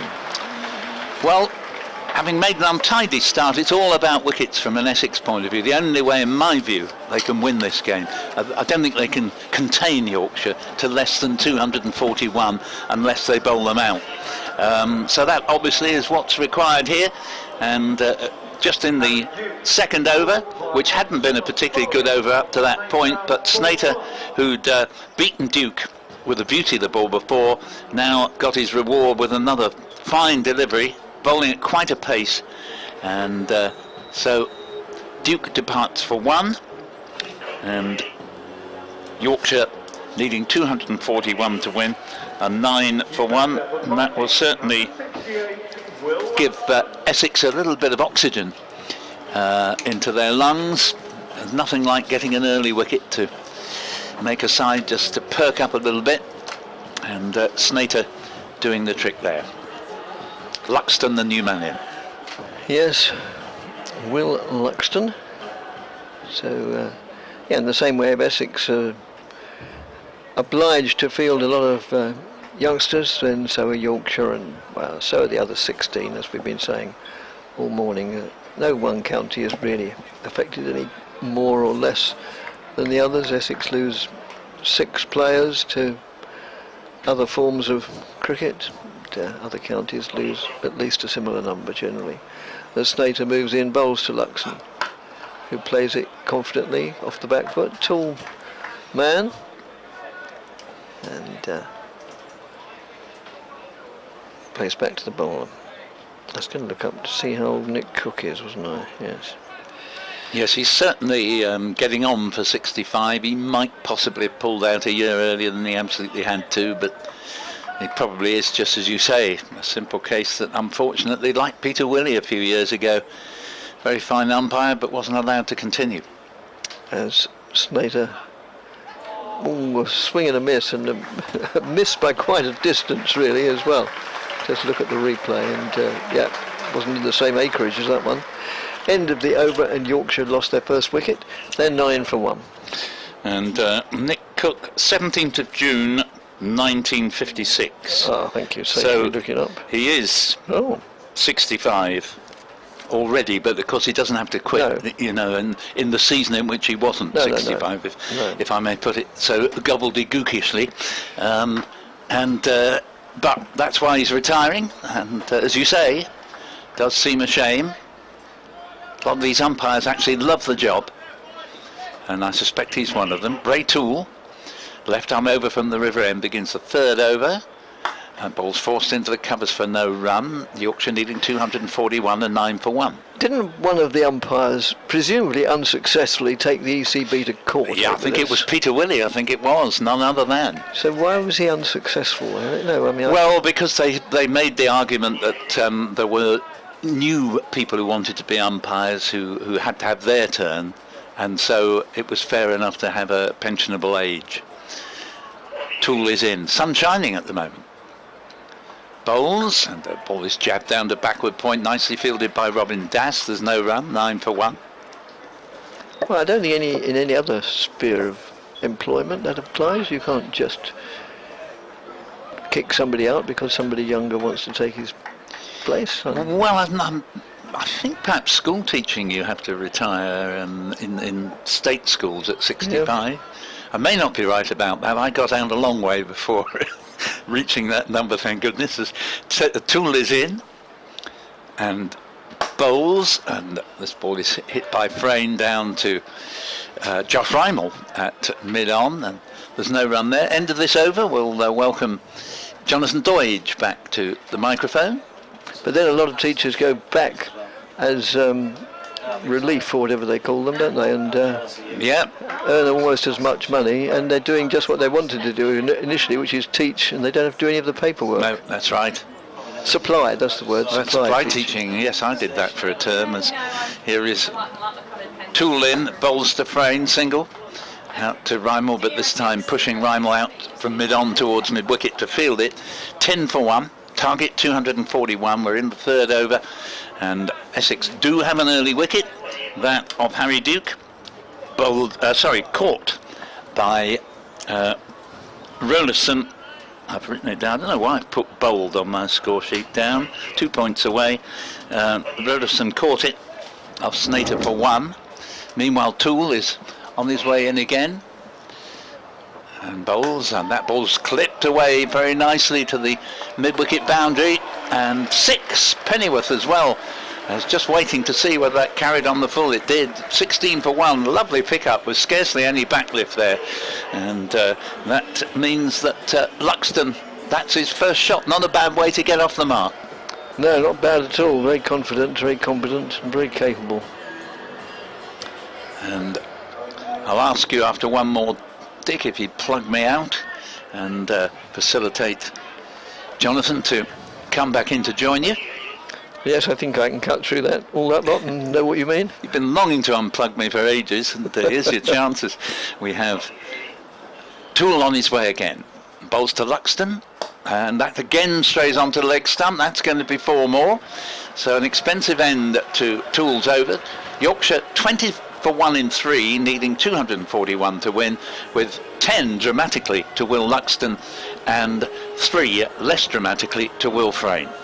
Yeah, thanks Paul very much. I shall do all that you say, but not use quite the same language. It reminded me somewhat of the sadly late now, because he died a little while ago, a few weeks ago, Bernard Cribbins in Fawlty Towers, when he asked Basil Fawlty if he could have the television on, but rather than just saying, can I have the television on, he went into great pompous lengths to explain exactly where he went and could he avail himself of the etc, etc, and yeah, sadly missed. As Snater moves in and bowls, and that's just played backward of square on the offside, and we're all plugged in, switched on, and raring to go. And Jonathan will join us for the first time since lunch, and for the first time in the Yorkshire innings. You obviously enjoyed that burger. I could tell. It wasn't just the burger that had relish, but you relished it. No, you cannot watch the streaming from the moment of the commencement of the streaming until the moment of the termination of its ending. Thank you so much. That sort of thing, wasn't it? Brilliant stuff, thank you.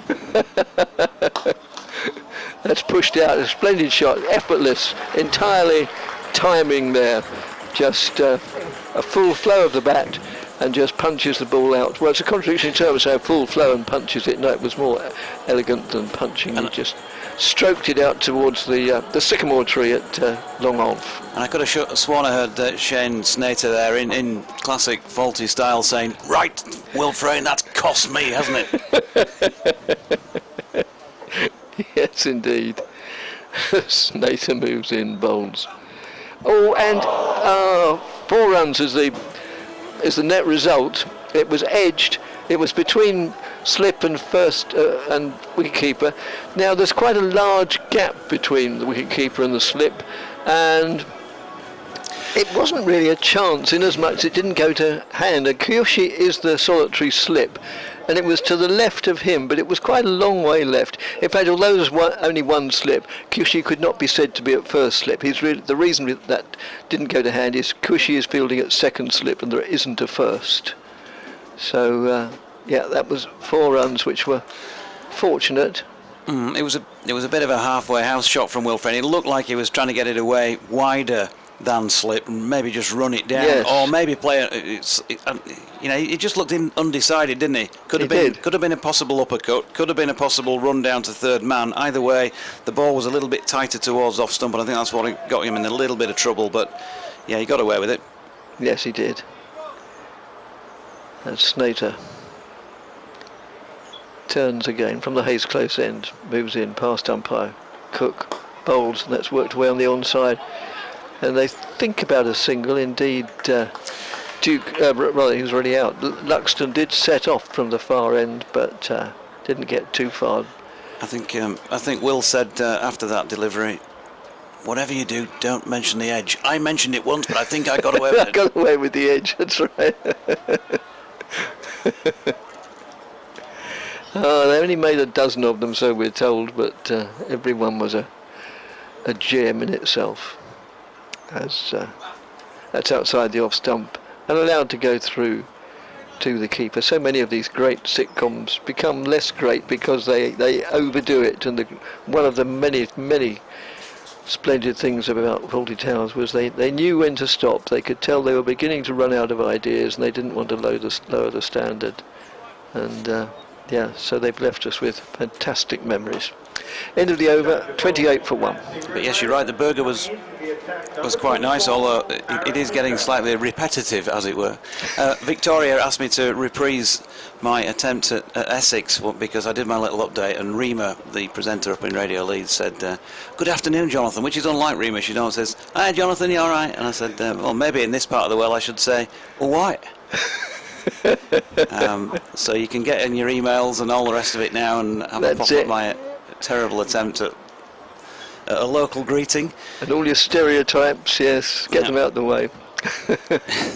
Well, we all do that, don't we? Oh, good Lord, yes. The tight Yorkshireman comes up during the season. Do we Eckers like? Yeah, Willie Eckers like as well. Yes, he batted number 7 for Barnsley, I believe. Meanwhile, we have a change. Whee! Aaron Nijjar is on, has got a wicket, first ball. That is the end of Will Luxton. And I was just looking down and checking the team sheet at the time it happened, so I can't tell you particularly what went on, apart from it looks like he's given him the charge, and I'm going to have to go back and look at the replay. That was precisely it. Yes, he gave him the charge and missed by, well, it looked to me as if he missed by a distance. And so Nijjar picks up a wicket with his opening delivery, and Yorkshire are 28 for 2 now. Yeah, dear me, that's not the best of shots, is it, by Will Luxton. First ball to a bowler.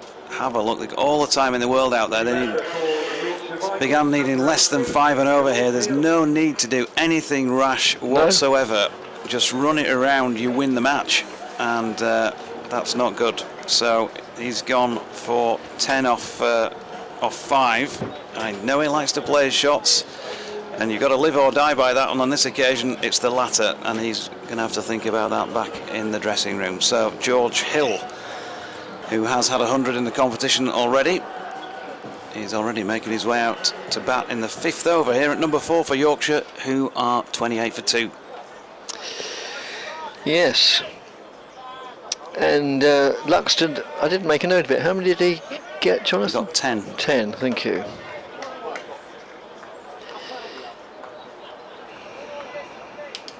So great start for Aaron Nijjar. First delivery, tempting Luxton out of his crease, had the beating of him, and a pretty handy piece of work by Rolofsson to whip off the bails. Here he is round the wicket with one that goes past the outside edge this time of George Hill's bat. And I keep saying this, but for the benefit of Essex viewers and listeners, George Hill backs himself every time against the spinners, says he loves the challenge, and generally speaking is a very good player of it. He's going to need to be here by the looks of things, as Nijjar's next delivery turned into the leg side, and there's no run. Same applies. They've lost 2 early wickets, Yorkshire, but got plenty of time to get these. We just need to play cricket. Stepping back, Hill does just that and runs it out to point, where he's going to be content with 1, is he? No, he's coming back for a second, takes on the arm and comfortably back in. So he's started to get going. Yorkshire now up to 30 for the loss of those 2 wickets.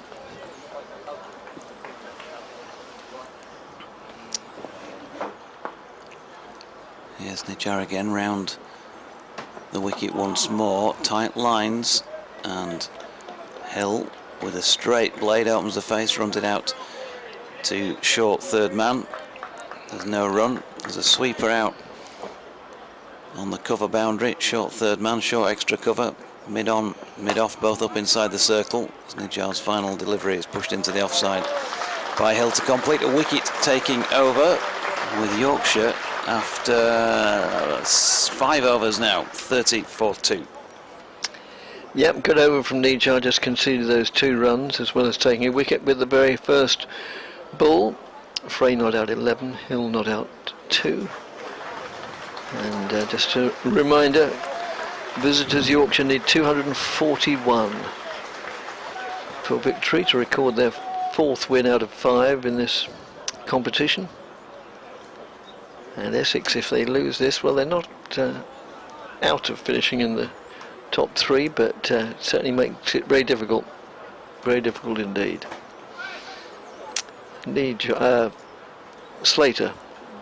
Snater to continue from the far end, the Hayes close end, and another wicket goes as there's an edge there and a straightforward. None of them are really straightforward in the slips at this level of the game, because but it was at this level of the game a straightforward slip chance, and Kushi, I think it was, he was in the slips before, didn't make any mistake at all, and Yorkshire find themselves 34-3. Yeah, just it's wide of off stump, and looking at it again, it probably misses the 3 stumps, but he's slanting it in towards Will Frayne, right-handed of course, and he clearly feels he needs to push at that, and he didn't go hard at the ball, he just pushed at it with reasonably firm hands, I guess, and it therefore has carried. And I think, yeah, as slip catches go, it was reasonably straightforward. It was dying a little bit, again, comment on the slow nature of the pitch there, but it was Kushi who took the catch, and Yorkshire, well, in some trouble here, and whereas they wouldn't have that length of tail that you were talking about with Essex, it's still not the deepest batting order they've fielded this season either, so at some point somebody's got to bat some time here, and who better to do that than this pair, Tattersall and Hill, who both can play. So Snater now taken 2 for 14 in 13 deliveries. Moves in again, the sun shining fairly brightly. Bowls. A loud appeal for LBW, and he's trapped in first ball. The Yorkshire skipper doesn't survive, and Yorkshire are in even more trouble at 30-for-4 with Tattersall, LBW to Snater, first ball for a duck. Yep, very confident appeal, wasn't it? Just going to see it once again. Tattersall batting on about middle stump. I think I'll need to see it a couple more times. Height, maybe a possible issue. I think direction, line-wise, it was okay. Yeah, maybe looking at it second time from behind, it might just have clipped up the top end of the stumps, something like that. But Tattersall gone for a golden, and Yorkshire in a lot of trouble now, 30-for-4. Yes. Undoubtedly one of those that, had the facilities been available, the batsman would have reviewed it. Anyway, those facilities are not available, and so that's just the way it is. And Matthew Waite comes to the crease. He's taken 3 wickets, so he's had a good day so far, albeit the 3 wickets were 9-10 Jack, but never mind, 3 wickets are 3 wickets. He bowled very well apart from that as well, particularly at the top of the innings. So Snater on a hat-trick, moves in, bowled, another slipper's been called in, but that was played confidently. Big oohs and ahs from the crowd, as if the batsman were very lucky to get away with that one, but he seemed to play it with utmost confidence and ability. But yeah, Essex could not realistically have started, or could have wished for a better start in defence of a score which can at best be described as modest, and compared with the 184 for 2 which they were at one stage, very disappointing, as Snater moves in again and bowls, and that's just played backward of square on the offside. They go through for a comfortable single. 31 for 4. Waite 1, Hill 2.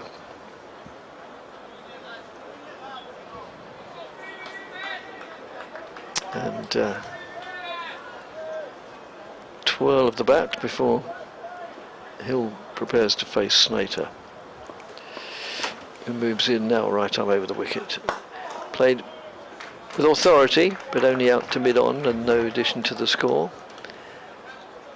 Essex, understandably, very, very much on the alert, and over the 20-odd years I've been doing this, I've been saying that body language probably betrays itself more in cricket than almost any other game, and especially when the side is fielding, and sometimes you can even almost read their minds. If they're chasing leather, then they look all down and dejected.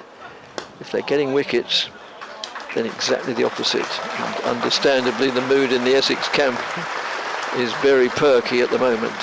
End of the over, and Yorkshire needing 241 for victory, are 31 for 4. Yeah, 210 runs looks a big ask at the moment with just the 6 wickets remaining. But as I mentioned, George Hill can certainly play. Matthew Waite wouldn't have had, I don't think, any really particularly long innings in white ball cricket that I can recall.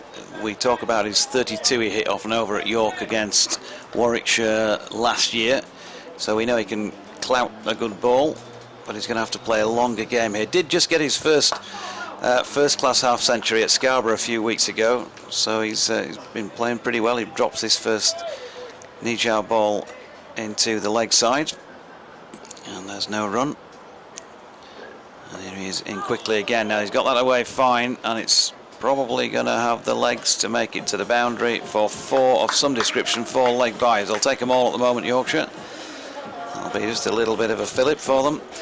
George Hill, meanwhile, at the non-striking end here, Dick. He's scored 140 runs in 4 knocks in the competition so far this season. 130 of those came in 1 knock at Scarborough against Worcestershire. And it was a great knock as well. He was dropped in the 70s that day, but played superbly.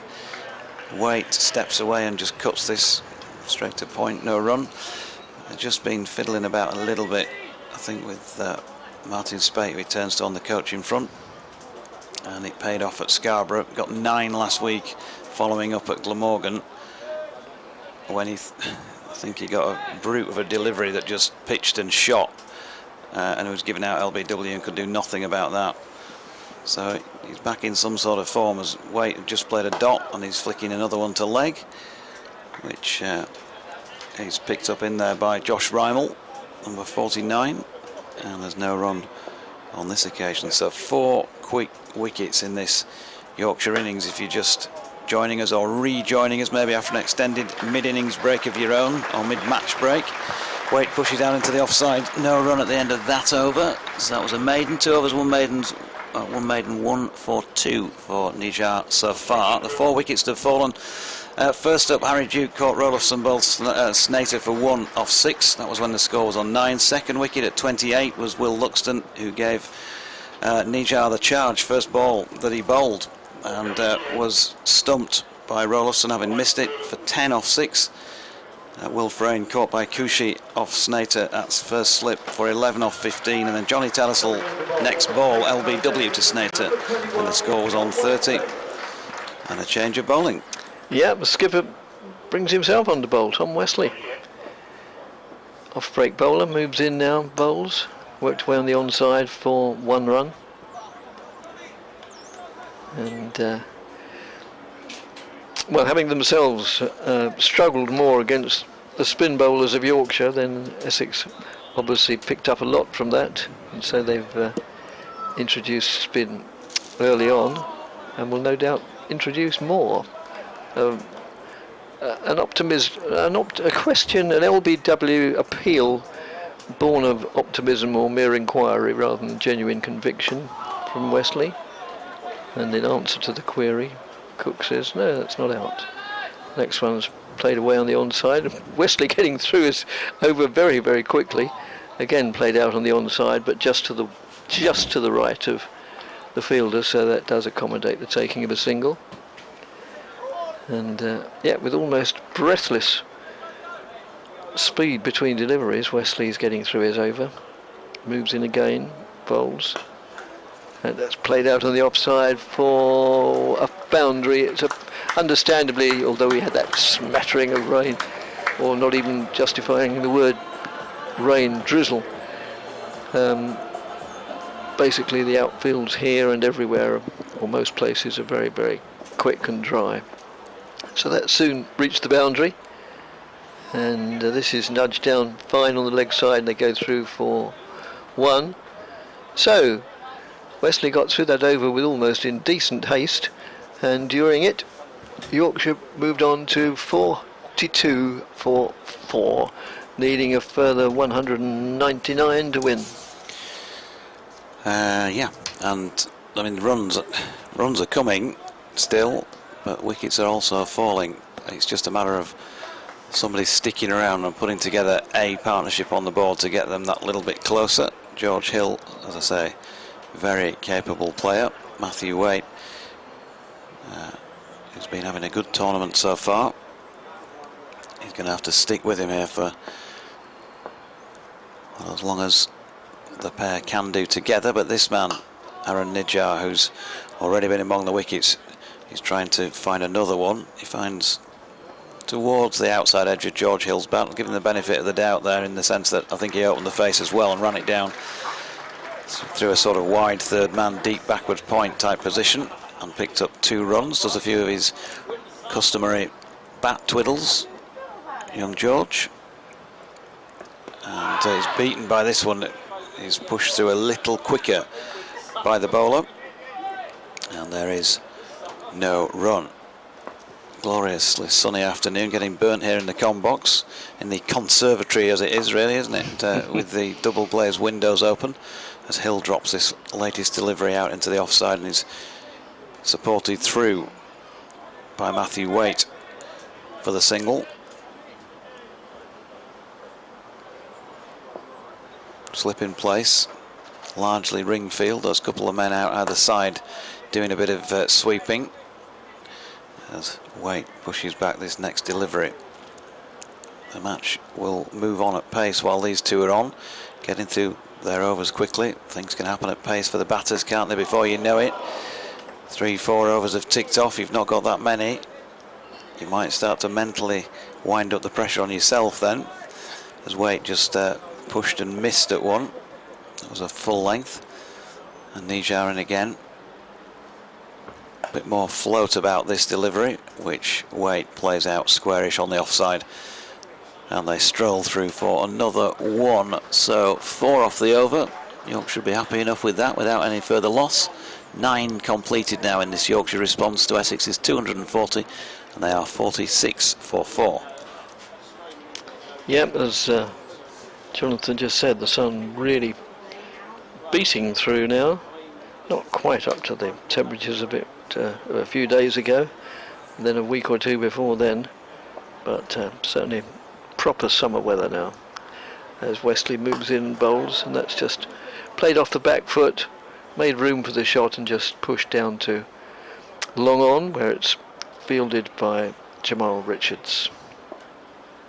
1 run goes on to the score, Wesley in again, and 1 more run goes on to the score as it's played just forward of square leg, and the man who was just backward of square has to therefore make a few yards to his left to effect the fielding. Wesley in again, and has pushed out on the onside this time. No addition to the score of 48 for 4, and we're in the 10th over, and batsman waits for that to come on to him and then just lays bat on ball, pushes it out on the offside. Wesley again to wait, and advances down the wicket a little, then just still plays it defensively, just patting it back to the bowler or mid-on, or at mid-on.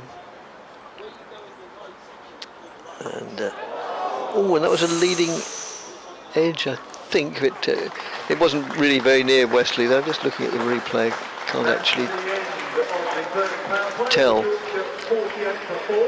So the end of the over, a fifth of the way through the Yorkshire innings from the allocation of the overs point of view, 10 of the 50 gone, and they're 48 for 4 in pursuit of 241 for victory.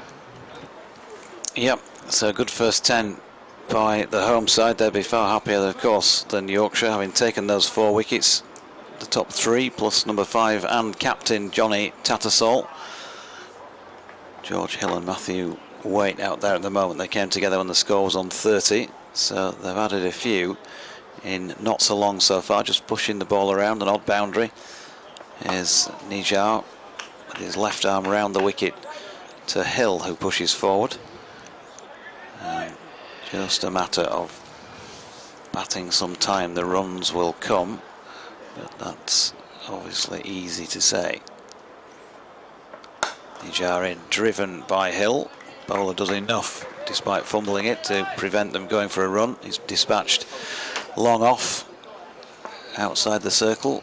They've got a sweeper out at mid-wicket, one out at cover, and Hill stepping away to leg. I think he's just trying to get it wider than the bowler can get across in his follow-through, and milk a single up to long off, but couldn't quite manage it with that delivery, or that stroke. Nijarin again. Comes in towards the stumps and then steps away from them before he delivers.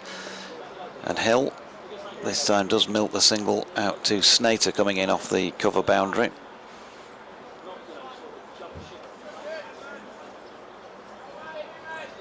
Bowler sunglasses on, flicking the ball, spinning it from left hand to right, back into his left, and he's here again. And Matthew Waite leaning into that was angled down the leg side. I think he got some pad on it, but couldn't divert it for any runs. Nijarin again. As the beating of Waite, there's a big appeal for LBW, but I think even we could give that from here. Not Yes. even being straight on, Dick, it dying and going away down the leg side. And so at the end of an over that cost Nijar and Essex 1 run, Yorkshire are 49 for 4. Thank you, Michael, for your email, which admittedly he sent it at 2:58, which is now 10 minutes ago, but it says that none of the live streams are working. Well, we can apologise, but I'm afraid we can't do anything about it from where we are. All we can do is talk into a microphone and hope that the technical people are on the case, but they're presumably aware of it, and at this very moment beavering away with screwdriver and gaffer tape or whatever they use. As Snater moves in and bowls, and that's short of a length, just dabbed out on the offside. They go through for comfortable single, 49 for 4. 50 up, in fact, Dick. 50 now. 11.1, yeah. 50, yep, thank you. Scoreboard also in sort of post-lunch mood, a little bit. So not a lot in terms of the pace at which they're scoring. Essex brought their 50 up in 2 balls fewer. Yes. But they'd only lost the 2 wickets at that stage. Yep, Nijar in again. He started at that end, and then Wesley had a couple of overs, and but Nijar's back into the attack. That's played defensively back to the bowler as well. Nijar has had a good season. This is Snater. What did I say? Nijar. I beg your pardon, thank you. Just before you get the emails, that's all. Snater, yes. Good job the live streams aren't working, because people could say, you know, we can see it's not Nijar. You can't bowl from both ends. You not even know the basic rules of this game, or laws, that you can't bowl from both ends. Not in this version of the game, anyway. Snater, beg your pardon. That's just played defensively as well. No addition to the score. I could see you frantically waving out the corner of my eye. I thought maybe there was a wasp that you were trying to get rid of. I was trying to get rid of some bird droppings earlier. As I left the commentary box, I was very, very close to being completely bombed. Oh no, dear no. That's pulled away, short of a length, pulled away for 4, and the pursuit after the delivery is merely to retrieve the ball by Richards there, Kamal Richards. No way he was ever going to stop that going over. Well, on behalf of the avian population of Essex, I can only apologise. It's not good enough, is it? No. Just got a bit of a splashback off the side of the commentary box, which was bad enough. I think we're getting into the realms of almost too much detail here, as Snater again pulled away, and it's this time going to bounce a couple of times just before it gets to Richards at deep mid wicket, or just forward square leg. Been bombed before? I live and have spent all but the first 4 years of my life in Southend-on-Sea, and so no yes, more. it's just I just assumed everybody did. It's only when I went away on my first holiday ever that I realised it wasn't, normal aspect of life. So it's not flashes in your hair, right? Okay, No, that's right.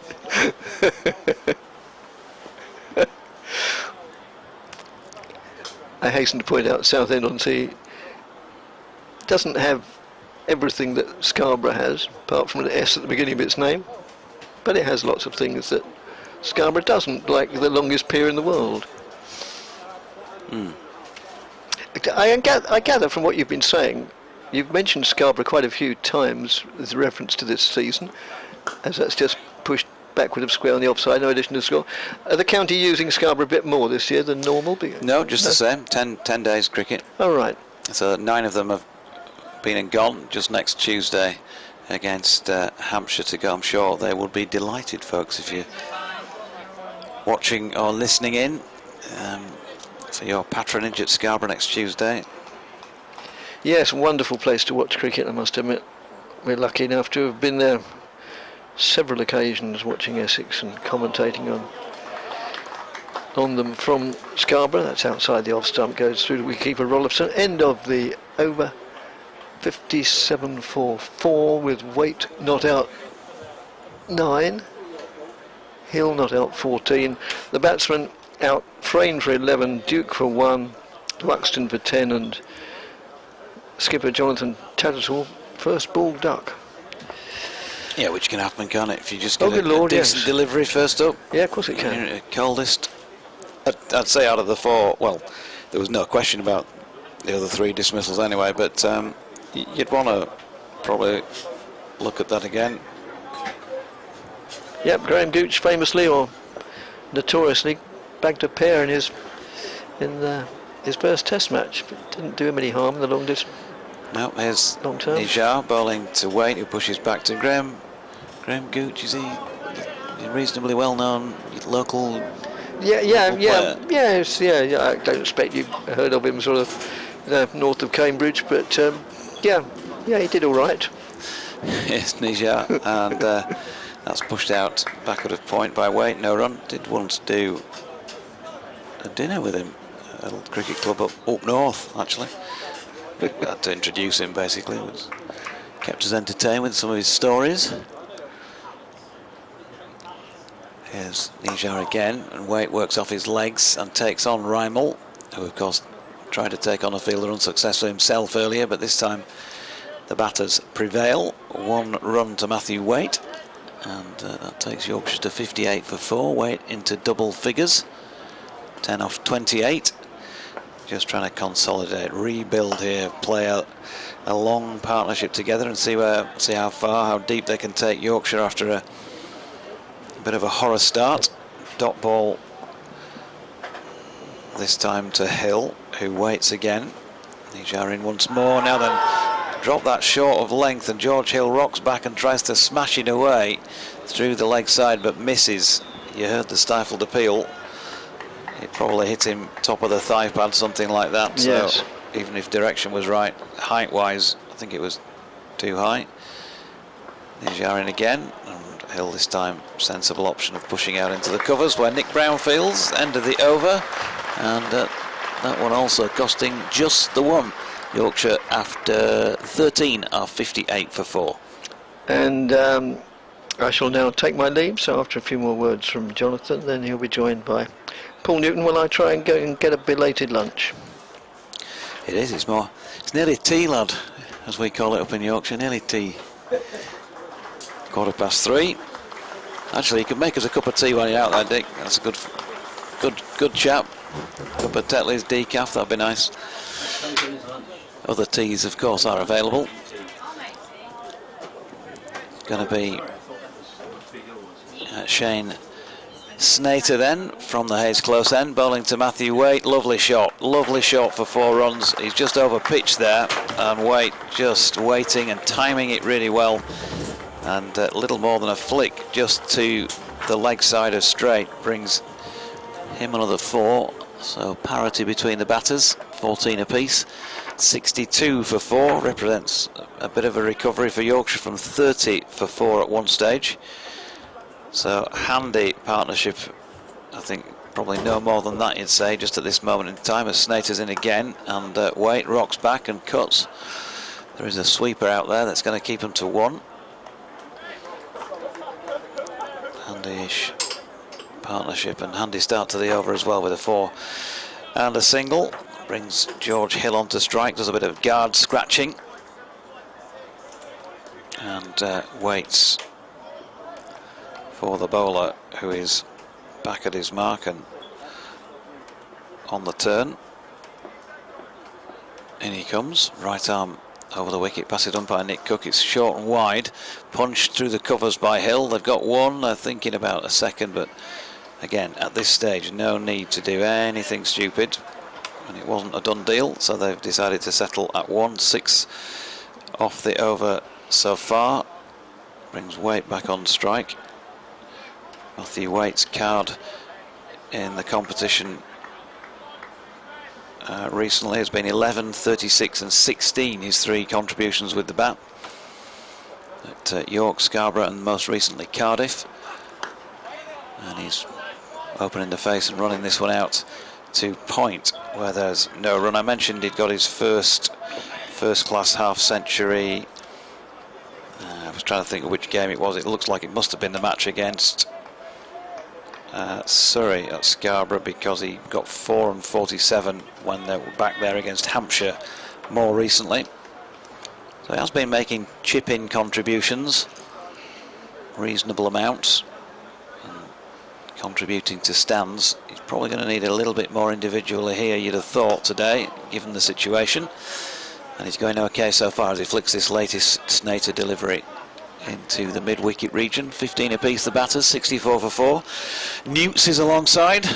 Yes. Was that the school nickname, Newts? It was quite often. I thought so, yes. That was the kids when you were teaching, or was that your peers when you were at school yourself, or both?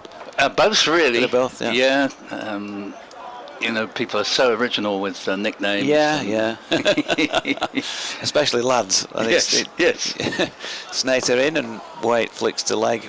That will complete the over with the dotlet. 64 for 4, 6 runs from it. I think, traditionally boys have tended to go more down the nickname route than girls, haven't they? Yeah, I would have said. The best I ever heard actually was, and I think everybody knows this one by now, but it's worth repeating, was a guy playing for Oxford United called Fitz Hall, and they nicknamed him One Size, which I thought was, you can't get much better than that. It's going to be Ray Toole returning to the attack now, and Wesley, for the moment we'll assume shrewdly, interrupted the Snater spell when he'd just taken 3 wickets because there was light rain falling, and bowled a couple of overs himself at breakneck speed to try and make sure that the minimum 10 overs would be completed should the heavens really open. Of course, if Yorkshire win in the end, it won't look to have been so shrewd, because Snater had 2 fewer overs, I should say, with the ball still hard and new, as this ball is played out to deep mid-wicket.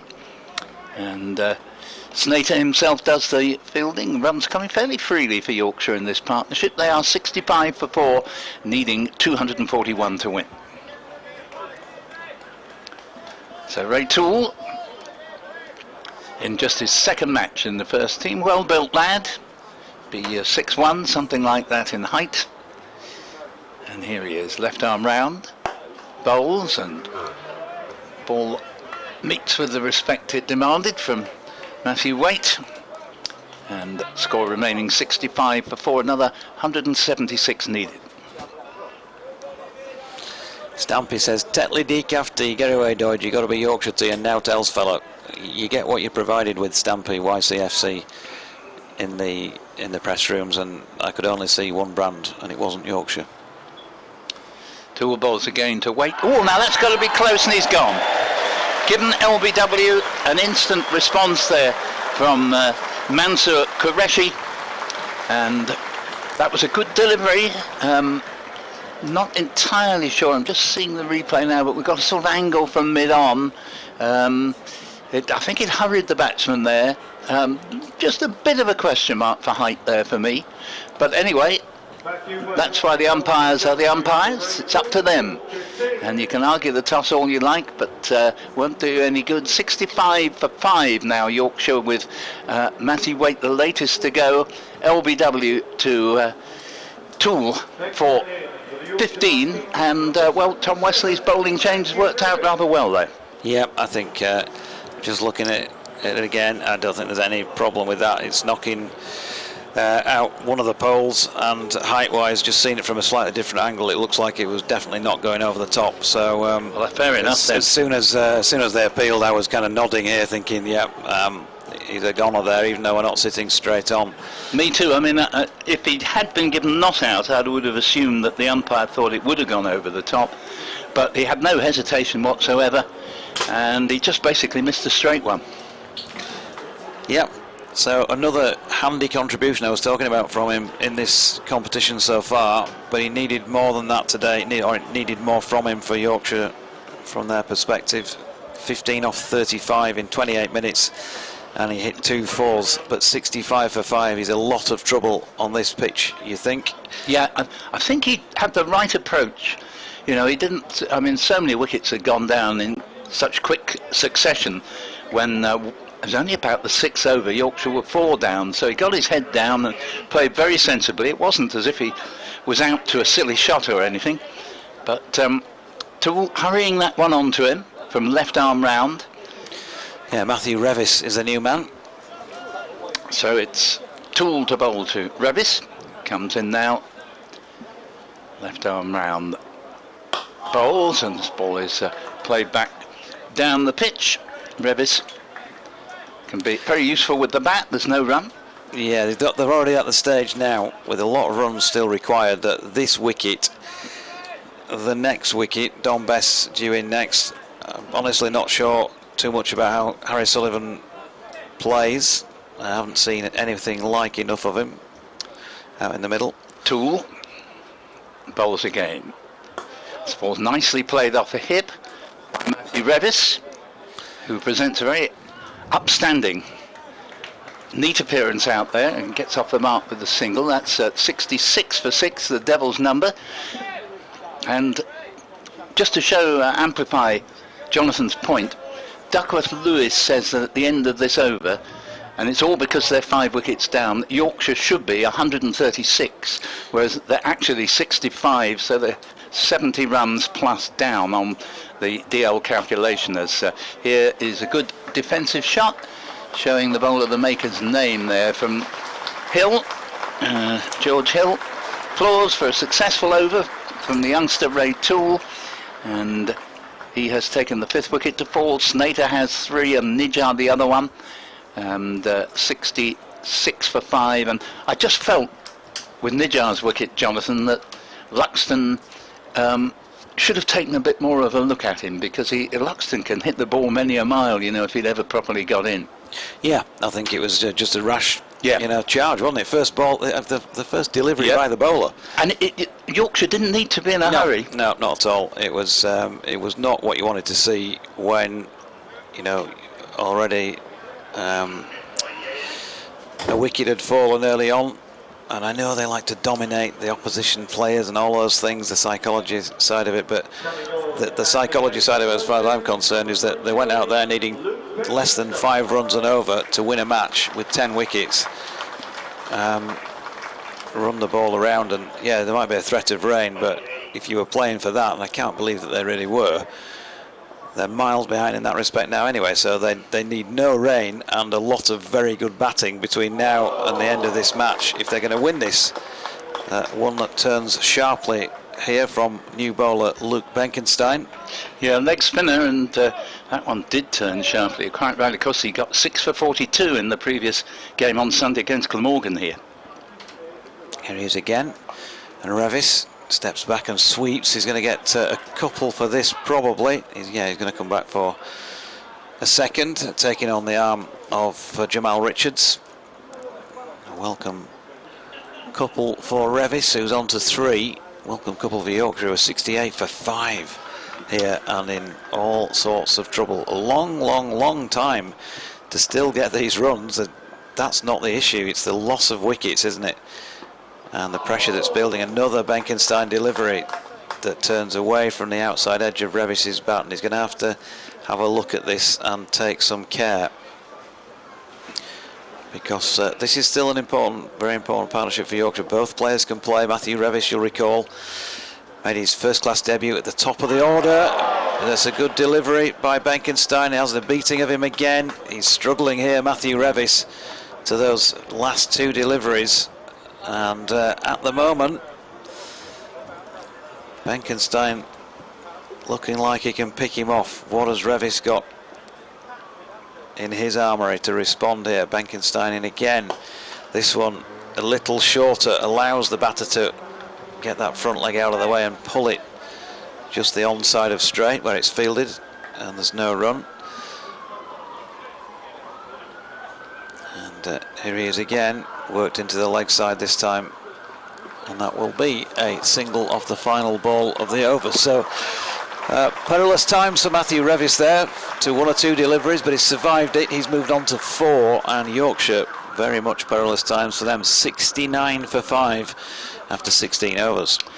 Yes, it was the 2 wickets from the first 2 balls of his 3rd over from Snater that really put Essex. Has already got a couple down, but then suddenly to make 2 down, 4 down, 2 balls into the 6th over really put Essex in a powerful position where Wesley was able actually to say to Shane Snater, bit of rain falling, if you don't mind I'll just nip in and bowl a couple of overs here to make sure that if we do get a downpour. So far it's only been spots of rain, but not the thunder rain that was forecast, but you never know. So here comes Toole in and bowls, and that ball's very nicely tucked away by Revis to deep square leg, and they get the single, take the score to 70 for 5 in the 17th over. Yeah, I suppose just thinking about that Toole dismissal of Matthew Waite, bowling left arm round the wicket, of course. So the ball does have to pitch and be holding that line, and I still think as he bowls again, keeps a little bit low, if anything, goes to Robin Dassett backward point, no run. It struck Matthew Waite in front of the stumps, didn't it? And for me, it looked like it was going on to hit. Yeah, me too. You know, there's the obvious claim from right-handed batters to bowlers going left arm round is that it struck them outside the line. But I don't think it did really. No. It just looked out. It looked right. Some things look right, some don't. That looked a very good shout, and indeed was, as he bowls again, and nicely played to Jamal Richards in the cover for no run. The score is 70 for 5, and Duckworth Lewis suggesting that Yorkshire need nearly twice the 70 they've actually got on the board to be heading for victory here. 137 would be the target, and we're telling you this obviously not so much from the point of view of will it rain, but to assess where the chasing side are in terms of the match, and at the moment they're some way behind. Here comes Toole and bowls again, and Hill turns this one to Josh Rymel, and there's no wicket. So Hill getting his head down and saving further disasters from a Yorkshire point of view, but of course there will come a time when they would have to accelerate to try and win the game. And spin has looked pretty formidable from both sides, I would say here. Wouldn't say either side had played the spin with enormous conviction, with the possible exception of Rollason, as Toole is in and bowls, and thick inside edge here. There was movement from Toole, goes down to deep backward square, and they get the single, as Rymel, who'd been out posted in the deep, between that and the previous delivery, and score to 71 for 5. Loads of work for these two to do. Just formative moments of the partnership. 6 runs added so far since the last wicket. Tool again. In.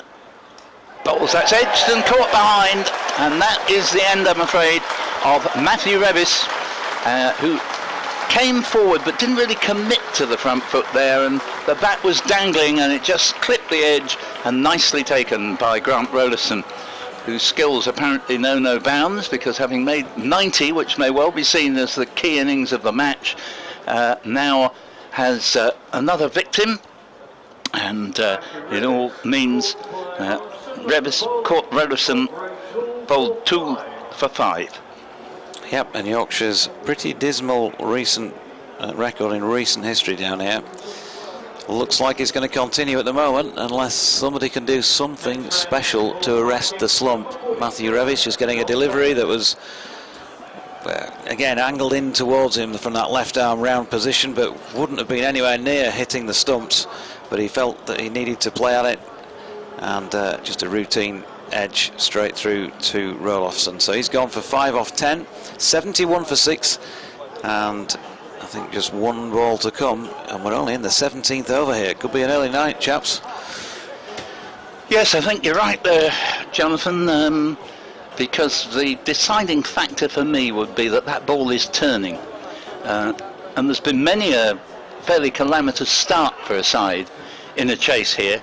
3 have gone down fairly quickly, but then a couple of big partnerships, and if the ball isn't turning, you know, shine's gone off the ball for the quicker bowlers, then things can be turned round. But particularly Luke Benkenstein, having picked up a 6-wicket haul in the previous game here, he was turning 1 or 2 of them very sharply in the only over we've seen of him so far. Revis was in trouble against him, and I think particularly bowling at what's going to be largely tail-enders, he may well take an awful lot of surviving. So he's going to continue with his leg spin, bowling to a man who says he loves the challenge of playing spin, and he could be challenged here. Yeah, George Hill. And we've got Dom Bess, the new batsman, who's at the non-striking end, and Hill waits, and this one does turn again. He opens the face and runs it down to short third man. There's no run. And all they can do really at this stage, with so many wickets down, but with so much time left, is just push and run, push and run. And if they do get opportunities to hit the odd bad ball, try and put it away. Hill has a push at another one that turns quite sharply away from his outside edge and is beaten. Yes, now had Rollison, who's principally there for his batting rather than his wicket keeper, been as quick as Harry Duke was in having the bails off, he might have had a shout there. Benkenstein again.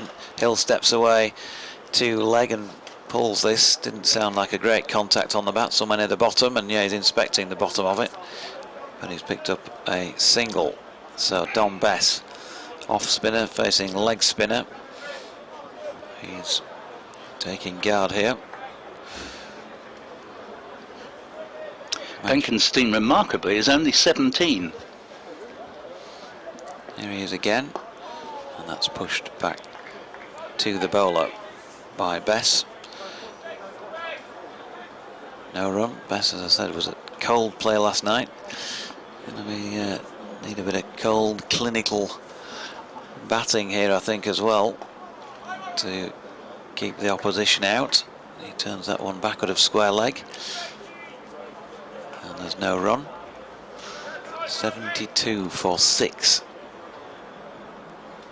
So great comeback they made with the ball, Yorkshire, when they looked like they were going to be attempting to chase a huge score, and got it back to what appeared to be at least manageable proportions, but excellent effort with the ball by Essex. Benkenstein just going for a single out to the sweeper on the point boundary to Bess off the final ball of that over. Bess then off the mark with a 1, Hill on 18, and is Yorkshire's top scorer as a result.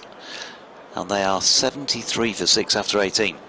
And the scorecard reads: Duke caught Rollison bowled Snater 1 at 9 for 1.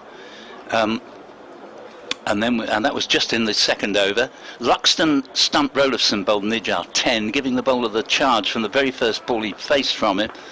Then we had 2 wickets in consecutive deliveries. Frayne caught Cushy at slip-off Snater for 11, and Tattersall LBW first ball to Snater for 0. Waite meanwhile saw off the hat-trick ball, put on decent stand with Hill, but then was LBW to Toole for 15, and Toole has been, who had Revis caught by Rolifson in his previous over for 6. He now begins the current over, which is played down to Wesley at mid-off. There will be no run. 73 for 6 at the start of the 19th.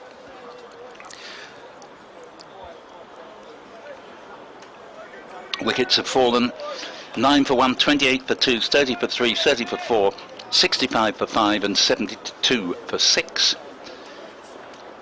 And Toole left arm round, river end, medium pace, bowls, played to mid-wicket and Josh Rymel, and there is no run. Derbyshire and Kent have both got more points than at the moment Yorkshire look like they're going to get here, because they've been match abandoned without a ball being bowled at Derby. It's interesting you saying that, because the forecast actually was, apart from the southeast corner, other places have a really nice day, and ironically here we are still playing, albeit they've had a long hold up in the test match with England 116 for 6. Rain there, and it's looking pretty dark here just at the moment, but Best plays the next ball out to Jamal Richards, coming in from extra cover for no run. 73 for 6 in the 19th. Glamorgan bowled out for 177 at Neath. Lancashire 63 without loss in reply, so they could be breaking away at the top of the table today alongside Hampshire, and it looks like been a scrap, doesn't it, for the third qualifying position between about 4 or 5 teams. Toole again. Bowls, and that's off the pad. They're going to get at least one leg by. I don't think they'll come back for the second. Indeed they won't, as Nijjar descends on it. Leg by, 74 for 6, and we now have the darkest light. A little bit of oxymoron for you there, just to keep you awake. The darkest light that we've had of the day here. It's not sure if it's raining. It is. It is apparently. It is raining. Yeah. So they may come off. It's not completely set in, so there'd be every hope that they'd be able to come back out after half an hour or so if there were to be an interruption. It's been a lot better day than forecast, I'll certainly say that, as Toole is in. Bowls, and this ball is played to deep square leg. Josh Rymel again for the single, and we know that whatever happens now, even if the game were to be rained off, there will be a winner.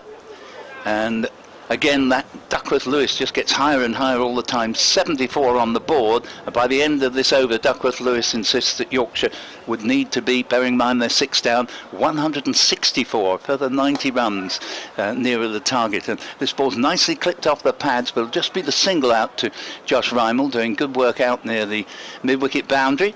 And score goes along to 76 for 6. Hill into strike on 19, and Bess has 2.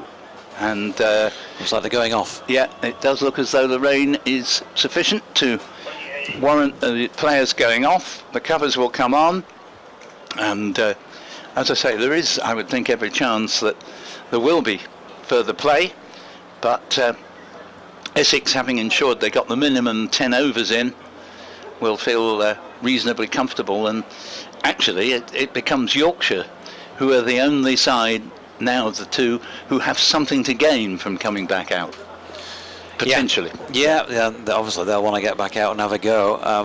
For every over of play that's lost, of course the Duckworth-Lewis will rack up. Yes. But there's actually a school of thought that says, well, these two can still play. If they lost a few overs, that takes it a bit deeper. The DL method is still going to give them an onerous task, isn't it, of trying to win the match. But when you're challenged for the number of wickets you've got left and the tail included in that, then actually you might want a shorter game and just have a crack at it. No, I agree. Have a bash. I agree. Actually, it could suit Yorkshire very well to come out and just be placed with an equation of perhaps 15 to 20 overs at 9 and over. Let's say wouldn't be easy because there are only 4 wickets left. But we're just conjecturing as to what possible chance they could eventually have. At the moment, It's not torrential, it's not a thunderstorm, it's muggy. There's a lot of cloud overhead, but it's not completely filled in, so we will look to be back with you as soon as there is further play. Essex then bowled out for 240 in the 47th over, and Yorkshire 76 for 6 in all manner of trouble in reply. George Hill has sort of been alone on the bridge, 19 not out, and with him Dom Bess, who's very capable of playing obdurately here, 2 not out. And we are in the, we've now had 19 overs exactly, so there are 31 remaining. So unless you had anything else, Jonathan, we'll say cheerio for now, everyone. We will be back with you, rest assured, as soon as there's any further play, and there's a good chance of that. And I think they do have about a half-hour period that they can lose without losing any overs from the equation. So hopefully we will still get the full game in.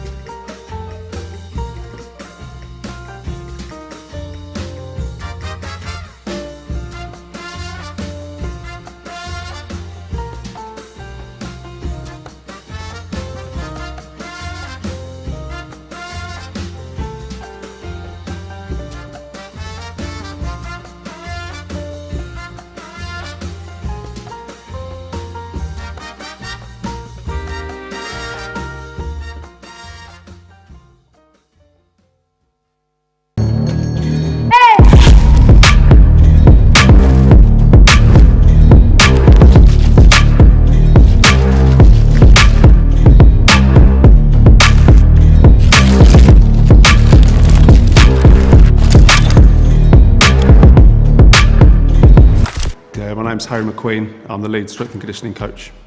So my name's Chris Clark-Irons. I'm head of athletic development at Essex County Cricket Club. My name's Aaron Beard. I'm a cricket player at Essex County Cricket Club. When a player gets injured, we're looking to explore all the avenues to make sure it's a speedy and safe recovery from injury. And nutrition forms a big part of that. And it doesn't matter if it's a muscle injury, tendon injury, a joint injury, a bone injury. All these type of injuries need good nutrition. And what we can find is that by using Wow Hydrate and the collagen protein, that it's really going to give all the basic foundation of nutrition there. So when the players are following their individual daily programs, we'll at least know that they're getting some good form of collagen protein into their daily diet.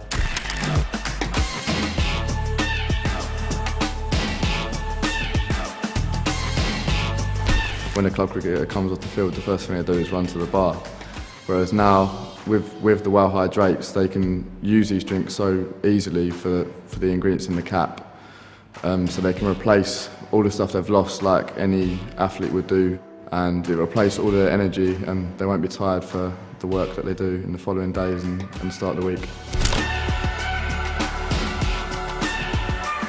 Hydration is a super important consideration for the players.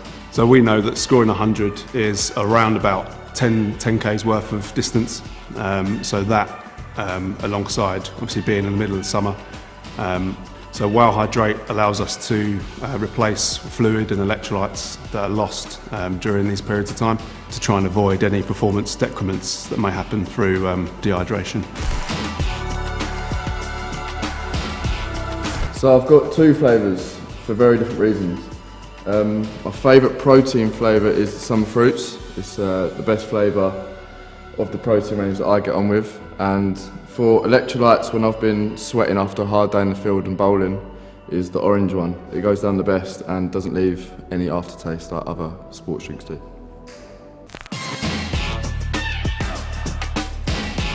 It has to be one of the bowlers, I reckon.